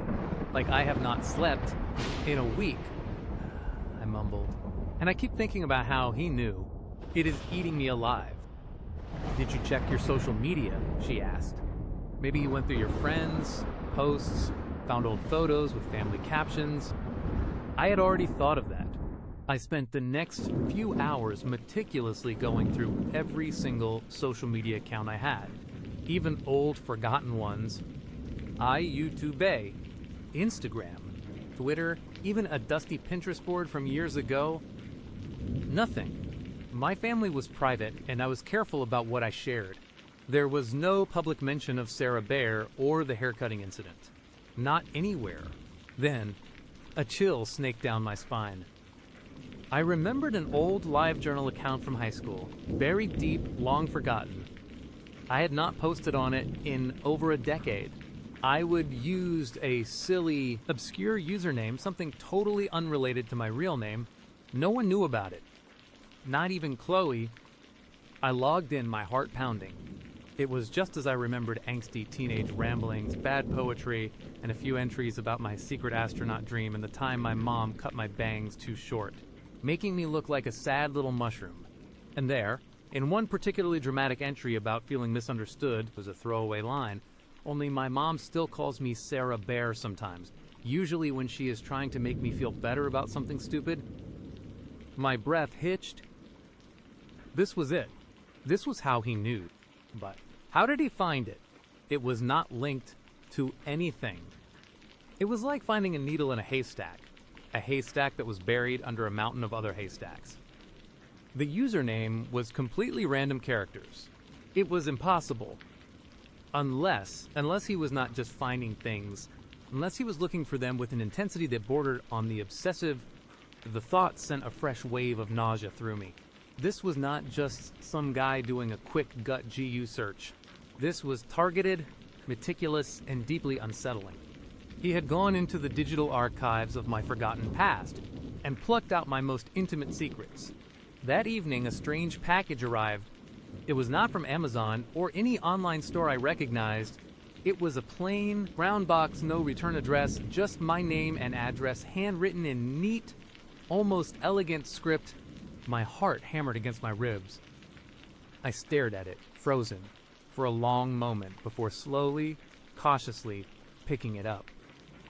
It was light. Inside, nestled in tissue paper, was a small, crudely carved wooden astronaut figurine. It was painted with glow-in-the-dark paint, just like the stars I had on my ceiling as a kid. And attached to its leg, tied with a tiny red ribbon, was a note. My fingers trembled as I unfolded the paper. The same neat, elegant handwriting. Do not worry, Sarah Bear. I am just observing. We will pick up where we left off soon. You forgot your dessert last night. I know you love key lime pie. The world tilted. Key lime pie. My favorite. I had not mentioned it to Mark. Not even in passing. Not on my profile, not in our brief messages. It was another one of those small, intimate details that only my closest friends and family knew. I dropped the box, the wooden astronaut clattering to the floor. My stomach churned. He was not just observing my old online journals. He was observing me. Now, in real time, he knew I had gone out for dinner, knew I had not stayed for dessert. He knew what I liked. The fear solidified into a cold, hard dread. He was watching my apartment. He had been close enough to leave that package. How long had he been there? How long had he been watching? I called the police.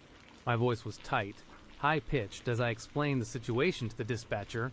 The Tinder date, the personal information, the threat, the package. A patrol car arrived about 20 minutes later. 2 officers, a man and a woman, listened patiently as I recounted the story, trying to keep my voice steady, trying to convey the sheer terror I felt without sounding hysterical. They took notes, asked questions. Did he physically threaten you, madam? Did he trespass? Is there any evidence of forced entry? He said he knew where to find me. I insisted, holding up the note, and he left this. He is watching me. He knows things he should not know. He is stalking me. The female officer, Officer Miller, looked sympathetic. The male officer, Officer Davis, looked more skeptical. Amos. Hayes, he said, his voice flat. While this is certainly unsettling, there is no direct physical threat here. He has not broken any laws that we can prove. The note, while creepy, is not explicitly threatening. It is not harassment yet, legally speaking. We can't do much without a more concrete crime. He knew my childhood nickname. I cried, my voice cracking. He knew about my old LiveJournal. He knew I liked key lime pie. He left a package at my door. He is watching me. Officer Miller tried to interject. We can file a report. MS. Hayes. Keep an eye out in the area. If anything escalates, if he shows up again or makes a direct threat, call us immediately. Escalates? I stared at them, disbelief warring with despair. He knows everything about me. He has been watching me. What do you mean, escalates? Do I have to wait until he is standing in my living room to call you again? Officer Davis just gave me a weary look. We understand you're concerned, madam, but we need probable cause. Right now, it is just a bad date and some unsettling behavior. They left, leaving me with a flimsy report number and a profound sense of abandonment. The system, my supposed safety net, was useless. I was on my own. The next few days were a blur of paranoia and exhaustion. Hardly slept, jumped at every sound. I taped thick paper over my windows, making my apartment feel like a tomb. But at least I felt less exposed. I ate canned soup, too afraid to order delivery or go to the grocery store. Every time I had to step out, even just to take out the trash, I was a bundle of nerves, scanning every car, every pedestrian, every shadow. Chloe called constantly, trying to cheer me up, suggesting I come stay with her. But the thought of leaving my apartment, of being out in the open, was terrifying. And what if he knew where Chloe lived too? What if I led him straight to her? Then came the emails, not from Mark's name, of course, from a string of random letters and numbers, like the username on my old LiveJournal. The subject lines were always innocuous, but the content was pure poison. Subject the thought for the day. Message. Did you know that astronauts train for years to handle isolation? You are doing well, Sarah Bear. Subject, remember this. Message, a little girl, tears streaming down her face, clutching a pair of scissors. So dramatic. Still, you looked cute. Subject, delicious. Message, I saw you had that leftover pizza again. You really should try some fresh key lime pie. I made a batch. Each email was a punch to the gut. He was not just watching, he was inside. Inside my apartment, inside my head. How could he know I had leftover pizza? I had not left the apartment. He had to be seeing me. I checked my phone, my laptop, my smart TV. Was there a camera, a microphone? I frantically searched for anything out of place. Anything that could be a bug. I found nothing. But the feeling persisted. He was here. He was everywhere. One night, I woke up to a scratching sound. A faint, repetitive scraping that seemed to come from just outside my bedroom window. I froze, my heart hammering against my ribs. I tried to convince myself it was just a branch. The wind? But there was no wind. The night was still. Slowly, agonizingly, I crept towards the window, pulling aside the taped-up paper just enough to peek through a sliver. The streetlights cast long, distorted shadows. Nothing. Just the dark alleyway next to my building. Then I saw it, a glint of metal, low to the ground, and a hand, a gloved hand, holding a small, sharp tool, meticulously scraping something into the brick wall of my building, right beneath my bedroom window. I could not make out the face, but the silhouette was undeniably male, and the focused, deliberate movement. It was him, Mark. He finished his work, stood up, and looked directly at my window. Even through the dark, even with the paper covering most of it, I felt his gaze pierce through me. He gave a slight, almost imperceptible nod, a silent acknowledgement. Then he melted back into the shadows, disappearing as quickly as he would appeared. I ripped the paper off the window, my breath catching in my throat. There, carved into the brick, was a crude but unmistakable drawing of a bear. A little bear, with a small, round head and wide eyes. And next to it, in elegant, precise script, the letters S. My blood ran cold. He had been there, right outside my window. He had carved that into my building. He was marking his territory. I screamed. A raw, guttural sound that tore from my throat. I ran to the phone, dialing 911 again, my fingers slipping on the numbers. He was here. He was outside my window. He carved something into the wall. The police arrived again, looking even more weary this time. Officer Davis sighed when he saw the carved bear. MS. Hayes, this is still not a direct threat. It is vandalism. Yes, we can take a report for that. But we can't arrest someone for drawing a bear on a wall. It is my bear. I shrieked, pointing to the initials S.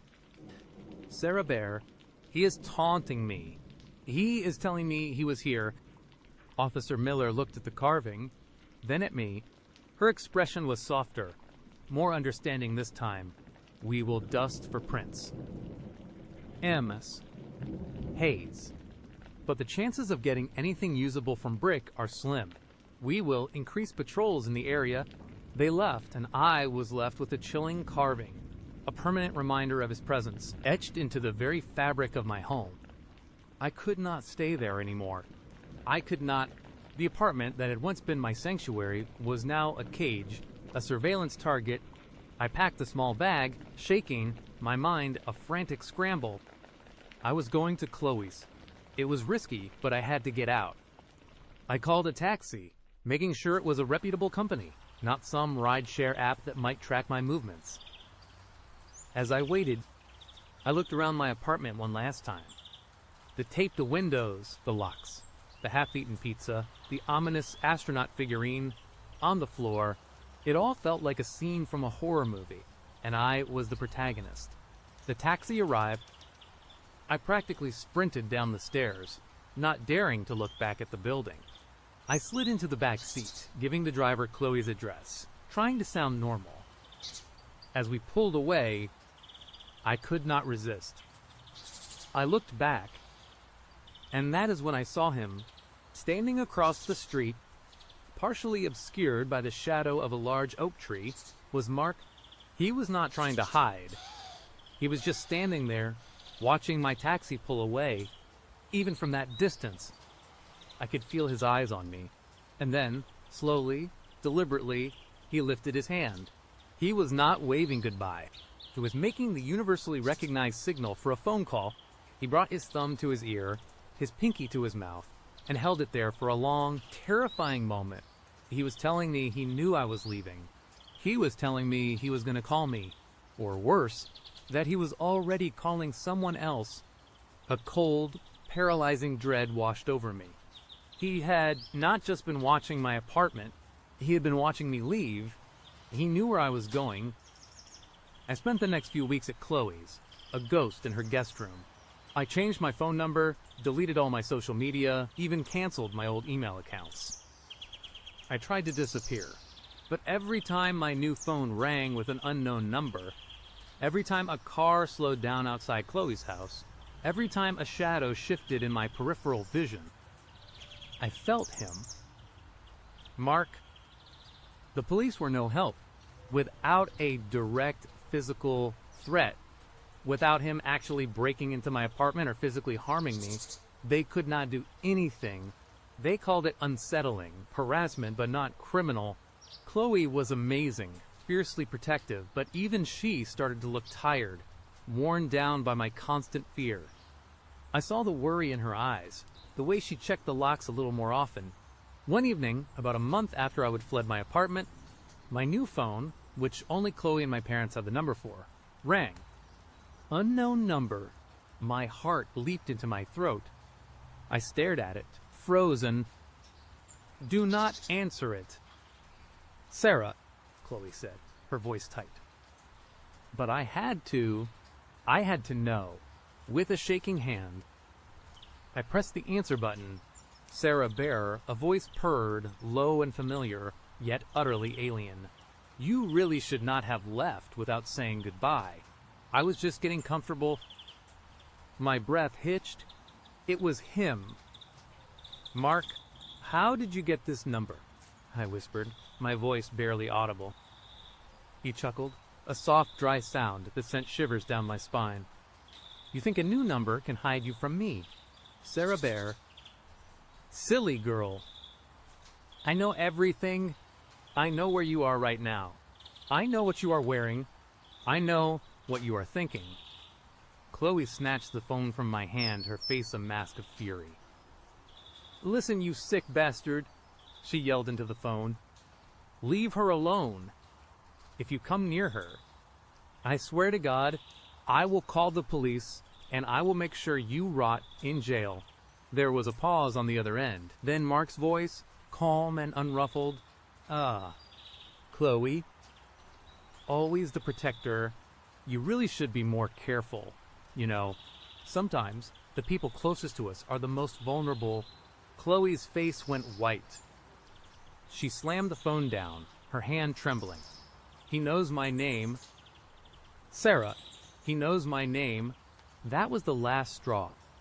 The next day, I started making arrangements to leave the city, to leave the state, to leave everything behind and try to build a new life, a new identity, somewhere else entirely. I could not fight him. I could not escape him. All I could do was run. I never saw Mark again.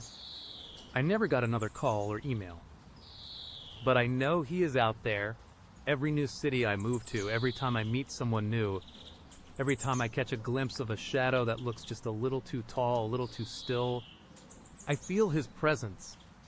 I never use dating apps. I rarely give out personal information. I live a life of quiet paranoia, always looking over my shoulder, always waiting for the next sign, the next Sarah Bear, because I know he is still out there, observing, and I am still just a character in his twisted story, forever waiting for him to pick up where we left off. And sometimes, late at night, when the world is quiet, I swear I can hear a faint, distant scratching like something being carved into a wall. And I know, deep down, that he still knows where to find me. He always will. One story ends, and another begins, you know. I have always been pretty careful when it comes to online dating. I am not one of those people who just throws caution to the wind and meets strangers in secluded places. I always pick a busy coffee shop, tell a friend where I'm going, and have an escape plan ready if the person turns out to be a total weirdo. Most of the time, it is just awkward small talk, maybe a few laughs, and then a polite nice to meet you before you both ghost each other. But sometimes you meet someone who makes you question everything you thought you knew about safety. That is what happened with Mark. I matched with him on Tinder a few months back. His profile was pretty standard. Couple of decent photos, one with a dog, always a good sign, right? And a bio that was witty enough to catch my eye. He worked in tech, loved hiking, and seemed, well, normal. We chatted for a bit, and he seemed genuinely interesting, not like some of the creeps who just want to send you unsolicited pictures. We decided to meet up for coffee at a place downtown that I knew well. It was always bustling. Lots of people, bright lights, my kind of safe zone. When I got there, Mark was already sitting at a small table near the window, sipping on what looked like an iced latte. He stood up when he saw me, offered a friendly smile, and introduced himself. He was taller than I expected, with kind eyes and a neatly trimmed beard.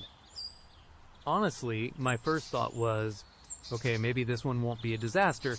We ordered our coffees, found a quieter table, and started talking. The conversation flowed easily. We talked about our jobs, our hobbies, travel plans. He seemed genuinely engaged, listening intently when I spoke, and sharing his own stories without dominating the conversation. I started to relax, thinking maybe, just maybe, this could actually go somewhere. Then it happened.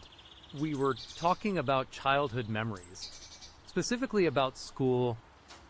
I mentioned hating my middle school years, how awkward everyone was. Mark chuckled, stirring his coffee.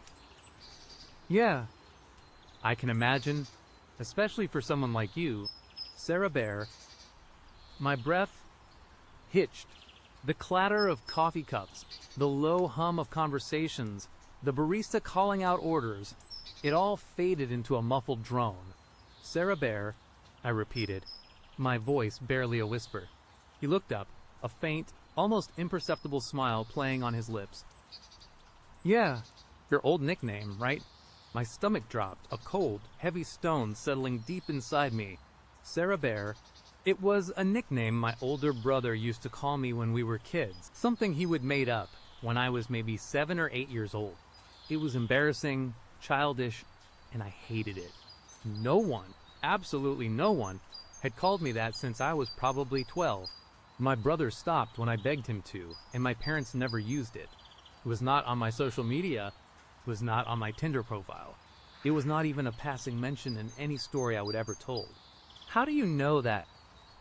I asked, trying to keep my voice steady, trying to sound casual. But inside, every alarm bell was screaming. Mark took another slow sip of his latte, his gaze unwavering. Oh. I just picked it up somewhere, he said, his tone light, almost dismissive. But his eyes, they held something else.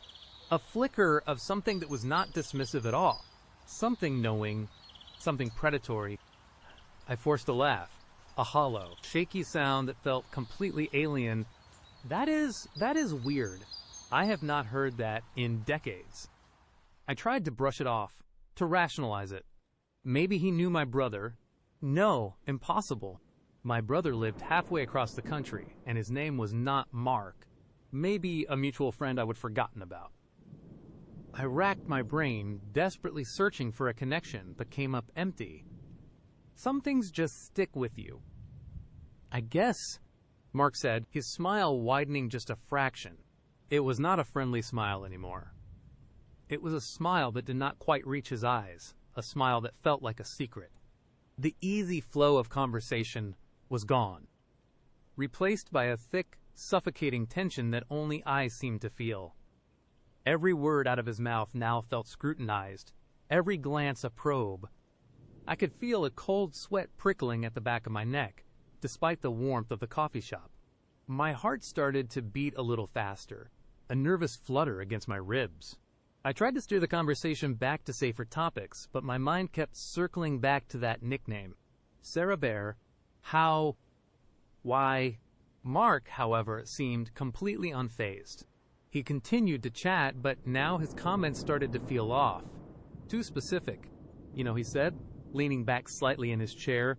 I remember you telling me you wanted to be an astronaut when you were a kid. You even had glow-in-the-dark stars all over your bedroom ceiling. My jaw almost hit the floor. My bedroom ceiling. The glow-in-the-dark stars. I had them when I was 7, maybe 8. They were my prized possession, painstakingly arranged to mimic constellations. I had not thought about them in 20 years. This was not something I would ever told anyone outside my immediate family. Not friends, not boyfriends, certainly not on a dating profile. What are you talking about? I managed to stammer, my voice thin. My hands were shaking slightly as I gripped my coffee cup. He just shrugged, a casual gesture that made my blood run cold. Or just something I recall.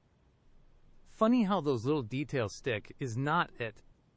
He paused, then added, especially when you spend so much time thinking about them. My mind raced. This was not a coincidence. This was not a mutual friend. This was something far more sinister. He was not just recalling, he was observing. He had been observing me for how long, and how I felt a sudden, desperate urge to flee, to run out of that coffee shop, out into the crowded street, and never look back, but my feet felt glued to the floor. Part of me, a terrified, morbid part, wanted to understand, wanted to know the extent of this invasion. Mark, I said, trying to inject some firmness into my voice, but it came out shaky instead.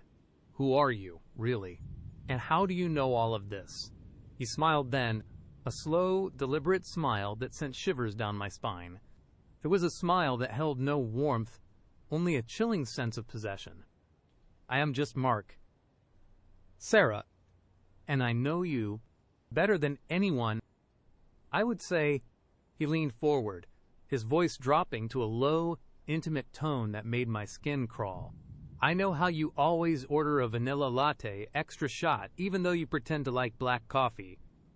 I know you bite your lip when you are nervous, just like you are doing now.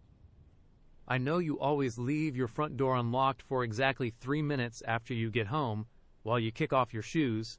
My eyes widened in horror. The front door, unlocked for 3 minutes. That was a habit I would picked up recently. A stupid, careless habit. No one knew that. No one? You have been watching me, I whispered, the words tasting like ash in my mouth. The realization hit me like a physical blow.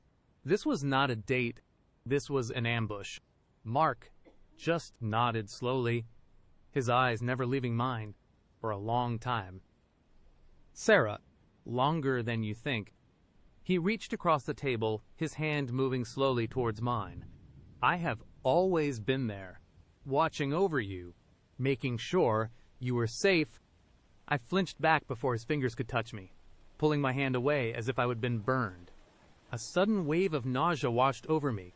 The public, bustling coffee shop suddenly felt like a glass cage, and I was the trapped animal. Everyone else was a blur, background noise, oblivious to the predator sitting across from me. I need to go, I said, pushing my chair back, the scrape of it against the floor echoing in my ears. My heart was pounding so hard I thought it might burst through my chest. Mark did not try to stop me. He just watched me with that same unnerving smile. Of course. Sarah, but I will walk you out. It is getting dark. No, I blurted out too loudly. Heads turned. I lowered my voice, trying to regain some semblance of composure. No, I am fine. I will just head out. I stood up, grabbing my purse, my hands fumbling with the strap. I turned to leave, but then I felt a presence right behind me.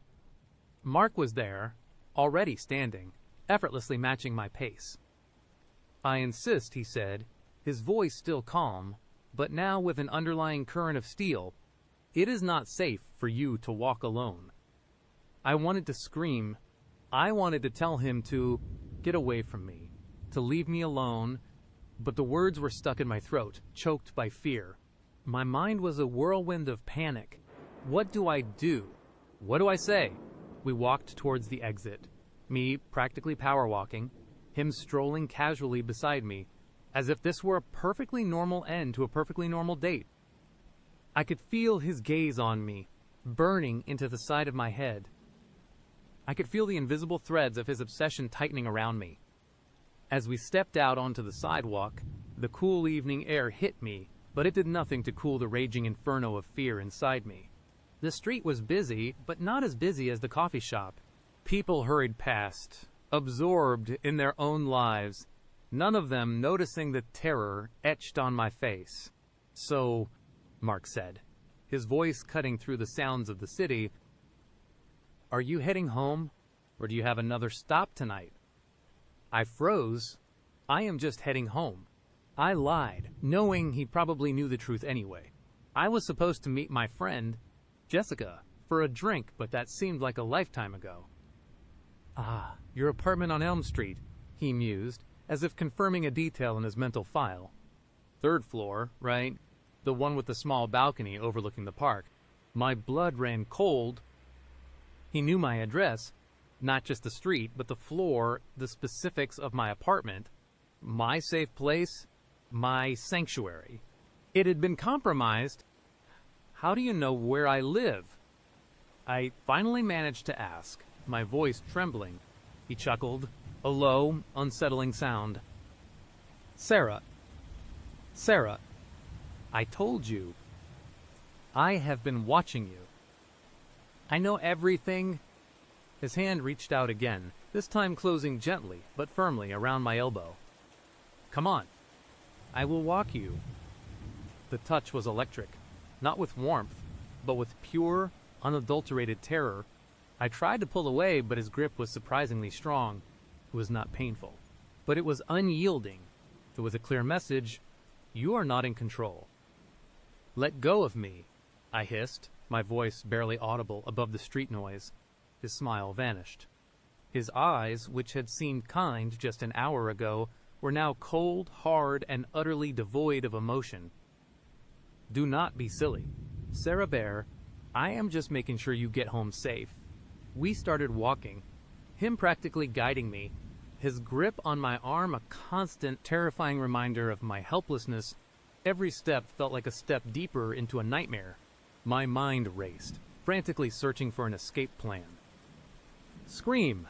No one would hear me over the city noise, or they would just assume it was a domestic dispute and look away. Fight! He was bigger, stronger. "Remember that time?" Mark began, his voice surprisingly conversational. "Despite the horrifying situation, when you lost your favorite teddy bear at the fair, you cried for days. Your dad had to buy you a new one, but you never loved it the same." He was recounting my childhood memories, intimate details that no stranger could possibly know. It was not just observing me now. It was as if he had lived parts of my life with me. "And your first heartbreak," he continued, a strange, wistful note in his voice. "Michael was not it. He broke your heart in junior year. I wanted to, well, let us just say, I wanted to have a word with him." My breath hitched. Michael. My first boyfriend. That breakup had devastated me. How could he possibly know this? It was too much, too specific, too invasive. "Who are you?" I demanded again, wrenching my arm free with a sudden burst of adrenaline.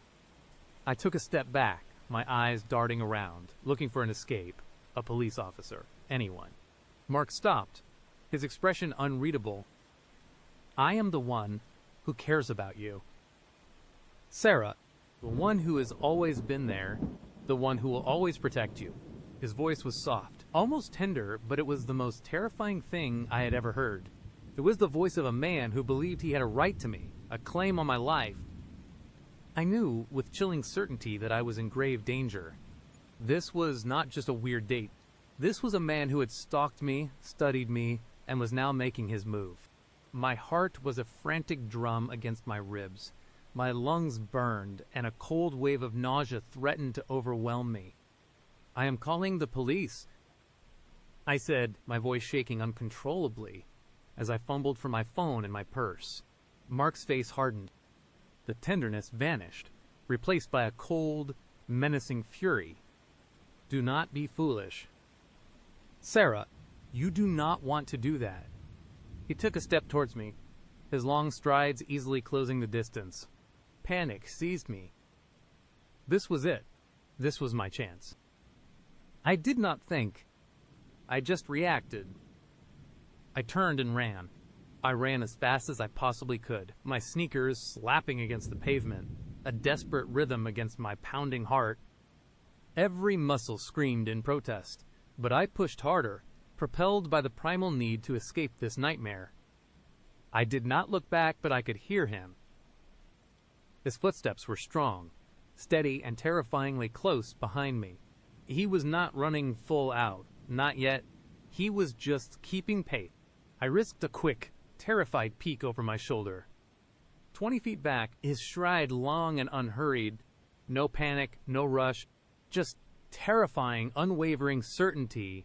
He was not chasing. He was hurting me, like a predator driving its prey. "Sarah Bear," he called out, his voice calm, almost jovial, cutting through the night air. It sent a fresh wave of terror through me. He was enjoying this. I cut across a small, dimly lit park, ignoring the "no trespassing after dark" sign. My lungs were burning, each breath a painful gasp. The thought of his unnerving smile, his calm voice whispering "Sarah Bear," was a potent fuel, pushing me to my absolute limit. I could feel the fear coiling in my stomach, a cold, hard knot.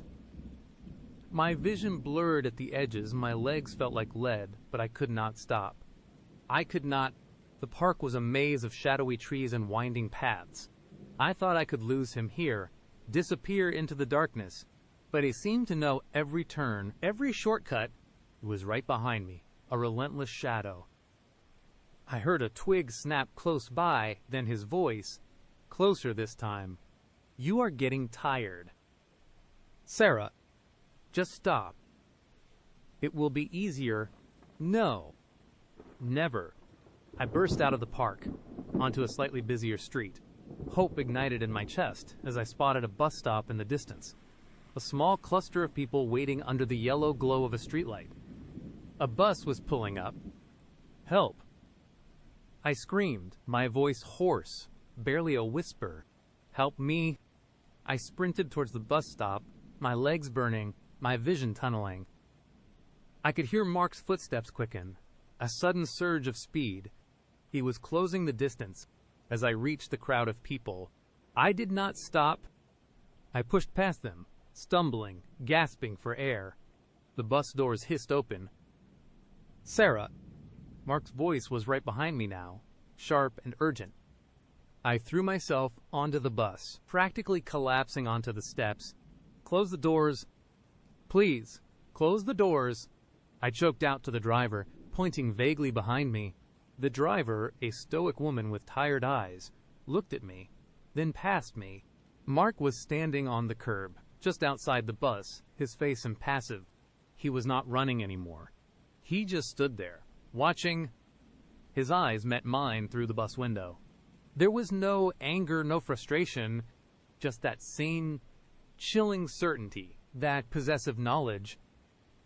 He lifted a hand, and slowly, deliberately, he waved at me. A slow, gentle wave, as if saying goodbye to an old friend. The bus doors hissed shut. The driver, seeing nothing overtly threatening, just a man waving, pulled away from the curb.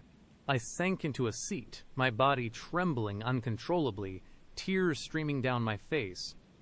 My chest heaved, trying to catch my breath. I risked a glance out the back window. Mark was still standing there, a solitary figure under the streetlight, watching the bus disappear into the night. I called the police from the bus, my voice shaking so badly I could barely explain what had happened. They were sympathetic, took down my statement, but without any physical harm or concrete evidence beyond my terrified testimony, there was not much they could do. They advised me to change my locks, be careful, and avoid contact. The next few days were a blur of paranoia and fear. I changed my locks, bought a security camera for my door, and deleted all my social media. I told my friends and family what happened, and they were horrified, urging me to stay with them, to move. But the real horror, the lingering terror, was not just the chase or the threat. It was the absolute violation of my privacy, the chilling realization that my life, my memories, my most intimate details, had been an open book to a stranger. It was the knowledge that someone had been watching me, studying me for God knows how long. Every shadow became a potential hiding place. Every stranger on the street became a suspect. Every phone call from an unknown number sent shivers down my spine. I started seeing him everywhere. A glimpse of a familiar car, a man with a similar build in a crowd, a fleeting reflection in a shop window. Was it him, or was my mind playing tricks on me? I never saw Mark again, not directly, but sometimes when I am home alone, late at night, I hear a faint scratching sound outside my window. Or I find a small, perfectly preserved autumn leaf on my doorstep, even though it is the middle of summer, and I am left with that chilling, inescapable feeling that he is still out there. Still watching, still waiting, because he told me, did not he? He is the one who has always been there, and he will always be there. And that, my friends, is the real nightmare. The next story brings a new perspective. The cloying scent of lilies still clung to my apartment, a sickly sweet reminder of his last visit. A single, perfect white bloom, laid with deliberate malice on my coffee table, mocking me with its purity.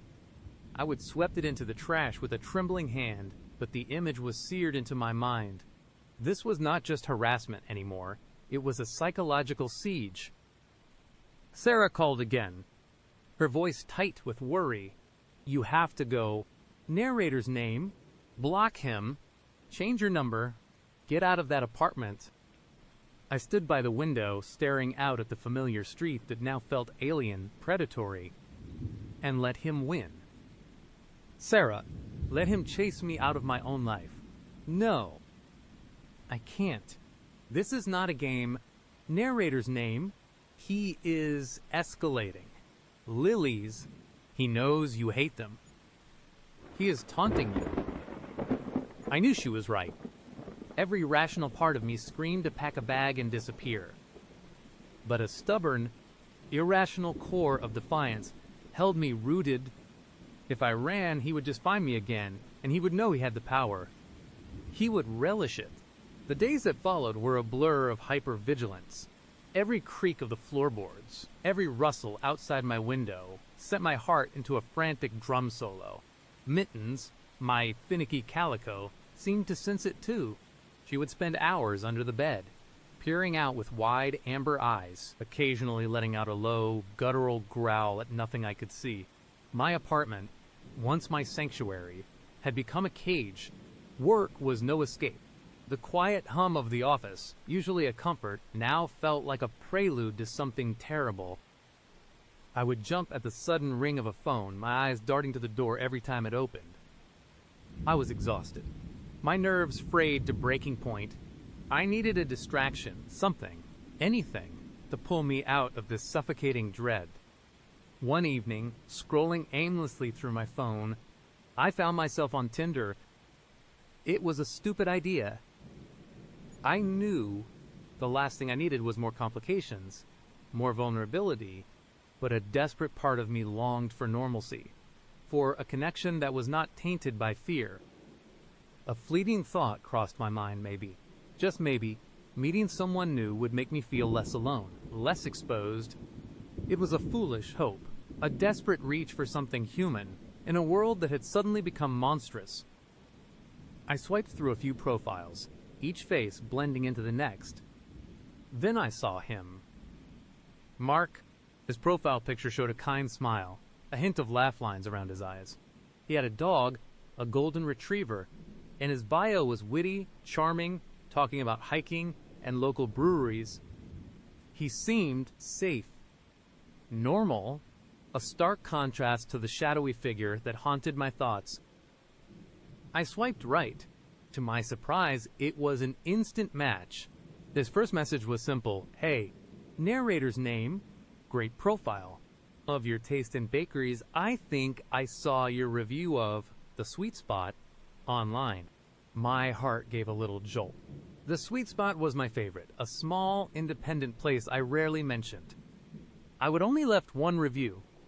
Months ago, a strange coincidence. I told myself, a quick search of my name and my favorite bakery would probably reveal it.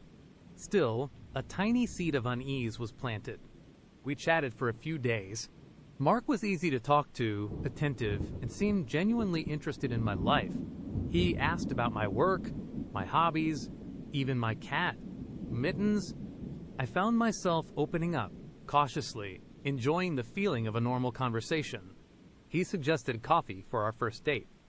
At a small, bustling place downtown, public, safe. I agreed, a fragile hope blossoming in my chest. Maybe this was it. Maybe this was a sign that life was not just about Alex anymore.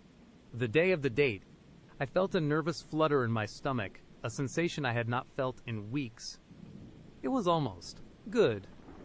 I chose a simple, comfortable outfit, did my hair, and tried to push Alex's looming presence from my mind.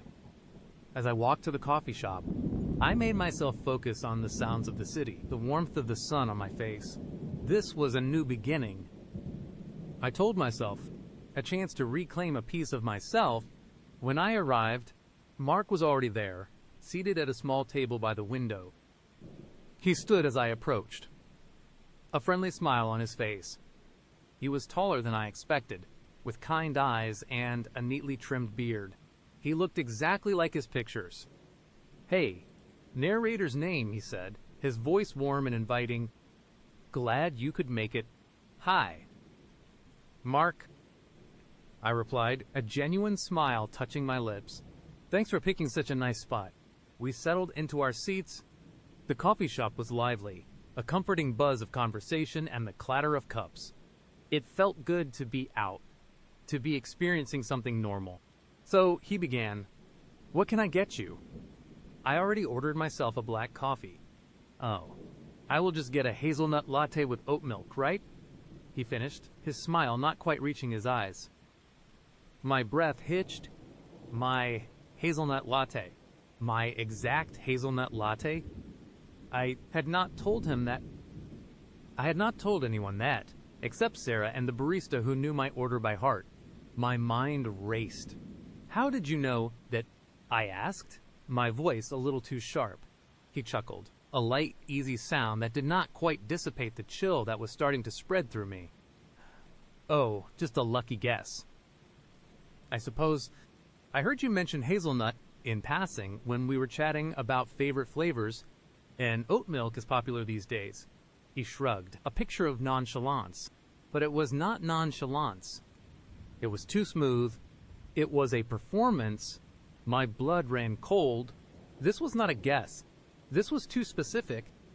This was Alex. A knot of dread tightened in my stomach. I tried to push it down, to rationalize it away. No, it could not be. Alex would not be this brazen. This was a public place. Well, you guessed right, I said, forcing a smile that felt like it was tearing my face. I will take it. He flagged down the barista, who quickly brought over my drink. I took a sip, the familiar warmth of the latte doing nothing to thaw the ice forming in my veins. We talked for a few more minutes, but my mind was screaming. Every word he spoke, every casual glance, felt loaded with a hidden meaning. He mentioned my favorite bakery again, then my hiking trail, the one I had told Sarah about, the one Alex had somehow known. You know, he said, leaning forward slightly, his eyes holding mine. I have always wanted to try that trail, the one near the old reservoir. I heard it has a great view of the city skyline. My jaw tightened. That was my trail, my secret escape. I had not posted about it online. I had not told him. How did you know about that trail? Mark, I asked, my voice barely a whisper. His smile widened, a slow, predatory stretch of his lips that sent a shiver down my spine. Oh, I just pick things up. I am a good listener. He was not a good listener. He was a good observer. A good stalker. Panic began to bubble up, hot and acrid in my throat. This was not a date. This was an ambush. This was Alex. I think I need to go, I stammered, already pushing my chair back. I just remembered I have an appointment. He did not move. His eyes, no longer kind, were fixed on me, dark and knowing. An appointment, but we were just getting started. I wanted to tell you about the new brand of salmon pate I found. I hear Mittens is quite particular. The world spun Mittens, salmon pate. He knew. My hand flew to my phone, fumbling for Sarah's number. Ah, he purred, a low, menacing sound that cut through the coffee shop's cheerful din like a knife. He reached across the table, his hand, surprisingly fast, and gently, almost delicately, took my phone from my grasp. No need to bother Sarah just yet. We are having such a lovely time. Are not we? My heart hammered against my ribs. A frantic bird trapped in a cage. My breath caught in my throat. This was not just eerie. It was terrifying. The mask had completely fallen. The kind, charming Mark was gone, replaced by the chilling, calculating Alex. Give me my phone, I demanded, trying to keep my voice steady, but it trembled betrayingly. He just smiled, a cold, empty expression. Now, why would I do that? We have so much more to discuss. For instance, I wanted to ask you how you liked the lilies. I picked them out myself. They are your least favorite, are not they? I remember you mentioning once how you hated their smell. He leaned back, a casual pose, but his eyes never left mine, holding me captive. I know everything about you. Narrator's name, everything, your favorite flowers, your least favorite, your morning routine, your evening rituals, the way you hum when you are baking, the way you talk to Mittens when you think, no one's listening. My blood ran cold. Every word was a hammer blow, shattering the last vestiges of my composure. He was not just here, he was everywhere. He was inside my life, inside my head. "You are sick," I whispered, the words barely audible. He chuckled, a dry, humorless sound. "Sick? No. Narrator's name? I am just interested, fascinated. You see, I have been watching you for a while now. Before the sunflowers, before the feather, before the photo, you are exquisite. So vibrant, so full of life, and so oblivious." His eyes gleamed with a disturbing intensity. "I knew you would get on Tinder eventually. You are lonely, are not you? Missing a connection." And I thought, who better to provide that connection than me? Someone who truly knows you. I looked around desperately. The coffee shop was still bustling, oblivious. People laughed, chatted, sipped their drinks. No one noticed the terror etched on my face. The predator sitting calmly across from me. We were in a bubble of horror, completely isolated. How? How did you find me?" I choked out. He tilted his head, a gesture that was unsettlingly childlike. "The internet is a wonderful place. Narrator's name, so much information, and people are so careless with what they share. A stray comment here, a geotagged photo there, a little digging, a lot of patience, and suddenly your entire life is laid bare." He paused, his gaze dropping to my hand, which was trembling uncontrollably on the table. "And then, of course, once I knew where you lived, it was simply a matter of getting closer, watching, learning. You have a very predictable routine, you know. It made things so easy." He stood up slowly, picking up my phone from the table. "Come on, let us go for a walk. We have so much more to talk about." "No," I cried, pushing my chair back with a screech that finally drew a few curious glances. "I am not going anywhere with you." He leaned over the table, his face just inches from mine, his voice dropping to a dangerous whisper. "Oh, but you are. You see, I know your grandmother's address, and I know she lives alone. It would be a shame if anything were to happen to her, would not it?" My blood ran cold for the second time. My grandmother, he knew about my grandmother, the one person I would do anything to protect. The air grew thick with dread. My defiance, once so strong, crumbled into dust. He had found my ultimate weakness. He had won. A tear escaped, tracing a cold path down my cheek. "You would not," he smiled, a chilling, triumphant grin. "Oh, but I would. Now, let us go. Quietly. No fuss. Or I make a phone call right here, right now." He held up my phone, his thumb hovering over the dial pad. I felt a wave of nausea. My legs felt like lead. But I pushed myself to my feet. Every instinct screamed to run, to fight, but the image of my sweet, frail grandmother flashed in my mind. I could not risk it. "Good girl," he murmured, his voice sickeningly sweet.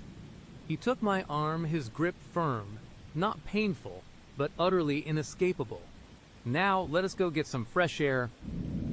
I know a lovely, secluded park not too far from here." He guided me out of the coffee shop, his hand a branding iron on my arm.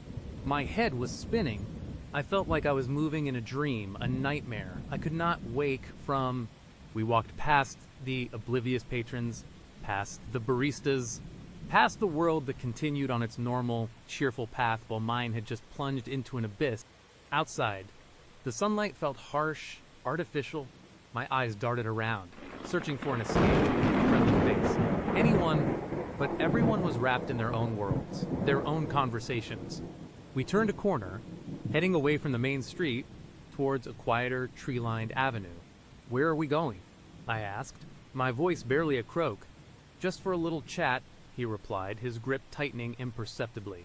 "I want you to understand. I want you to know that I am not a monster. Narrator's name, I am just lonely. And you complete me." His words were a twisted parody of romance, making my skin crawl. "You do not know me. I said, trying to find a flicker of courage. He laughed, a low, guttural sound. Oh, but I do. Better than anyone. I know your fears, your hopes, your secret dreams. I know the way your eyes crinkle when you genuinely smile. I know the small scar on your left knee from that bike accident when you were 7. My breath hitched. The scar? How could he possibly know about that? It was hidden under my clothes, a faded memory from childhood. My mind raced, desperately searching for an out. I could not go with him to a secluded park. I had to do something. We were approaching a bus stop. A small group of people waiting. A bus was rumbling in the distance. This was my chance. With a sudden burst of adrenaline, I yanked my arm free from his grasp, pulling with all my might. He stumbled back, momentarily caught off guard. Help!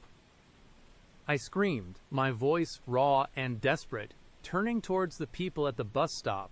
This man is harassing me. He is a stalker. The few people at the bus stop looked up, startled. Alex's face contorted, a flash of pure rage replacing his chilling calms. She is my girlfriend, he yelled, quickly recovering. We are just having a fight. He lunged for me, but I was already moving, sprinting towards the approaching bus. The doors hissed open, and I scrambled inside, shoving past a bewildered passenger. He is lying. I shrieked, turning to the bus driver, my chest heaving. Please, just drive. He is dangerous. The bus driver, a burly man with a kind face, looked from me to Alex, who is now standing at the bus stop, his eyes burning with fury, his hand still holding my phone. The other passengers stared, murmuring amongst themselves. Sir, you need to step away from the bus, the driver said, his voice firm. Alex just glared, his gaze locked on me, a silent promise of retribution in his eyes. He raised my phone slightly, a subtle, chilling gesture. He still had it. He still had my connection to the outside world. The bus doors hissed shut, and with a lurch, the vehicle pulled away from the curb. I pressed my face against the window, watching Alex shrink into the distance. Still standing there, unmoving, a statue of menace. I sank into a seat, trembling uncontrollably. My entire body ached with fear and exhaustion. I pulled out my own phone, the spare one I kept hidden in my bag, and immediately called Sarah. Sarah, I sobbed, the words tumbling out in a rush. It was him. It was Alex. He was Mark. He was my Tinder date. He knew everything. He threatened my grandmother. There was a stunned silence on the other end. Then Sarah's voice, sharp with terror. Oh my God. Narrator's name. Where are you? Are you safe? Get off that bus. Come straight to my place. Do not go home. Do not you dare go home. I knew she was right. My apartment was no longer safe. It was his hunting ground. I got off the bus a few stops later, my legs still shaky, and hailed a cab to Sarah's. The ride was a blur of paranoid glances out the window. Every car, every pedestrian, a potential threat. Sarah met me at her door, her face pale with worry. She pulled me into a tight hug, and I clung to her, shaking. He took my phone. Sarah, I choked out, the reality sinking in. He still has it. He has everything. Sarah led me inside her apartment, a beacon of safety in the storm. But even there, the terror lingered. Alex was still out there. He had my phone. He knew about my grandmother. And he had just seen me run. Later that night, curled up on Sarah's couch, unable to sleep, I finally understood. My defiance had been foolish, reckless. He was not playing a game, he was waging a war, and he had just shown me his ultimate weapon. He was not going to stop. He was not going to let me go. My entire life had been meticulously cataloged, dissected, and used against me. Every secret, every comfort, every loved one. I closed my eyes, but his chilling smile, his knowing gaze, burned behind my eyelids. I had escaped for now, but I knew, with a terrifying certainty, that this was just a temporary reprieve. He was still watching, he was still waiting, and the nightmare My perfectly normal life turned into a waking hell, was far, far from over. I had to run, but where do you run when the monster knows every single step you have ever taken? Thank you for joining us on Daily Story. Your time here truly means a lot. This episode was a powerful reminder of real-life experiences. If you would like to support the channel, you are welcome to subscribe, share your thoughts in the comments, or pass this story along to someone who might appreciate it. Wishing you a calm and thoughtful rest of your day.